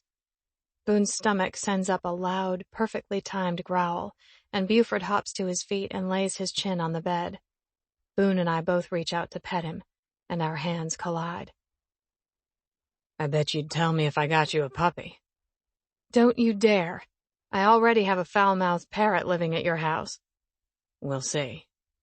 I roll out of bed, ready to change the subject. We need to get you fed.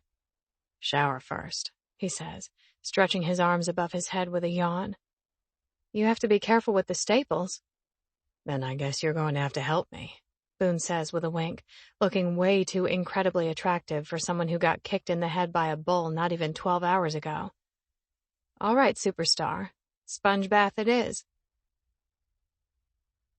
I didn't actually give Boone a sponge bath, but I did help him make sure he followed the care instructions for his head wound. When we make our way to the house, the scent of bacon and sugary sweetness hits my nose. Ma must have gone all out, because that smells like her homemade sticky buns and bacon. The deep timbre of Boone's voice carries through the house, and Mrs. Thrasher sticks her head out of the kitchen. The smile that sweeps over her features is enough to light up the whole house. Thank the Lord. She comes toward us, and Boone wraps her in a hug. Sorry to scare you, Ma. You've been scaring the life out of me since you were 5 years old and climbed onto the roof of the barn because Grant said you could fly. Oh my God, he didn't... I'm picturing a Kyle-sized Boone on the roof, and it's enough to give me a heart attack. He only broke one leg. The 2 mattresses they'd stolen off their beds cushioned most of the fall. Oh my God. That's what happens when you have boys, Boone says, like it's no big deal that he could have died at 5. Boone's mom looks to me. You better hope you have girls. Boone will keep them wrapped up in cotton batting and never let them out of his sight. Boone's arm comes around me, and I wonder if he can feel the tense set of my shoulders. Now you're scaring Ripley, Ma. I haven't even gotten her to admit she's my girlfriend, so if you skip right to babies, you might send her running for the hills.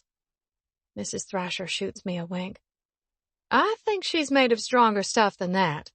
Come on, I've been keeping the sticky buns warm in the oven for you, and I suppose if you give me a hug, I'll share my bacon, too.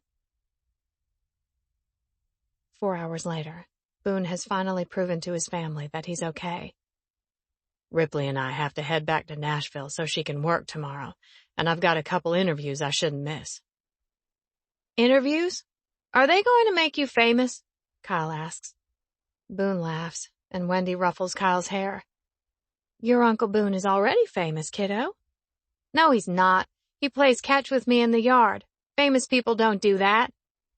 Good point, little man. A smile tugs at my lips. Boone is definitely not your average celebrity. Seeing him here with his parents and nephew, I have a whole new outlook on who he really is. Which is exactly what he probably planned. Diabolical man. Are you coming back for Thanksgiving and Christmas, Uncle Boone? You know I wouldn't miss them for the world, but I might have to work, so they could be short trips. If you don't come, I'm going to eat all of Lala's mashed potatoes. Boone swings Kyle up into his arms. I can't let that happen. Looks like I'll be here for sure, just to make sure I get some. He squeezes the little boy to his chest before setting him down and crouching in front of Wendy's belly.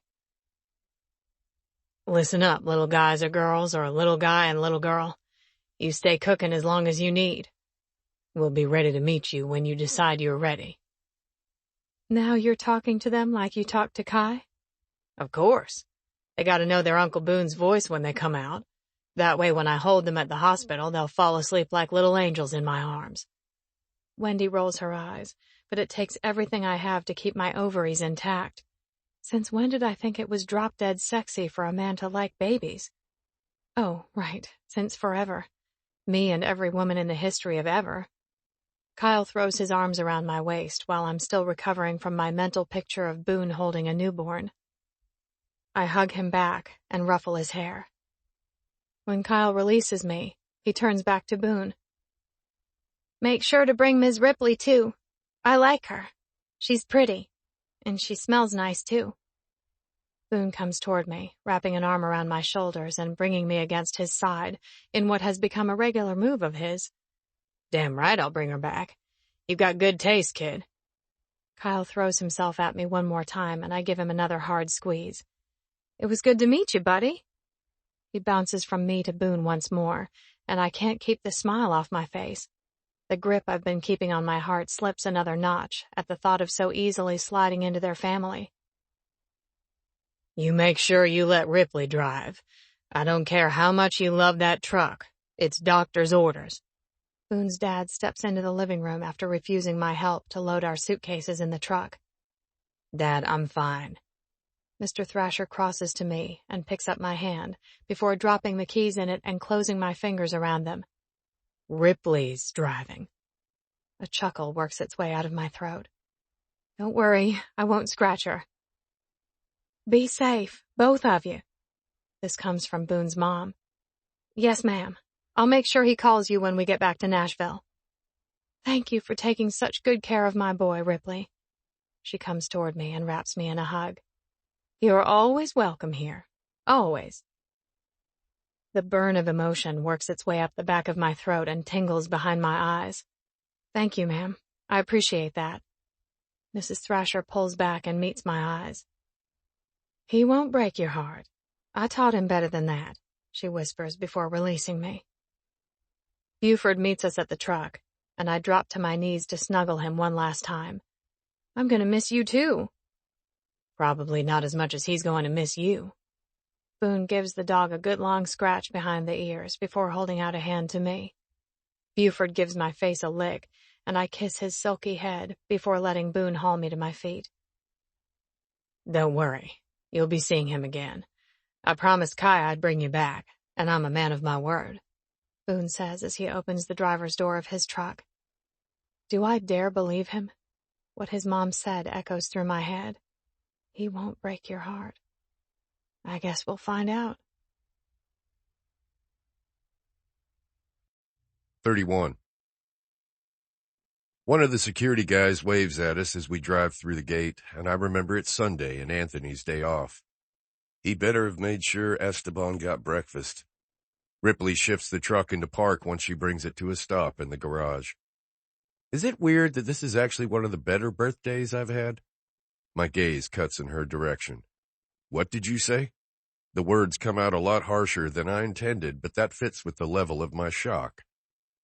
I said it's one of the better birthdays. Why the hell didn't you tell me it's your birthday?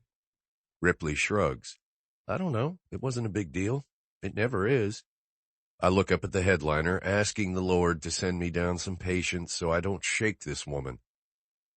How am I supposed to do something special for you if you don't friggin' tell me it's your birthday? Ripley's expression wrinkles with confusion. You don't need to do anything special. It's just another day. That's where you're wrong. I pull out my phone and start barking orders when Anthony answers the phone. Sorry about your day off, man. When I hang up, Ripley puts her hand on my arm. Hey, whoa, that wasn't necessary. I've had 29 other birthdays that were no big deal. I lock my eyes on her stormy gray ones. Wait, it's your 30th birthday? She nods. Yeah, but that still doesn't make it a big deal. Jesus Christ, woman, some notice would have been appreciated so I could make it a damn good one. It already was. I spent it with you. The words come out so matter-of-factly, and then her lips clamp together as though she realizes what she said. That's right, Ripley. You feel something for me, and it's not a little something. It's big and scary, but it's real. The simplicity of her statement stabs me through the chest. This is what it's supposed to be like. She's mine, and she's staying mine. She might not realize it yet, or know how to put it into words, but what I saw in that video at the rodeo is the truth. Ripley's falling in love with me. I think we can make it a little better. I lean toward her, and she presses a hand to my chest. You need to take it easy, superstar. I want to see your ass on the couch, kicked back and watching TV. I'll get you a soda and find something to make for dinner. Anthony's bringing takeout and a cake. She rolls her eyes. Not necessary. Completely necessary. Now let's go inside where you can exercise your birthday girl privileges and pick what you want to watch while we wait. She picked Boondock Saints. If there was any remaining question of whether Ripley was the perfect woman for me, that ended the discussion. I was ready to watch whatever chick flick or rom-com she wanted, but Ripley again proved that she's not like anyone else. Mine. The garage door opens and Anthony calls, Honey, I'm home and I brought dinner. Shithouse. Esteban has been an asshole during the entire movie, repeating lines and phrases. Apparently, he's expanding his vocabulary. Anthony walks into the living room and glances toward the cage. Did that damn bird just call me a shithouse? Ripley tries to stifle her laugh, but fails. I think he means brick shithouse, if it makes you feel any better. I'd say that's as close to a compliment as he gets. Anthony shakes his head as he stares in the bird's direction. Guess he gets a pass. Anthony is built like a brick shithouse, and I'm trying to recall if I've said that in front of the bird, or if his creative streak is stronger than I realized. How many words and phrases does he know? I ask Ripley. She shrugs. I Googled it once and read they can learn over 200, but he's still shy of 100. Smart cookie. We all look toward the bird as he preens. Then I take in the bags in Anthony's hands. You get it all? He nods. Obviously. Girl, next time it would go a long way if you could give me some advance warning for this shit. I know I'm pretty damn amazing, but miracles take a little more time. Ripley's cheeks turned pink. I didn't need a miracle. I didn't need anything. Anthony crosses over to the table and sets the bags down before fishing something out of one. Not true. You definitely needed this. He comes toward us with his hand tucked behind his back. When he stops next to the couch, he reveals a silver tiara with pink rhinestones. Ripley's eyes go wide as she looks up at Anthony, at the tiara, and then to me. You didn't need to do that, she whispers. Every woman needs to be a princess sometimes. Happy birthday, Anthony says, settling it on her head. Damn, man, if I didn't know better, I'd think you were trying to snake my girl. Anthony winks at me. Just forcing you to raise the bar. If you'll give me another minute, I'll set out dinner and put the cake on the counter for when you're ready. Shit, I forgot the balloons in the car. Hold on. He disappears and Ripley adjusts her tiara and shakes her head at me. What? You? What about me? You're something else. A good something, I hope. She smiles and her whole face lights up. The best. I decide in that moment I'd move heaven and earth to bring that smile to Ripley's face as often as possible. 32. Boone turns off the lights and walks toward the table with candles glowing atop the cake. As he walks, he sings Happy Birthday in the most devastating rendition I've ever heard. When he stops, I'm dangerously close to tears. I rein it in and take a deep breath, preparing to blow out the candles. Hold up. You gotta make a wish first. The top of the cake looks like it's in danger of setting off the fire alarms with all 30 of the candles, so I know I need to think fast if I'm going to have any frosting that's wax-free. I don't need anything. This is already perfect. Just make a wish, Ripley. Something big and scary that you've never dared wish before. With his face flickering in the candlelight, something comes to mind. Like Boone ordered, it's big and scary, and I've never let myself think about it before. That right there. Whatever you're thinking right now, hold it in your mind and blow out those candles, birthday girl. I swallow back the lump in my throat and take a deep breath. Part of me is terrified to do it because of what it could mean if that wish came true, but another part of me jumps to the forefront and makes sure every flame is doused by the time I finish. Happy birthday, Ripley, Boone whispers before his lips slide across mine, stealing a kiss. When he pulls back, my mind is blank, except for the wish shining like a beacon. I need 2 vodka tonics with lime, a Budweiser, and a margarita, one of the cocktail waitresses calls across the bar, and I snap into action. It's Tuesday, and one of Nashville's hottest new artists is setting up on stage. The White Horse is packed tonight. Hope is off, and the rest of us are hustling to keep up with orders from people at the bar and waitresses on the floor. I set the drinks on the tray and slap the ticket beside them. Thanks, hon. With a nod, the waitress disappears into the crowd, balancing the tray like the pro she is. I give my ankle a stretch, still feeling the twinge that creeps up on me. Running down the bleachers, vaulting over a fence, and sprinting through dirt at the rodeo didn't help matters, but I'd do it all again in a heartbeat. I move down the bar, wiping it with a rag as I go, and look up at the next group and take their orders. I freeze as I make eye contact with the 2 women. Holy shit. I look around, but no one seems to notice that a country music legend is sitting at the bar, or that one of the hottest female artists of the year is perched on the stool next to her. Tana Vines and Holly Wicks. Actually, now I suppose she's technically Holly Wicks Karras, wife of the infamous billionaire who tracked her down after a one-night stand and married her. I followed the whole story on a gossip site that I now avoid after seeing pictures of me with Boone on there. Pull it together, Rip. What can I get for you ladies? Sprite for me, Holly Wicks says with a smile. But Tana needs a glass of your best red. Tana shoots Holly a look. You told me you were planning on pumping and dumping. You can drink, damn it. I'm not drinking by myself. I can't do that. It just doesn't feel right. Tana rolls her eyes. Wait until kid number 2. You won't think twice about it. Either way, I'm not drinking tonight. We're lucky Cray was still in his office, or I probably wouldn't have made it out of the house in the first place. My gaze bounces back and forth between them like a ping-pong game. That man, I swear, he would have put a team of 10 security guys on us rather than just my 2. For the first time, I see the 2 men in suits taking up space just to the side and behind the women, blocking them from view with shoulders the size of linebackers. That's why we have to make this quick before he tracks us down, swoops in, and carries me out of here. My eyebrows shoot up. I knew this Karras guy sounded like an asshole in the press, but you know you love that alpha shit. God knows I do too. When Mick lays down the law and says he's going to paddle my ass. Tana shifts. Anywho, there go my panties. I feel like I'm overhearing a conversation I shouldn't be privy to, but I can't stop listening as I fill a glass with ice and Sprite and reach for our best bottle of red. I set the glasses in front of them, and it hits me that Holly and Boone have recorded duets together. They even did one live. Oh, hell, was that the night Amber stood him up? Crap, it was. Her presence here can't be a coincidence. Is there anything else I can do for you, ladies? Holly leans an elbow on the bar and looks me in the eye. Yes, there's one big thing. I'd really like to hear you sing, Ripley Fisher. Someone showed me a video, and I couldn't believe what I was hearing.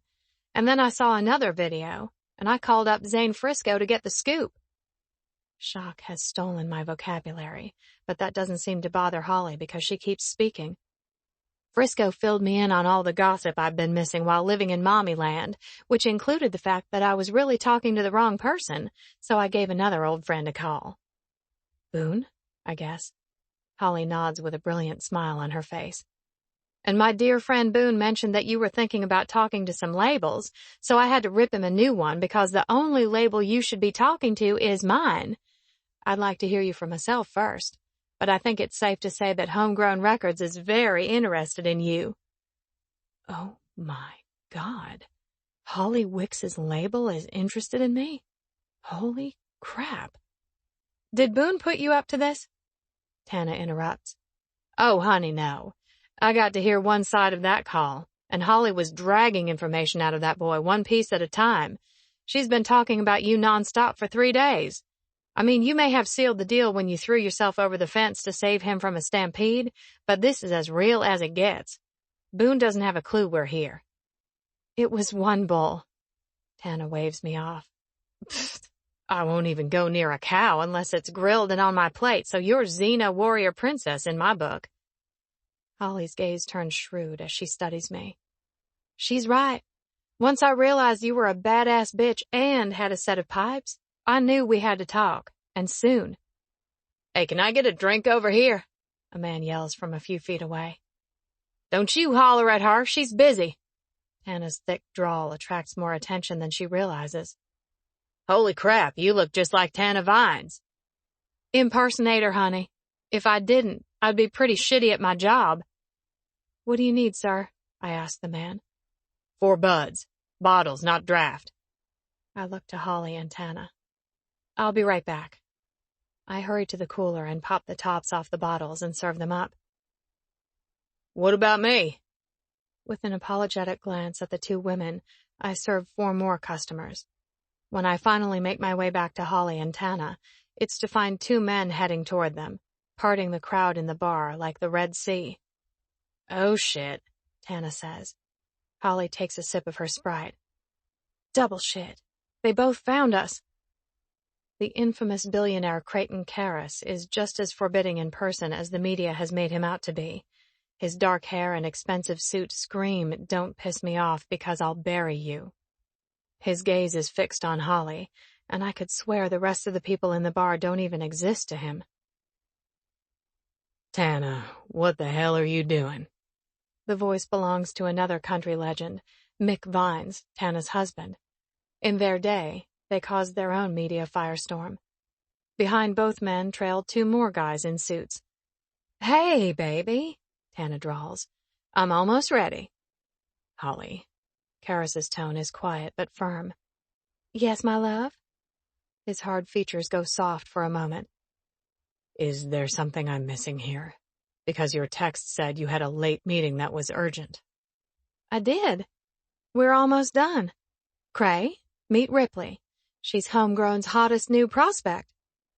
His gaze shifts to me, and with the intensity of his stare, I wouldn't be surprised if he has superpowers that enable him to see down to the depths of my soul. Karras's chin lifts. The pleasure is all mine, Ms. Fisher. His statement doesn't require a response, for which I'm thankful, because I don't know what the hell to say to this imposing man. Then it slaps into me. Wait, how does he know my last name? There's only one explanation I come up with. This guy is scary. Babe, let's go. Pops are already circling. This comes from Mick. Those assholes are worse than turkey buzzards. Tana downs the rest of her wine. I guess I'm ready, but we didn't get a firm answer out of Ripley. Holly needs to hear her sing so she can sign her to the label. That may be the case, but unfortunately it's not happening tonight. Karras delivers the verdict. Holly rolls her eyes. Then I guess I have to come back tomorrow for open mic night so I can hear what I need. She looks to me. Does that work for you, Ripley? Holly. Shh, Cray. We'll have more security. It'll be fine. He pinches the bridge of his nose. Damn right we will. His attention zeroes in on me one more time. Make sure to let management know that my security team will be contacting them in the morning to go over plans. Okay. Cray, if you scare her, she's not going to want to sign with Homegrown. Boone already told me I had my work cut out for me to convince her, so I don't need you making it more difficult. He did? I ask. Holly winks. He told me quite a bit, and I'm so happy for you both. Her smile disappears. As long as you don't screw him over like that bitch Amber, we'll be all good. Otherwise, you should know that I know people in the family. The family? Holy shit, is she talking about the mob? And on that note, I think we're done here, Creighton Karras says with finality in his tone. Bye, Ripley. Holly and Tana both wave as they slide off their stools. See you tomorrow. I watch as the entire contingent makes its way out of the White Horse, half the crowd standing gape-jawed, and the other half snapping pictures like crazy. What the hell did I just agree to? Boone has a lot of explaining to do. 33. Holly's practically bouncing in her seat, and her excitement is contagious. Seeing Ripley on video is a lot different from seeing her perform live. Even though I've got all the confidence in the world in her, I'm still a little nervous. Shit, I'm more nervous than before I step on stage in front of thousands. Tonight's attendance has been heavily curtailed due to Creighton Karras's iron-handed rule over security, but I can't blame the bastard. When Holly told me she showed up here last night with only Tana and 2 guys, I asked her if she'd lost her damned mind. She flipped me off. I miss that girl. After touring with her, she became like a little sister to me, and I'm glad as hell to see her succeeding and finding her own happiness. When we talked last night, she also broke the truth to me about the fact that she never liked Amber. She thought Amber was a bitch from day one and was irate that she'd fucked me over, but happy I'd parted ways with her. Hindsight, being 20/20 and all that, I couldn't disagree with Holly. I also wanted to shake her and ask her why she hadn't bothered to tell me in the first place. But then again, no one did. Not my parents, my brother, or my friends. No one. They just let me almost make the biggest mistake of my life. A mistake that meant I never would have met Ripley. That thought is enough to twist my gut into knots. What's she singing tonight? Tana asks from the other side of the table. I don't know. She didn't tell me. I don't mention that Ripley was too pissed off at me when she called because I had the keys to a rental car delivered, and it was parked in the spot where her Javelin was before Anthony stole it. Although it wasn't really stealing. He just got a wrecker to put it on a flatbed so we could take it out of state. Regardless, she was fucking pissed. She killed that Carrie song. I'd love to hear her sing something else, though, Holly says. I guess we'll find out. Next up, we got the White Horse's own Ripley Fisher, the announcer calls, and Ripley climbs onto the stage with a guitar in hand and wearing her White Horse tank and tight black jeans with tall black boots. Fuck, she looks gorgeous. Behind us, the crowd yells, and Holly and Tana both cheer. Ripley walks straight to the mic and doesn't make eye contact with anyone. She doesn't introduce herself or speak to the crowd before she puts the guitar strap over her shoulder and starts with a few chords. "I didn't know she played," Holly whispers. "Me either," I reply, even though it burns to admit it. Within a few moments, it's clear what she's playing, and I can't keep the smile off my face. Maren Morris's My Church. Unlike the video I saw of Ripley belting out Carrie Underwood, this one embraces her husky voice as she adds subtle power behind it. The line about finding redemption when she gets in her car has to be a subtle jab at me for stealing the javelin, and I laugh. This woman, she's everything. By the chorus, she's got everyone in the bar on their feet singing along. There's magic in her voice, and when Holly grabs my arm and squeezes, I know she hears it too. When Ripley whispers "thank you" into the microphone and leaves the stage, Holly is out of her seat before I am. That's it. I want her. She's the new sound I've been dying to hear. "Then you'll have her," Karras replies. I'm pretty sure Holly could have said she wanted the International Space Station, and he'd agreed to get it for her. We'll get the contracts drafted and schedule a meeting in the office. Also, the nanny just texted that Rose is fussy, so I'd like to get home. I never thought I'd see the day that arrogant asshole Karras let his schedule be dictated by a baby, but damned if it doesn't make me like him better. Lines of concern bracket Holly's eyes. "She is?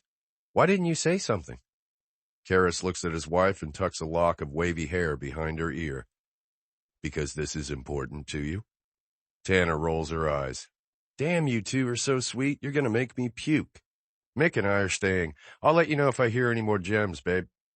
I don't stick around to watch Holly and Tana say their goodbyes because I'm already off in search of Ripley. I catch sight of Hope behind the bar, and she must know exactly what I'm after because she points me in the direction of the employee break room. Shoving open the door, I find Ripley putting the guitar in a case. I wait to speak until she turns around, but any words I intend to say are erased when I see the tears tracking down her face. "Sugar, what's wrong?" Ripley's head jerks up as though she just realized I'm standing here.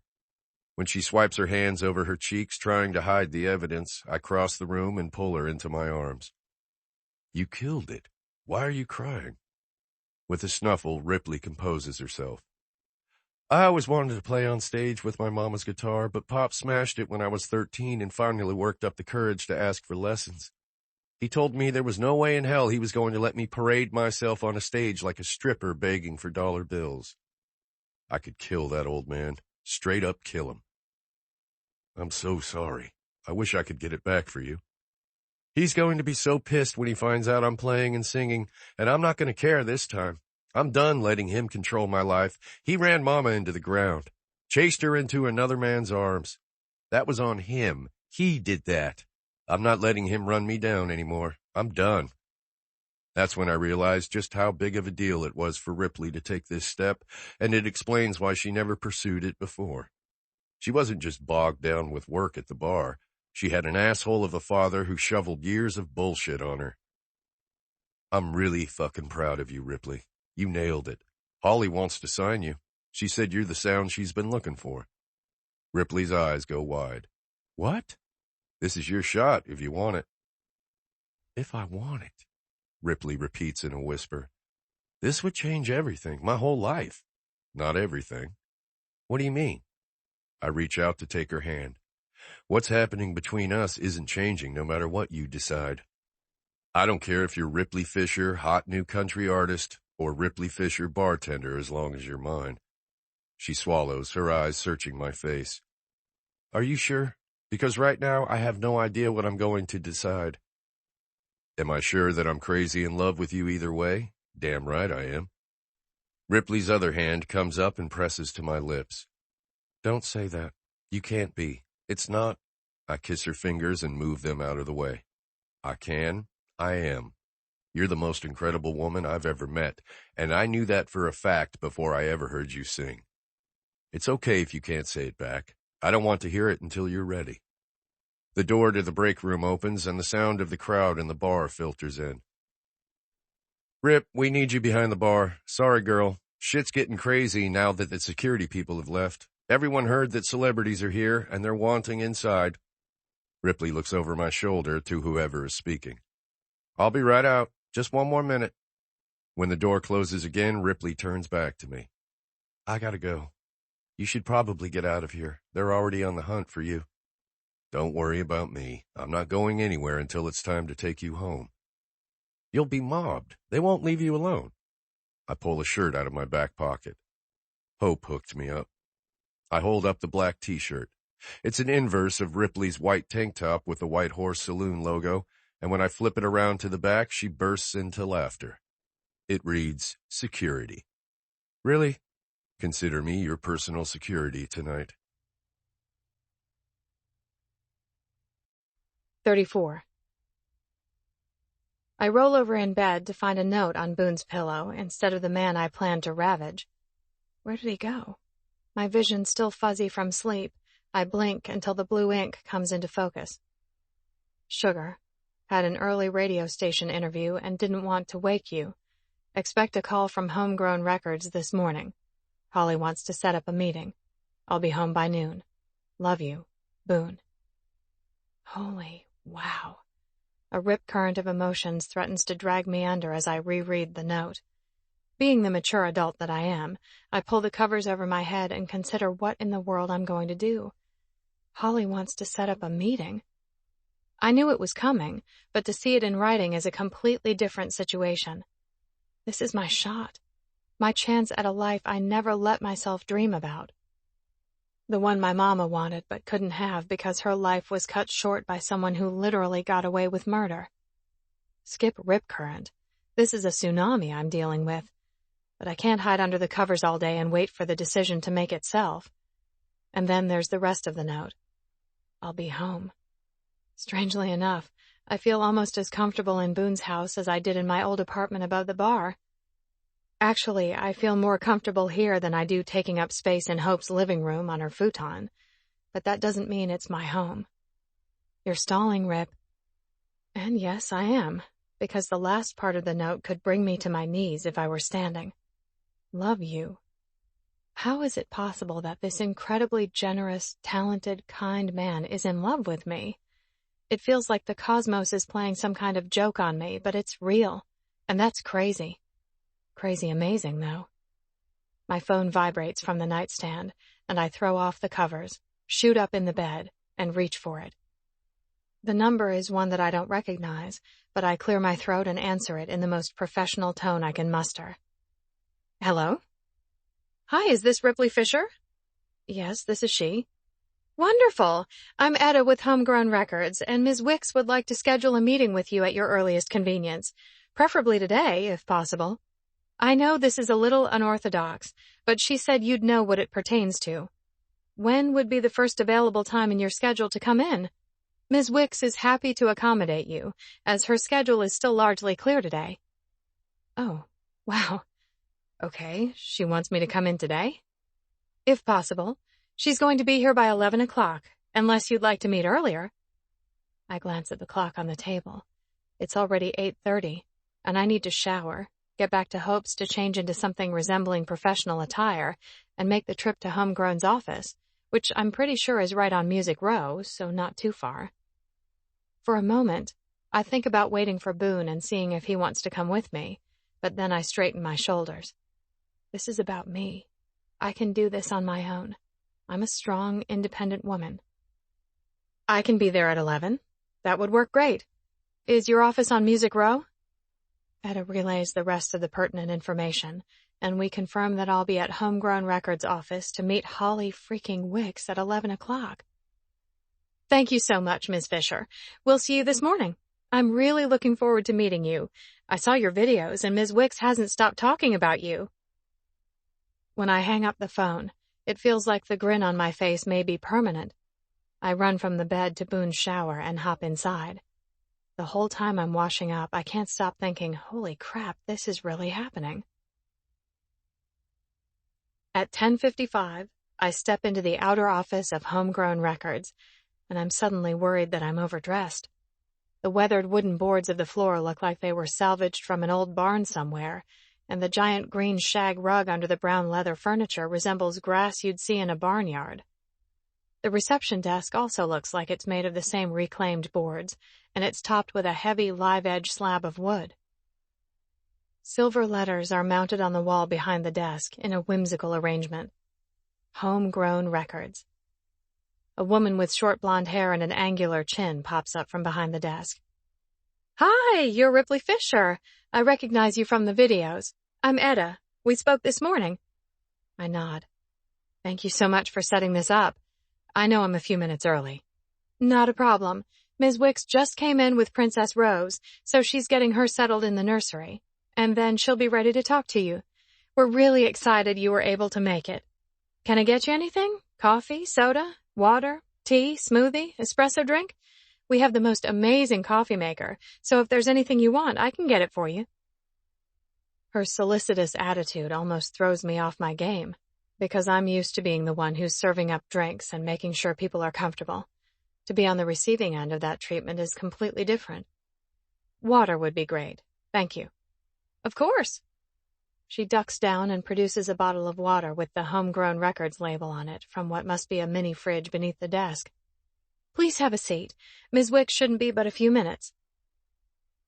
I make my way over to the seating area, and my boots sink into the plush green shag carpet. I didn't exactly know what to wear for this meeting, so I went with black slacks, a white blouse, and a black jacket that is as close to a blazer as I own.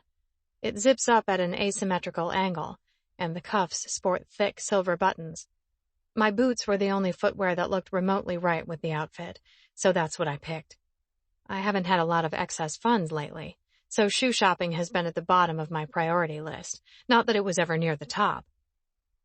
I'm so sorry to keep you waiting. Holly's familiar voice fills the reception area as she crosses the room. I'm glad I didn't go any fancier, because Holly's outfit is purely Nashville casual. A cream-colored sweater cinched at her waist with a thick brown belt, and skinny jeans tucked into brown-heeled leather boots that come up to her knee. Gold earrings dangle to her shoulders, peeking in and out of her blonde mane that looks just as good as it does on TV. Not at all, I say, finding my voice. I was early. Thank you for meeting with me. It's my pleasure. I appreciate you coming in today. I can't tell you how happy it makes me to have you here. Come on back. We can get comfortable and talk. I follow her through a door to the left of the reception desk and find the inner offices of Homegrown are just as rustic as the outer. Creighton had the entire place redesigned and remodeled while I was out on maternity leave. I have no idea how in the hell he managed it, but he did. I wondered why he wouldn't let me come back to Nashville for weeks, but as always, that diabolical man had bigger plans. He knew once I got in this town, I'd find a way to get into my office. The rough wood, heavy silver accents, and pops of red weren't what I'd expect, with Creighton Karras heading up the project, but Holly continues. Would you believe he found my dream office Pinterest board that had all the pictures for inspiration? Seriously, I swear he must have worked for the CIA at some point. That board was secret, and still he managed to sniff it out and make it real, right down to the rose accents for our baby girl. While her words would suggest she was marginally annoyed, the giant smile on her face belies them. It's clear she loves her new digs, and her husband, very much. He's freaking terrifying, if you ask me, but then again, no one did. We reach her corner office, where 3 of the 4 walls are solid glass. 2 look out over Nashville, and the third into a nursery, where a woman sits in the corner watching a tiny pink bundle sleep. That's Rose. Her daddy made her a princess nursery where I could watch over her while I work. The glass will frost at the touch of a button, but Cray knew I'd want to have her with me as much as possible. Wow, that's amazing. He's incredibly sweet, but don't tell him I told you. He prefers people be scared of him. Mission accomplished, I think, but keep that to myself. Have a seat and we'll get down to business. She motions to a small seating area with a distressed leather love seat and 2 chairs. Thank you. Holly grabs a file off the desk and takes the love seat, which makes me glad I picked one of the chairs. I know this seems kind of sudden, but that's the way this business goes. So many people become stars overnight when they've actually been playing the bars and small venues for a decade. Still, when it does happen, it moves fast. So, first things first. She pins me with a direct look. Do you want to be an overnight star? Because that's what we're fixing to do for you. Now, I have to say there are no guarantees, but in reality, with the money Homegrown is prepared to invest in you and your brand, you will be everywhere. Since Cray acquired the label, I haven't been focused on adding new talent, but more shoring up everything else. You're my first, and I refuse to have you be anything less than a major success. Get me? Even with her drawl, she's still talking fast enough that my brain is stumbling to keep up. My brand? Without waiting for an answer, Holly continues. Before you answer that question, let's talk about a couple other things. Like, do you write your own songs, or would you plan to only record songs written by others? We don't care either way, because honestly, a big chunk of the artists in this town don't write a word of their own music. But if you do write your own songs, I want to hear some of them, and we'll probably set you up with a seasoned songwriter so we can make sure they're all top-notch and sort out which ones could go on an album. I nod and finally speak. I do write songs. Not a lot lately because I've been busy, and frankly, this has never been something I've had to think seriously about before. It's never even been in the realm of real possibilities. Holly smiles and crosses one leg over the other. Honey, I know. If you do this, you're still going to have trouble believing it's real 6 weeks or even 6 months from now. This is life-changing. That's why deciding whether you want to go for it is the biggest hurdle. The YouTube videos you've got out there are still getting hundreds of thousands of hits a day, especially the one of you in Frisco. So right now you're a mystery, and people want to know more. If we jump on that, get you the right press and interviews, we ride the wave and keep you relevant while we prep your first album. But if you decide you don't want to do this, then it'll eventually fade after your 15 minutes are up. I take a deep breath and run through the thoughts that have been speeding through my mind all morning.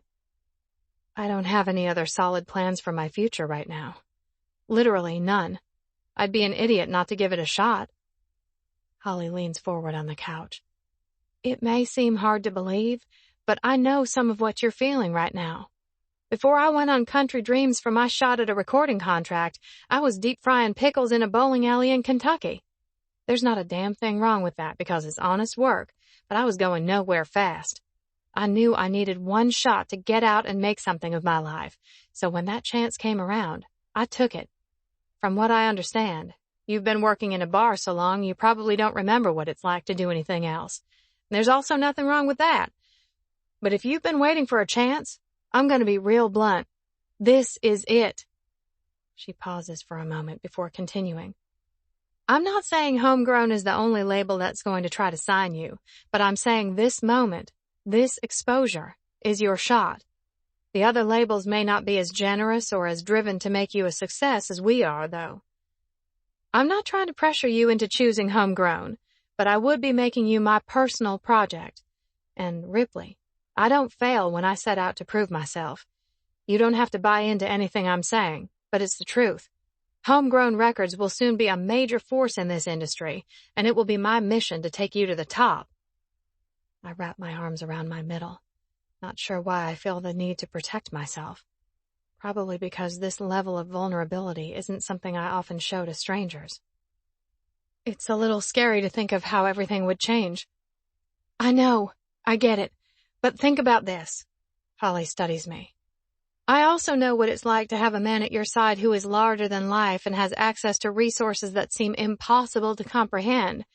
Cray and I will never be equals in the financial arena because he's so damn filthy rich, but I'm no slouch at earning a paycheck and standing on my own 2 feet. It's hard when you've got a man in your life who would happily step in and take over everything for you. But you've been doing it all on your own for so long that I can't imagine you like having to lean on Boone for help without being able to give it in return. Damn. Score 1 for incredibly perceptive Holly Wicks. How did you know? Because I've got a fierce streak of pride, just like you. So what if my daddy disappeared and my mama was a deadbeat who left me on my grand's front porch and forgot to come home for years at a time? I didn't want to feel like I was worth any less than my billionaire husband, and I found my self-worth on the stages where I performed until he and I sorted our life out. Her nonchalant recitation of her family history knocked something loose in me. That's the only explanation I have for what comes next. My mama was killed in the bathroom of my family's bar with the man she was cheating with. Pop was already broken. But that day, he shattered. He fell into the bottom of a bottle and never found his way out. He had no problem dumping as much stuff on me as he could, but when it came down to it, there was no way I could resurrect the fishbowl from that with no resources. I tried. I really did. But I failed. Oh, honey, you don't own that failure. You were set up for it. But the amazing part is that you kept that bar running for almost 10 years by yourself. My gaze cuts to her. You know all this already? She nods carefully. I told you my husband could have worked for the CIA. I probably know more about you than Boone does, but I promise, none of that information leaves this room. With all this talk about the past, I'm feeling a little lost, and Holly must see that as well. If you don't want to make a decision today, you don't have to, but in the interest of full disclosure, I'm going to tell you that the sooner you decide, the better. The hits will start to slow, and interest will drop off. We want to harness the current interest and make a big splashy announcement that we've signed you, and you've got a single coming down the pipe really soon. Movement comes from the nursery, and our attention shifts as we watch the nanny lift the pink bundle into her arms and walk with her around the room. If I hadn't stepped on that stage for Country Dreams, I wouldn't be living the life I have right now, Holly says, not looking at me but through the glass wall. Sometimes, taking a terrifying risk leads to the most unimaginable happiness. The reverence in her tone as she stares at her baby girl hits me deep inside. I want this. Not Holly Wicks's life, but a chance at happiness beyond what I could imagine. I take a deep breath. I'll do it. 35. I push open the glass door of Homegrown Records with a thick silver envelope in my hand containing the contract Holly had already drawn up. I didn't sign anything yet, because even I know better than that. I need a good lawyer now, but there's no way in hell I'm calling law. I reach out to press the call button on the elevator, but the doors slide open before I make contact. And out steps Amber Fleet. Are you freaking kidding me right now?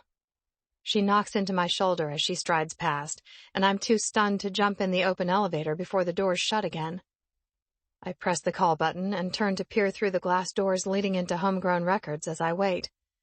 Amber's high-pitched voice grows louder and louder with each word until it's impossible to miss. I want to see Holly Wicks. She won't answer my calls or emails, but I need to talk to her. Like the eavesdropper I apparently am, I take a step toward the glass doors so I can hear Etta's response. I'm sorry, Miss Fleet. Ms. Wicks's calendar is full today. I can possibly get you in next month when she's officially back full-time from maternity leave. Damn it, I know she's working before that. Amber rushes for the door that leads to the inner offices and grabs the handle, but it doesn't budge. Miss Fleet, please understand that Ms. Wicks is very busy, but I'm happy to make you an appointment for a later date. I need an appointment now. That's just not possible, ma'am. Well, you can tell Holly she's going to regret blowing me off like this. Just wait and see. Amber spins around, and I dash back to the elevator and press the button 7 times, hoping to get the hell out of here fast. But no such luck for me today in that arena. Apparently, my luck was used up getting the career opportunity of the century. I keep my head down, hoping Amber won't recognize me. Her heels clack against the wood, and she punches the already lit elevator button like it's somehow going to make it come faster. She releases an annoyed huff and crosses her arms, tapping her foot and mumbling something I can't make out. She must finally look at me because the tapping stops, and I can't help but glance at her face. Her gaze is fixed on the envelope in my hands. She met with you, didn't she? That little bitch. Excuse me? It's not until I speak that Amber's gaze lands on my face, and when it does, her features contort into an ugly mask. You've got to be fucking kidding me. She met with you. Her words aren't so different from the thoughts I had earlier, but at least mine were missing the thick layer of malice. She did not just sign you. No fucking way. I don't believe it. I'm not about to give her any kind of affirmative response, so I decide to go with a benign, excuse me? When the elevator doors open, I step toward them, hoping Amber is too pissed and stays behind. She doesn't. If this is some kind of ploy to try to keep Boone, you're going in the wrong direction. He can't handle a woman whose career is more successful than his. He'll scrape you off as soon as he finds out you were even here. I knew I was going to get him back, but this just seals the deal. Excuse me? I repeat, this time not playing dumb, but seriously confused by what she's saying. Do you need me to break it down into smaller words for you? You and that dumb redneck, I swear. And I've officially heard all I need to hear. I hold up my hand. First, shut your face. If you want to talk shit about Boone, you're not going to do it around me. I've thrown men 3 times your size out of my bar, and I guarantee I'll have no problem kicking your skinny little ass. Second, Boone didn't want you because you're a cheating whore on top of being a self-righteous bitch. So chew on that, Amber. If you ever think you're getting him back, you're sadly mistaken. He's too damn smart to fall for your game again, and you'd have to do it over my dead body. Her mouth drops open, making me wonder if this is the first time someone has given her an ass-ripping using her own brand of meanness. You don't know shit about shit, girl. You won't make it in this business. You're a joke. I'm not the one who cheated on my boyfriend and married another guy in Vegas. That was all you, Amber. By the way, thank you for fucking it up so royally that he fell in love with me. The elevator doors open and I step out, but she's right on my heels. He doesn't love you. He still loves me. I know it. Is that why he left the engagement ring he was going to use to propose to you as a tip at the bar the night he found out what you did? Her eyes nearly bulge out of her head. What? Her screech fills the lobby of the building. You lost the best thing that ever happened to you, but you better believe I'm a hell of a lot smarter. All you had to do was treat him right, and Boone would have been yours. Now he's mine, and I'm not giving him up. I spin on my heel and make the exit of a lifetime, set to the sound of Amber Fleet's meltdown. When I step out onto the sidewalk, the truth about what I said hits me. I'm not giving him up, because I'm in love with him. 36. I come home to an empty house around 1 o'clock. My radio interview ran over because I got sucked into telling them about the album I'm writing and how I've never had song lyrics rolling through my brain nonstop like this. There were a lot of questions about the tone of the album, but I deflected and told them they'd have to wait and see. The note I left Ripley this morning on my pillow has been moved to the counter, and under what I wrote, she added a response. Going to meet with Holly at 11 a.m. My lips stretch with a smile. That's my girl. I'm lifting a piece of fried chicken out of the bucket when the door from the garage opens and shuts. I wait for Anthony to call out that he came inside to get some lunch, but instead Ripley blows into the house like a tornado. I don't care what that bitch says, you're never going to be dumb enough or desperate enough to get back together with her over my dead body. Ripley slaps a silver envelope onto the kitchen island with a decisive smack. She can scream and cry and rant all she wants, but you see right through her now, don't you? Ripley's chest is heaving, and when she puts her hands on her hips, I recognize a woman on the warpath. I choose my words wisely. Sugar, what are you talking about? Amber! She showed up at Homegrown after my appointment, screeching at the receptionist about wanting to meet with Holly, and then she turns her venom in my direction. I told her she was barking up the wrong tree if she thinks she's ever getting back with you because you are mine. She punctuates each of her last 3 words with a slap of her hand on the island. So I'm sorry if I overstepped, but I had to put it in terms she'd understand. I drop the chicken into the bucket and come toward her. Is that right? Yeah, that's right. There was more, but I'm not wasting another minute thinking about that woman.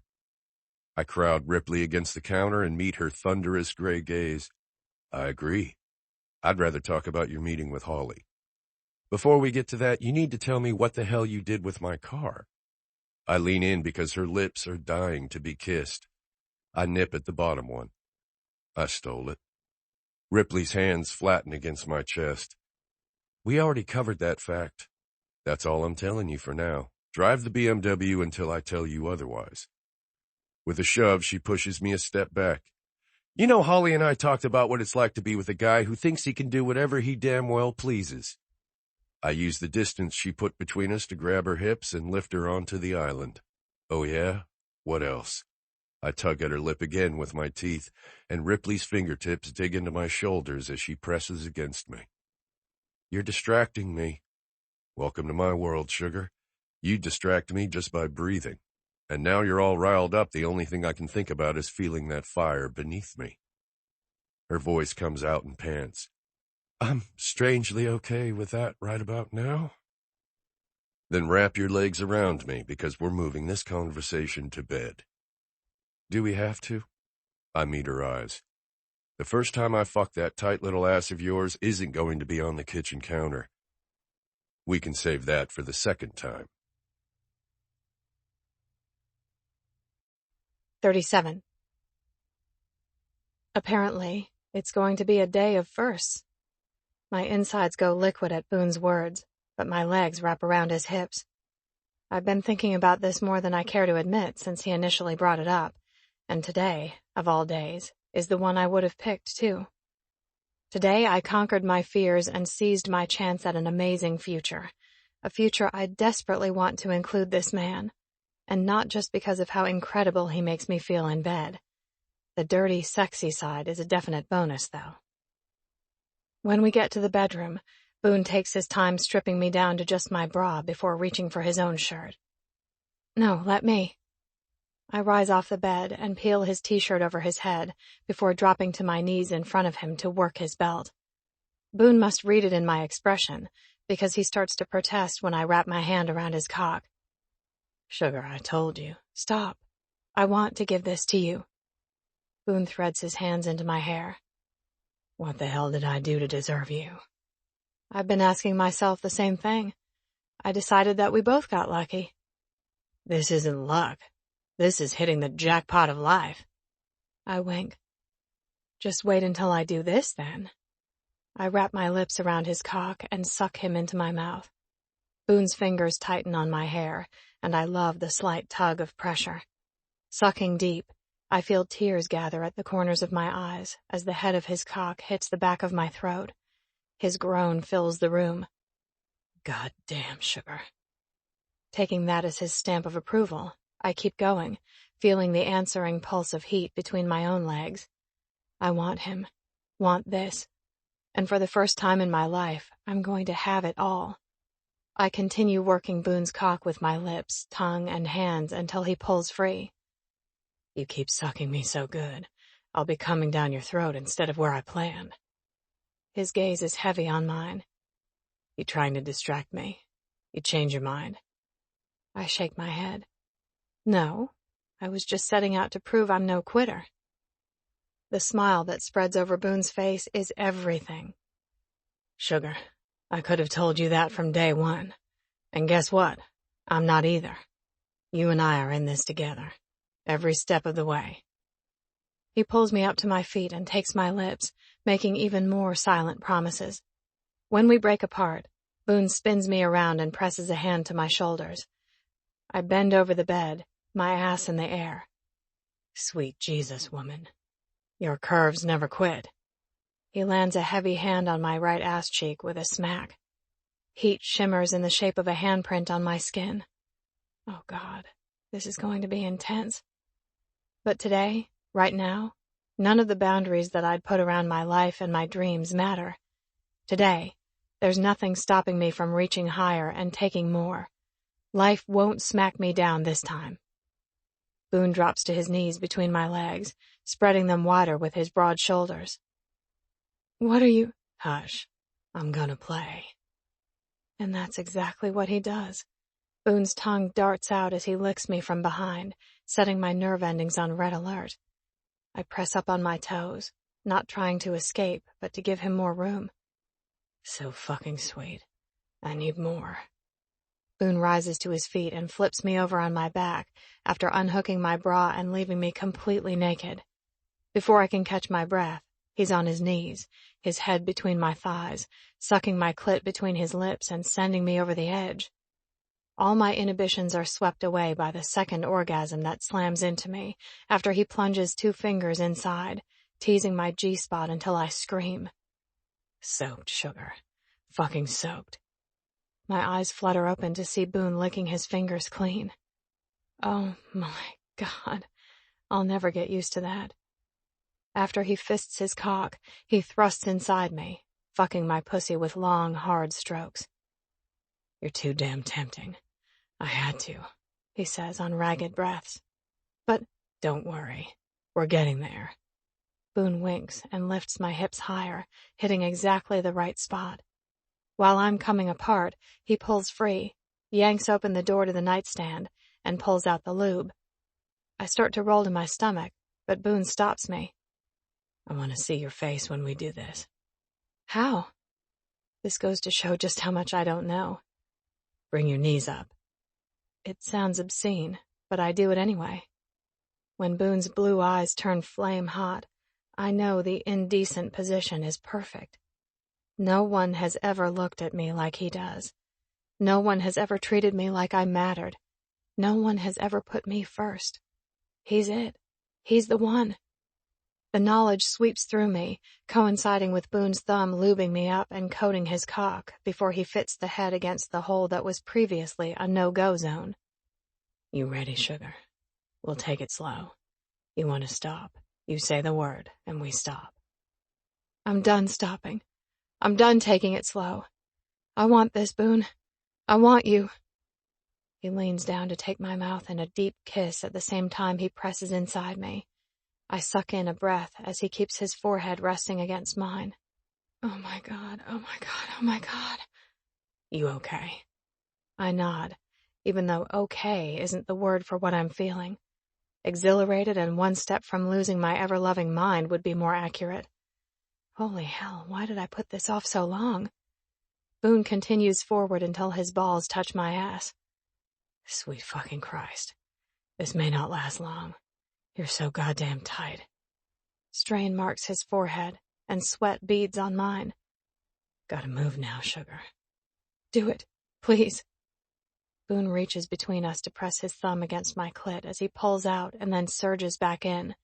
My scream takes us both by surprise, and so does my almost instant orgasm. Boone! His name echoes off the ceiling, and I don't care who hears it. I lose myself to the sensation as he continues to thrust while teasing my clit. Oh, my God. Within minutes, I'm limp, and Boone empties himself inside me with a hoarse shout of my name. My eyelids flutter closed, and I'm boneless, floating on a cloud of pleasure I never knew possible. When he finally pulls free of my body and returns with a damp towel to clean us up, I'm still without words. Come on, let's get you in the shower. Boone lifts me into his arms and carries me into the bathroom, not setting me on my feet until we're in the glass enclosure with the water beating down. My limbs are unsteady, but I have Boone to lean on, and I finally let myself do exactly that. 38. With Ripley in one of my t-shirts and a pair of boxer shorts, we make our way back to the kitchen. I'm starving, she says over the rumble of her stomach. Then let's get you fed. I snag the bucket of chicken from where I left it and offer it to her. Oh, hell yes. She tears into a piece and shoves the silver envelope on the counter toward me with her free hand. I said yes. Well, technically I said I'd say yes after a lawyer gives me the all clear. Only Ripley would be so casual about signing a record deal. This calls for champagne, sugar. I spin around and yank open the fridge to grab my just-in-case bottle of Dom from beside the ketchup. When I pull it out, Ripley laughs. It's such a cliche that you keep bottles of Dom handy in your fridge. You never know when you're going to need to celebrate. Plus, Ma loves this stuff, and I keep it on hand for her when she comes. Ripley shakes her head at me, but watches as I produce 2 glasses, pop the cork, and pour. It's like you've done this before. A time or two. Life's too short not to celebrate every chance you get. And today, this is all about you. I'm really fucking proud of you, sugar. I think you're making the right move. Cheers to you and an amazing future. She accepts a glass of champagne and lifts it to clink against mine. Cheers to us, because I wouldn't be in this position if not for you. She pauses. But I don't want you to ever think that me falling in love with you has a damn thing to do with this, because it doesn't. I freeze with my glass to my lips. What did you say? Her face goes soft, losing that guarded edge she's always had. I'm falling in love with you, but it doesn't have anything to do with... I come around the island and lower my glass to the granite. Stop right there so we can get a couple things straight. First, you're not falling in love with me, Ripley. You're already there. You've been there since you charged a bull to get to me. Maybe before, but that's when I knew it for sure. I will never think this has anything to do with it because you've made it clear in every word and action that you don't expect a damn thing from me. But you know what? That just makes me want to give you even more. Because you won't ask for it. You don't expect it. I pause and meet those stormy gray eyes. Ripley, if you'll let me, I'll give you everything. A smile turns up the corners of her trembling lips. How about we start with you giving me my car back? 39. I fell asleep with Boone wrapped around me and woke up the same way. In the early morning hours, he made love to me in his bed, telling me how beautiful I was and how glad he was to have me in his life. Before we drifted off again, he whispered, "Never letting you go." I feel the exact same way. When I wake up the second time, it's to an empty bed. I pop out of it when I hear a door close somewhere else in the house. I toss Boone's t-shirt on and make a mental note to bring some clothes over later so I'm not constantly stealing his. I peek my head out of the bedroom, and my jaw drops. It appears Boone beat me to it. He walks toward me loaded down with 2 duffel bags that I recognize, and a box. "I went to Hope's and got your stuff. I was going to ask if you wanted to officially move in, but I decided to skip that step." "Are you sure?" "Abso-fucking-lutely. I want to be able to wake up with you every damn day." Maybe it was the early morning orgasm, or maybe the fact that the glow of my declaration of love is still so fresh, but I decide not to argue. "Okay." This time it's Boone wearing the look of surprise. "Okay." "Yeah, I'm good with it. I mean, Esteban is already here." "I knew keeping the parrot was a smart move." Boone winks at me and carries my stuff into the bedroom. 2 hours later, I finally pull on my own clothes, and Boone and I head out to meet with one of his lawyers to go over the contract. Holly already sent it to them via email, and now he wants to go over the details in person. "Don't you have something else you should be doing?" I ask Boone as traffic slows near downtown. "Something more important than making sure you know exactly what you're signing up for with this? Definitely not." "But I thought you were supposed to be writing a new album, and—" "I did." My head jerks to the side. "What?" Boone's smile could light up the cab of the truck. "Turns out you're a hell of a muse. I've written 47 songs since the day we met, and 14 of them are going on my next album." "Are you serious? Holy shit!" "I know I make it look easy, but I worked my ass off when you weren't around so I could take every chance I had to spend time with you." A warmth spreads through me, and I reach out to squeeze Boone's hand. He doesn't let go, but instead keeps our fingers interlocked all the way to the parking garage. 2 hours later, my signature is on the bottom of a contract with Homegrown Records. Boone's lawyer, actually now my lawyer, negotiated the points he had issues with over the phone with Homegrown's counsel, and we made a deal. Once my signed copy is emailed to Holly, I get a call. I put it on speaker because it's only Boone and me in the small conference room now. "Hell yes, girl! This is going to be freaking phenomenal. Get ready because we're prepping the press release, and you're going to be on everyone's radar in a few hours." Boone wraps his arm around me and pulls me into his lap. "Thank you so much for the opportunity, Holly. I'm incredibly excited." "You and me both. Gotta go. I'll be in touch." Boone presses a kiss to my forehead. "I think it's time for another bottle of Dom and a hell of a fancy dinner." 40. It doesn't take long for the news to spread like wildfire. Boone and I left the restaurant a few hours later, and the cameras were flashing along with the questions being tossed at us. Instead of answering, I waved and climbed into the back of the SUV Anthony drove us in, expecting this kind of reaction. My phone immediately started going nuts, too. It seemed that every single person I've ever known has something to say to me now that I'm somebody. After I told Hope the ink was dry on the contract, I didn't answer any calls. Hope was thrilled for me, but sad that I was leaving the White Horse, although she did extend an invitation for me to come back and perform any time I want. Even her making the offer was surreal. I turned my phone off for the rest of the night, and when I turn it on in the morning, I immediately wish I hadn't. 17 new voicemails. File those under nope, not happening. Boone and I are making breakfast in the kitchen after an amazing morning of shutting out the world when Anthony pokes his head inside the house. Boss, I got a guy out at the gate who's looking to talk to Ms. Fisher. I close the fridge after retrieving a carton of orange juice. A reporter? I ask, which is just another indication of how much my life has changed overnight. Holly was absolutely right about that. Anthony shakes his head and holds out a card. Says he's a private investigator. That's when I remember the mortgage Pop took out on the fishbowl to hire a PI.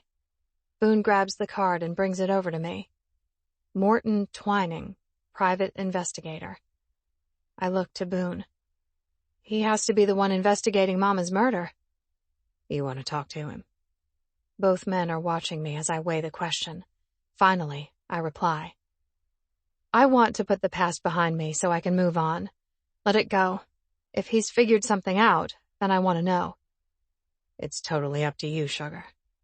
I give Anthony a nod. Let him in. Will do, boss lady. Anthony shuts the door behind him, and Boone glances down at my bare legs. You might want to find some pants first. Morton Twining is quite possibly the most unassuming man I've ever met.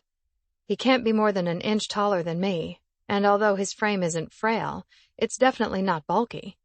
His light brown hair is thin on top, and his khaki-colored jacket conceals a red and blue plaid shirt tucked into khaki pants. He's very blah. Once we're seated in the living room, introductions out of the way, Mr. Twining asks his first question. Did you publish any songs under your name about 20 years ago, Ms. Fisher? What the hell? Excuse me? Boone stiffens on the couch beside me. Mr. Twining pulls a folder from his brown leather briefcase and lays it on the coffee table. Since I took on this case, I've been doing a lot of digging in odd places, and one of those places led me to 4 songs published by Ripley Fisher and Gil Green 20 years ago. The name Gil Green stands out like a beacon. Gil Green was my mother's. They were... Twining nods. Yes, I'm aware. Which is why I thought it was odd that your name was attached to them. The royalties have been accruing to a trust in Green's estate all this time, and no one thought anything of it until his wife passed away about 3 weeks ago. The lawyers couldn't figure out who Ripley Fisher was, and why she was the beneficiary of this particular trust. Boone squeezes my hip. That's really friggin' weird. Indeed. Which is why I wanted to confirm with you that these weren't part of some pet project you and Green might have done when you were a child. I shake my head. No. I only met him in passing a couple times. He gave me a guitar once. We never had any kind of relationship. Twining shuts his briefcase and rises from his seat. That's it? I suspect I'll have more questions for you, and the estate will be in touch. Soon, I'd bet.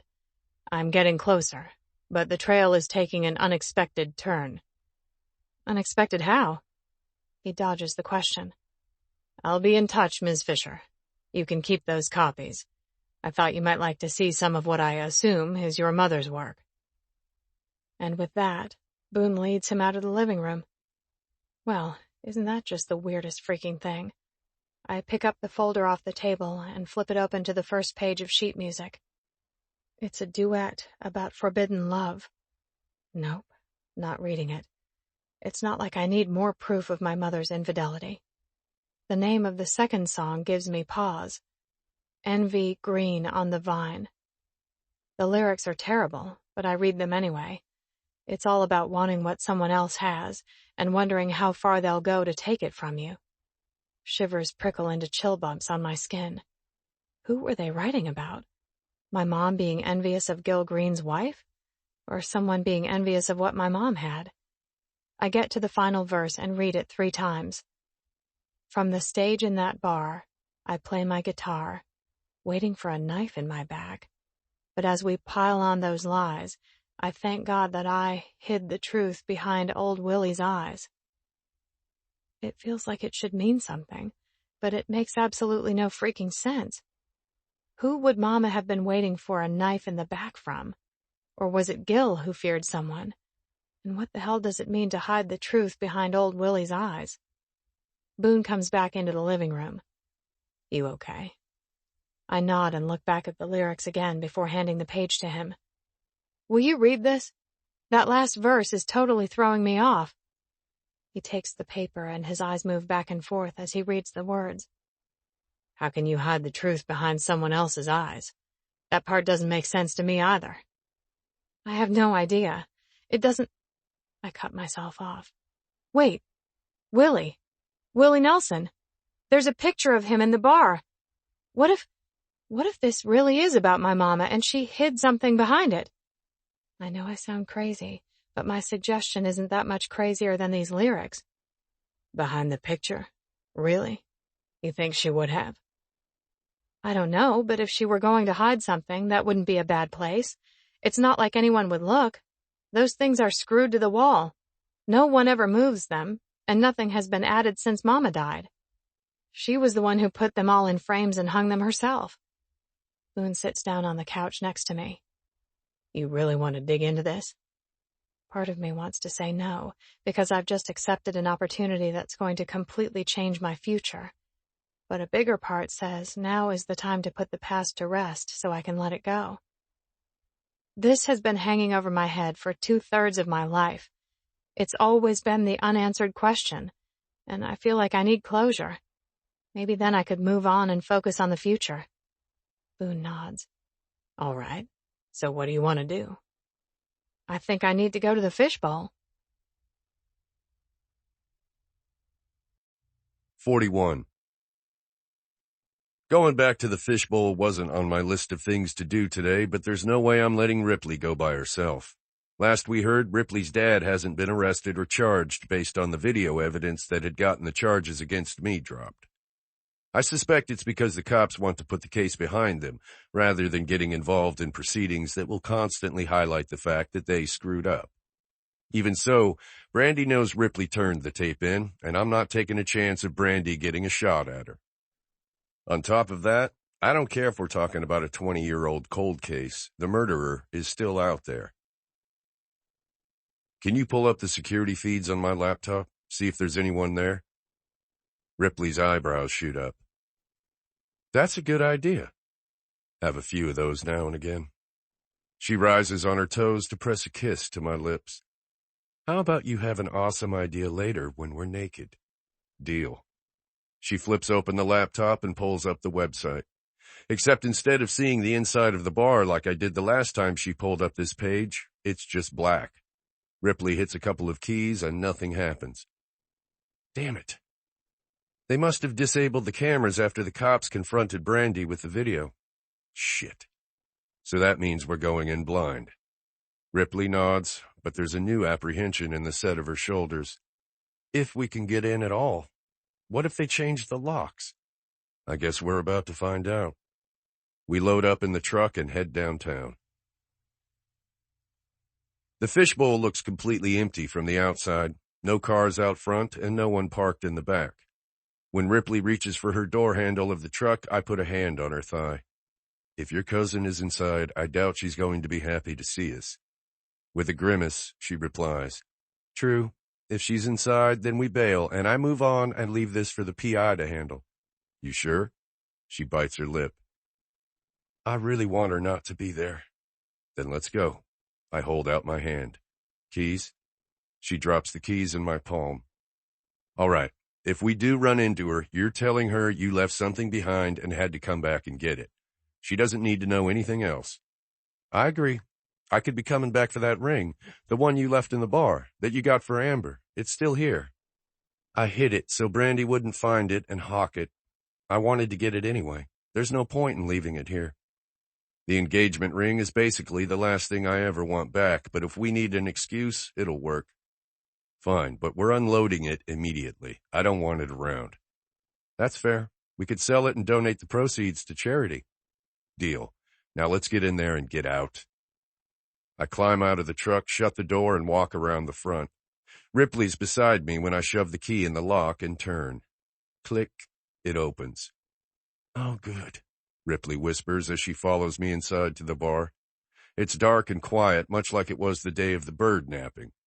Ripley pulls a pen light from her pocket and flips it on. Really? She shrugs. Seemed like a good idea so we don't have to turn on all the lights. She heads directly for the center of the wall across from the bar, zeroing in on the photograph of Willie Nelson. Damn, I didn't bring a screwdriver. There's a toolbox in the office. She steps away from the picture, but I pull out my pocket knife. I got this. I move to the frame and use the tip of the blade to remove the screws holding it onto the wall. Together, we lift off the dust-covered picture of Willie. Ripley flips it over, and at first, I see nothing but the back of a yellowed sheet that looks like it came in the frame. But when Ripley peels it away, another piece of paper falls free. What is that? I squint at it as she focuses the flashlight on the faded handwriting. I don't know. She scans the paper and locks onto the signature at the bottom. Holy shit, it's a letter from my mama. She begins to read it out loud. If you're finding this, I'm guessing I'm not around anymore. There have been plenty of days I've thought about what it would be like to do the deed myself, but I couldn't leave my little girl alone in this world. Ripley blinks, tears shimmering in her eyes. Oh my God. She deserves better than this life, and I'm trying to give it to her. I know everything's thinking the worst, but sometimes you have to let them smear you if there's a bigger purpose down the road. I've never cheated on my husband, not with anyone, including Gil. Despite what everyone's saying, I'm not pining away hoping he'll leave his wife. I don't feel that way about him. He's just a nice customer who saw me with bruises one too many times and finally forced me to tell him what was going on. It takes a lot out of a woman's pride to admit she hasn't walked out on the man who hits her. Gil wanted to help me make a future outside this bar, and I've been hoping that's what my songs will do. I figured if anything happened to me, at least the money would end up going to my baby girl. Who's ever reading this letter, can you make sure she knows I did it for her? Who knows? Maybe one of them will end up a #1 hit, and she'll never have to worry about money for the rest of her life. All she has to do is talk to Gil, and he'll make sure she gets what's coming to her. He set up a fancy trust so Frank can never get his hands on a dime of it. He's gotten enough from me. Blood, sweat, tears. I'm done with it. My bag is packed, and tomorrow I'm finally doing it. I'm leaving my husband, and I'm taking my baby girl with me. I don't know what's going to happen, but the feeling in my gut tells me that having a backup plan might be smart. I just hope I don't lose my nerve. Either way, I'd be really grateful if you'd make sure this letter gets to Ripley Fisher. She always deserved better than everyone calling her mama a whore, but at least this way she'll know it wasn't true. I'm not the type to be unfaithful. I'm better than that. All I want is for my baby to have a life where she can hold her head high and be proud of where she came from. If something happens to me, all you need to do is look close to home. Frank is on a hair trigger, and I've always wondered if he'd just push me down the stairs one day and be done with it. But I'm too useful to put out of commission permanently, I suspect. Then there's Laura Lynn waiting in the wings to step into my place. She always wanted what I have, so my leaving should make her really happy. She's welcome to Frank, since she always said he should have been hers to begin with anyway. I'm done. Rhonda Fisher. P.S. Tell my girl I love her. She's the best thing that ever happened to me. Tears are running down Ripley's face when she meets my gaze in the darkness of the bar. She wasn't... Her words are interrupted by a hiccup. How could I not have known? All this time. I thought... The lights to the bar flip on, momentarily blinding us both. You thought exactly what we all thought. 42. Aunt Laurelyn comes toward Boone and me, a gun in her hand. And what everyone else is going to keep on thinking. So just drop that right on the floor and back up. Then you're going to tell me where that diamond ring is Brandy said you stashed here. My brain is working overtime, trying to put the pieces together. Mama thought Laurelyn wanted Pop. Pop was out in the bar when she was killed. And as far as I know, the cops never questioned my aunt about the murder. Why? I breathed the word. Laurelyn waves the gun. I didn't open it up to question and answer time. Now give me whatever it is you've got there, and tell me where the damned ring is. All the saliva in my mouth dries up as I focus on the barrel of the old pistol, and memories come crashing together in my brain. It's the gun Pop always kept behind the bar. He used to let me watch him clean it sometimes. It went missing when Mama was murdered and was never found. The cops presumed it was the murder weapon, which is why they took Pop in for questioning, even though he was making drinks when the murder happened. Where did you get the gun, Laurelyn? My aunt centers it on me. Been carrying it around a long, long time. I didn't even have to ask her if she did it. I know she did. And then she hugged me afterward and bought me a goddamned Happy Meal. Why? She was leaving anyway. If you wanted Pop, she was going to let you have him. Boone stills beside me, and I can almost hear him cursing me in his brain. I didn't know that. I didn't know until we found a damned packed bag upstairs and it was already done. But how? I was the first one inside and there was no one else in the bathroom. None of it makes any sense. When I skidded to a halt on the tile, there was only Mama and Gil, dead on the floor. Laurelyn shakes her head at me and laughs. Says who? I jumped on the toilet in the stall and closed the door. When you ran out, you snuck out and pretended to break down when you saw them. She shakes her head. Something like that. It wasn't like I planned it.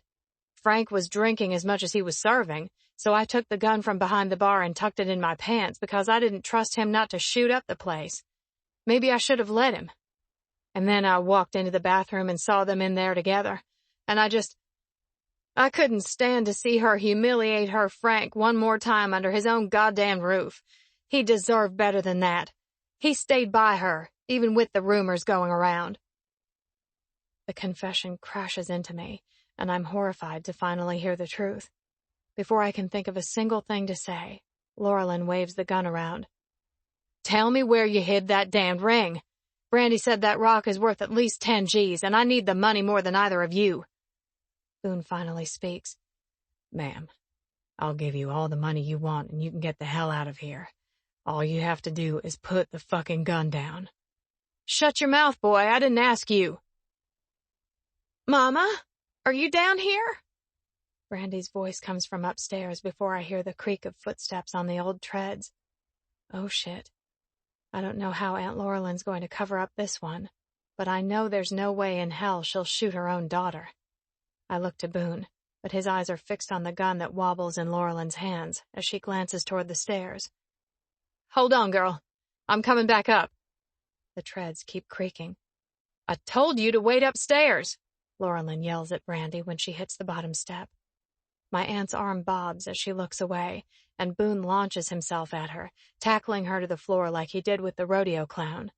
A shot explodes from the gun, deafeningly loud.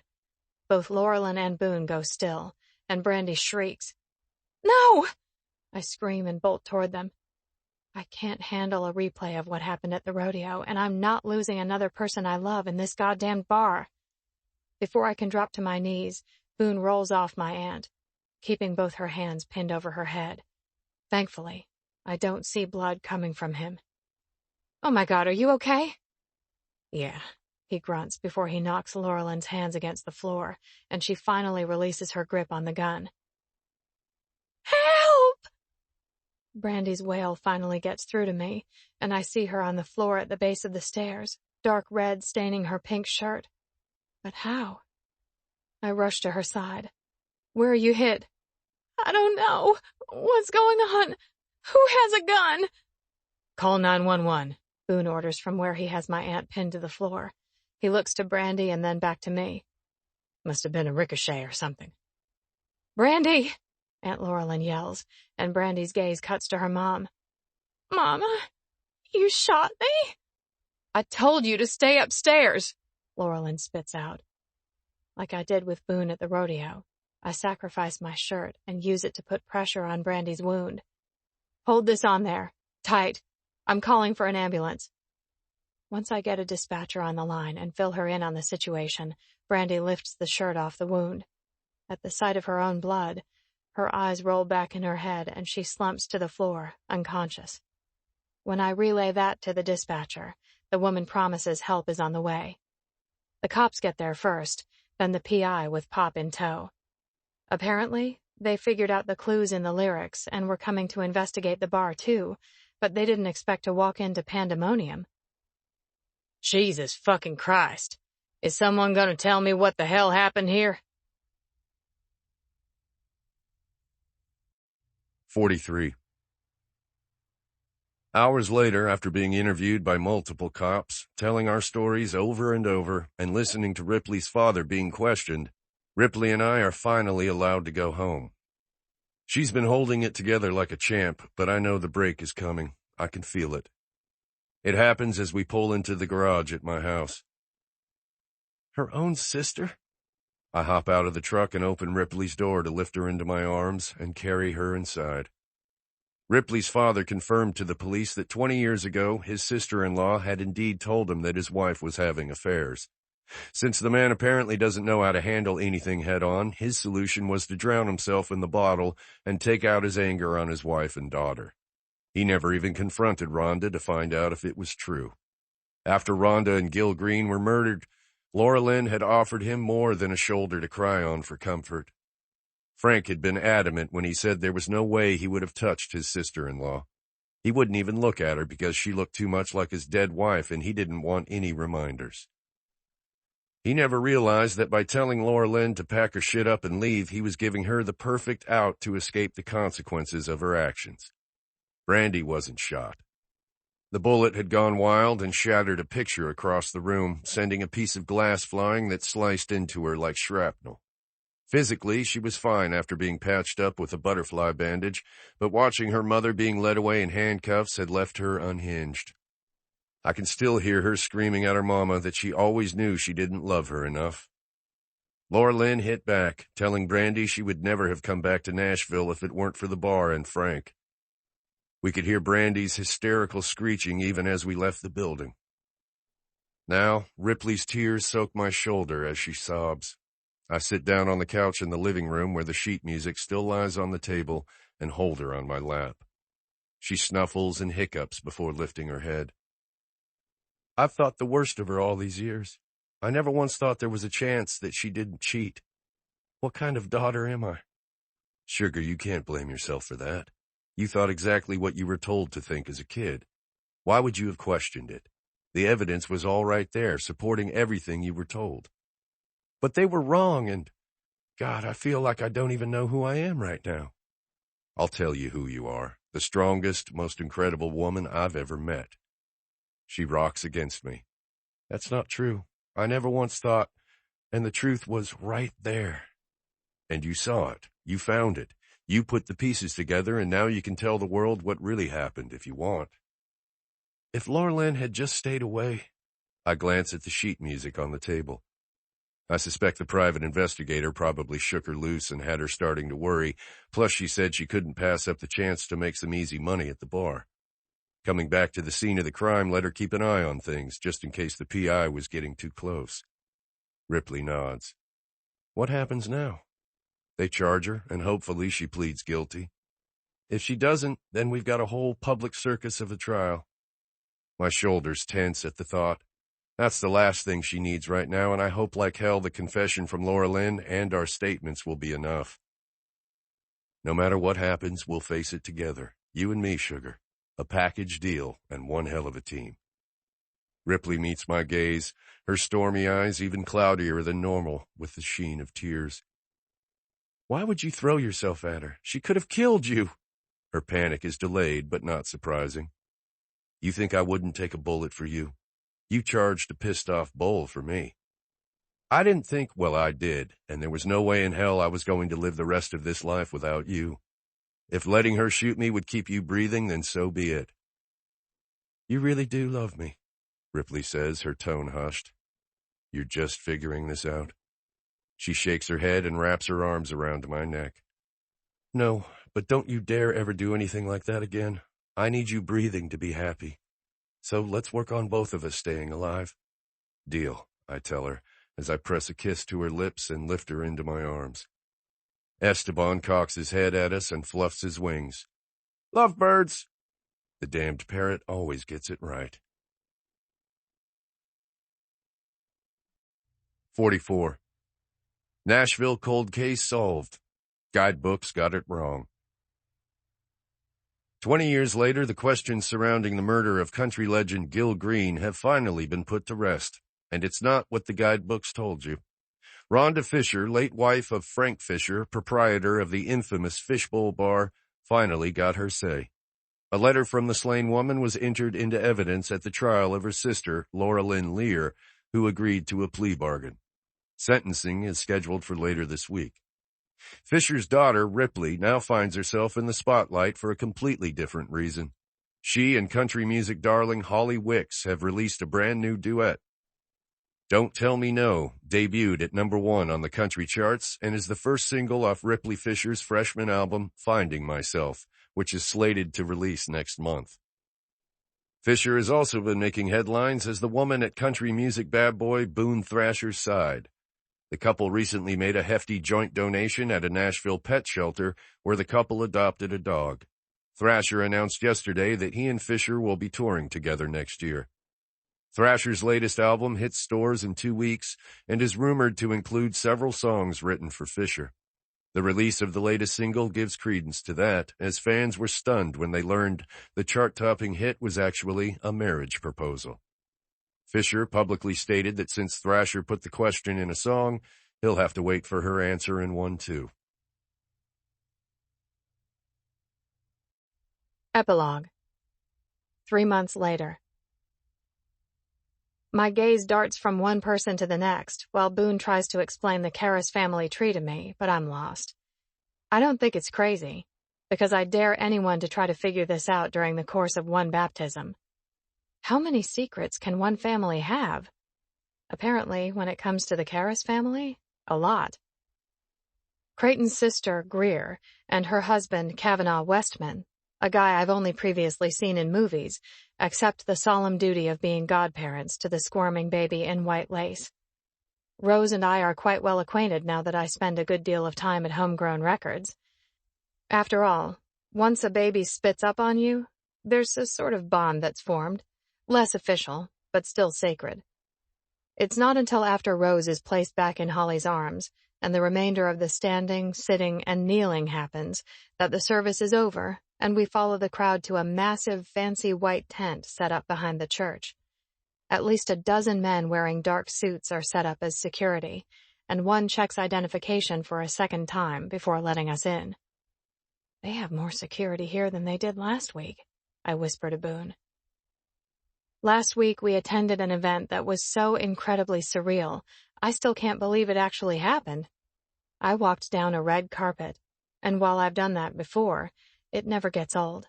And then I performed at a freaking awards show.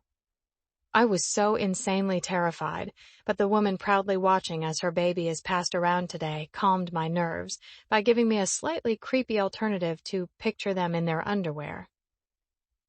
Just pretend that if anyone says or does anything mean, Cray will make sure they disappear.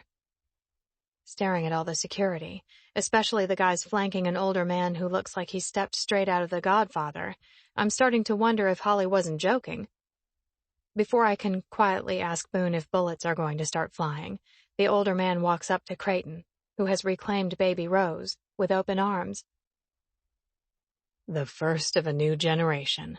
She's a perfect little princess. Holly steps forward. Dom, don't you even start. Cray already spoils her something fierce. She's my granddaughter, and I'll spoil her however I want, Dom replies as he leans forward to press a kiss to each of Holly's cheeks.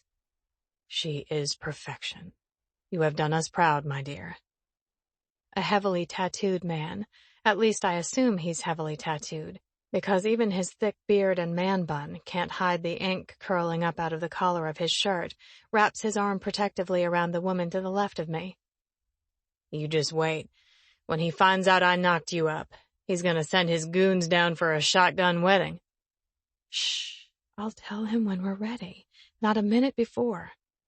The woman covers the tattooed hand on her belly with her own as she looks around. She catches my gaze on her and raises an eyebrow. You're sworn to secrecy. I may not look tough, but I was a mob princess before mob princesses were cool. She blinks. Wait, maybe they've never been cool. Okay, yeah, scratch that. We're still not cool. At least I'm not. The tatted up guy's body is visibly shaking with laughter. Calm down, Cupcake. I'm sure they're not going to narc on you. He turns and holds out his hand to me. I'm Bishop. This is Eden. I can also attest to the fact that she's pretty damn cool. Boone and I both shake his hand. I recognize you. You had a spread in Inked Life this month. Eden claps her hands. That's definitely him. See, babe, you're famous now. She glances at Boone's tattoos, also not completely covered by his suit. You should come down to NOLA. Voodoo Ink is the best tattoo shop around. Boone looks over at me. Maybe if I can talk her into marrying me, we'll head down there as a honeymoon. I've always loved New Orleans. I elbow Boone in the ribs, but softly, kinda. Would you stop saying that to people? What? That I've been carrying around a ring for 3 weeks, but you still won't give me an answer? I roll my eyes. Don't listen to him. He isn't carrying a ring. He just likes to joke. Oh, sugar. Someday you're gonna realize I don't joke around with shit when it comes to you. I shoot him a shocked look, but secretly I'm thrilled because I've got a newly recorded song on my phone, finally perfected and ready for Boone to hear. Eden looks from me back to Boone. Looks like you're going to have some interesting conversations after this. Boone pulls me into his side. Every conversation with this woman is interesting. Before I can reply, a ruckus of some sort breaks out at the entrance to the tent, and 2 security guys have a third man by the arms. Get your fucking hands off me. The restrained man is the epitome of tall, dark, and scarily handsome. Creighton hands Rose to Holly and strides toward him. What the hell are you doing here, Cannon? You weren't invited. A hush sweeps over the crowd in the tent, and the 2 men eye each other like they should be holding pistols at 20 paces, or however many paces dueling pistols require. We need to talk, Cray. And you decide my daughter's baptism is the right place. Get the hell out. The older man, Dom, watches the scene with interest. Just hear me out. I don't have to do a damn thing. 5 minutes, Cannon says from between clenched teeth, and I get the feeling this is taking a toll on his pride. Holly steps up to Creighton's side. Talk to him, but do it somewhere else so our guests can enjoy the afternoon and not watch the 2 of you beat the hell out of each other. Creighton's stiff posture doesn't relax, but he strides out of the tent with a clipped, "Follow me," tossed over his shoulder. Once they're gone and the crowd in the tent resumes chatting quietly, Holly, Greer, and Cav join Boone and me, where we stand with Eden and Bishop. Anyone else want to lay odds on how that turns out? Greer asks. Cav looks down at her. Really, babe? What? It's not like they're going to kill each other. They went into a church. I'm pretty sure even God wouldn't hesitate to strike Cray down for that. Oh, shush. Cray knows that it wouldn't be God he'd have to worry about. I'd kill him myself if he did that on Rose's baptism day, Holly says with a smile in her voice. These people are all nuts. That's my official opinion. By the time we walk toward my gorgeous and completely restored javelin an hour later, Creighton has returned, and the other man disappeared. Do you think... Boone snags the keys from my palm. I don't want to know. I lunge for the keys. Hey, my car. I drive. Not this time, sugar. I'm driving, and we're not going home until I get the answer I want. I smile, smug with the knowledge of my secret. Fine, but I'm picking the music.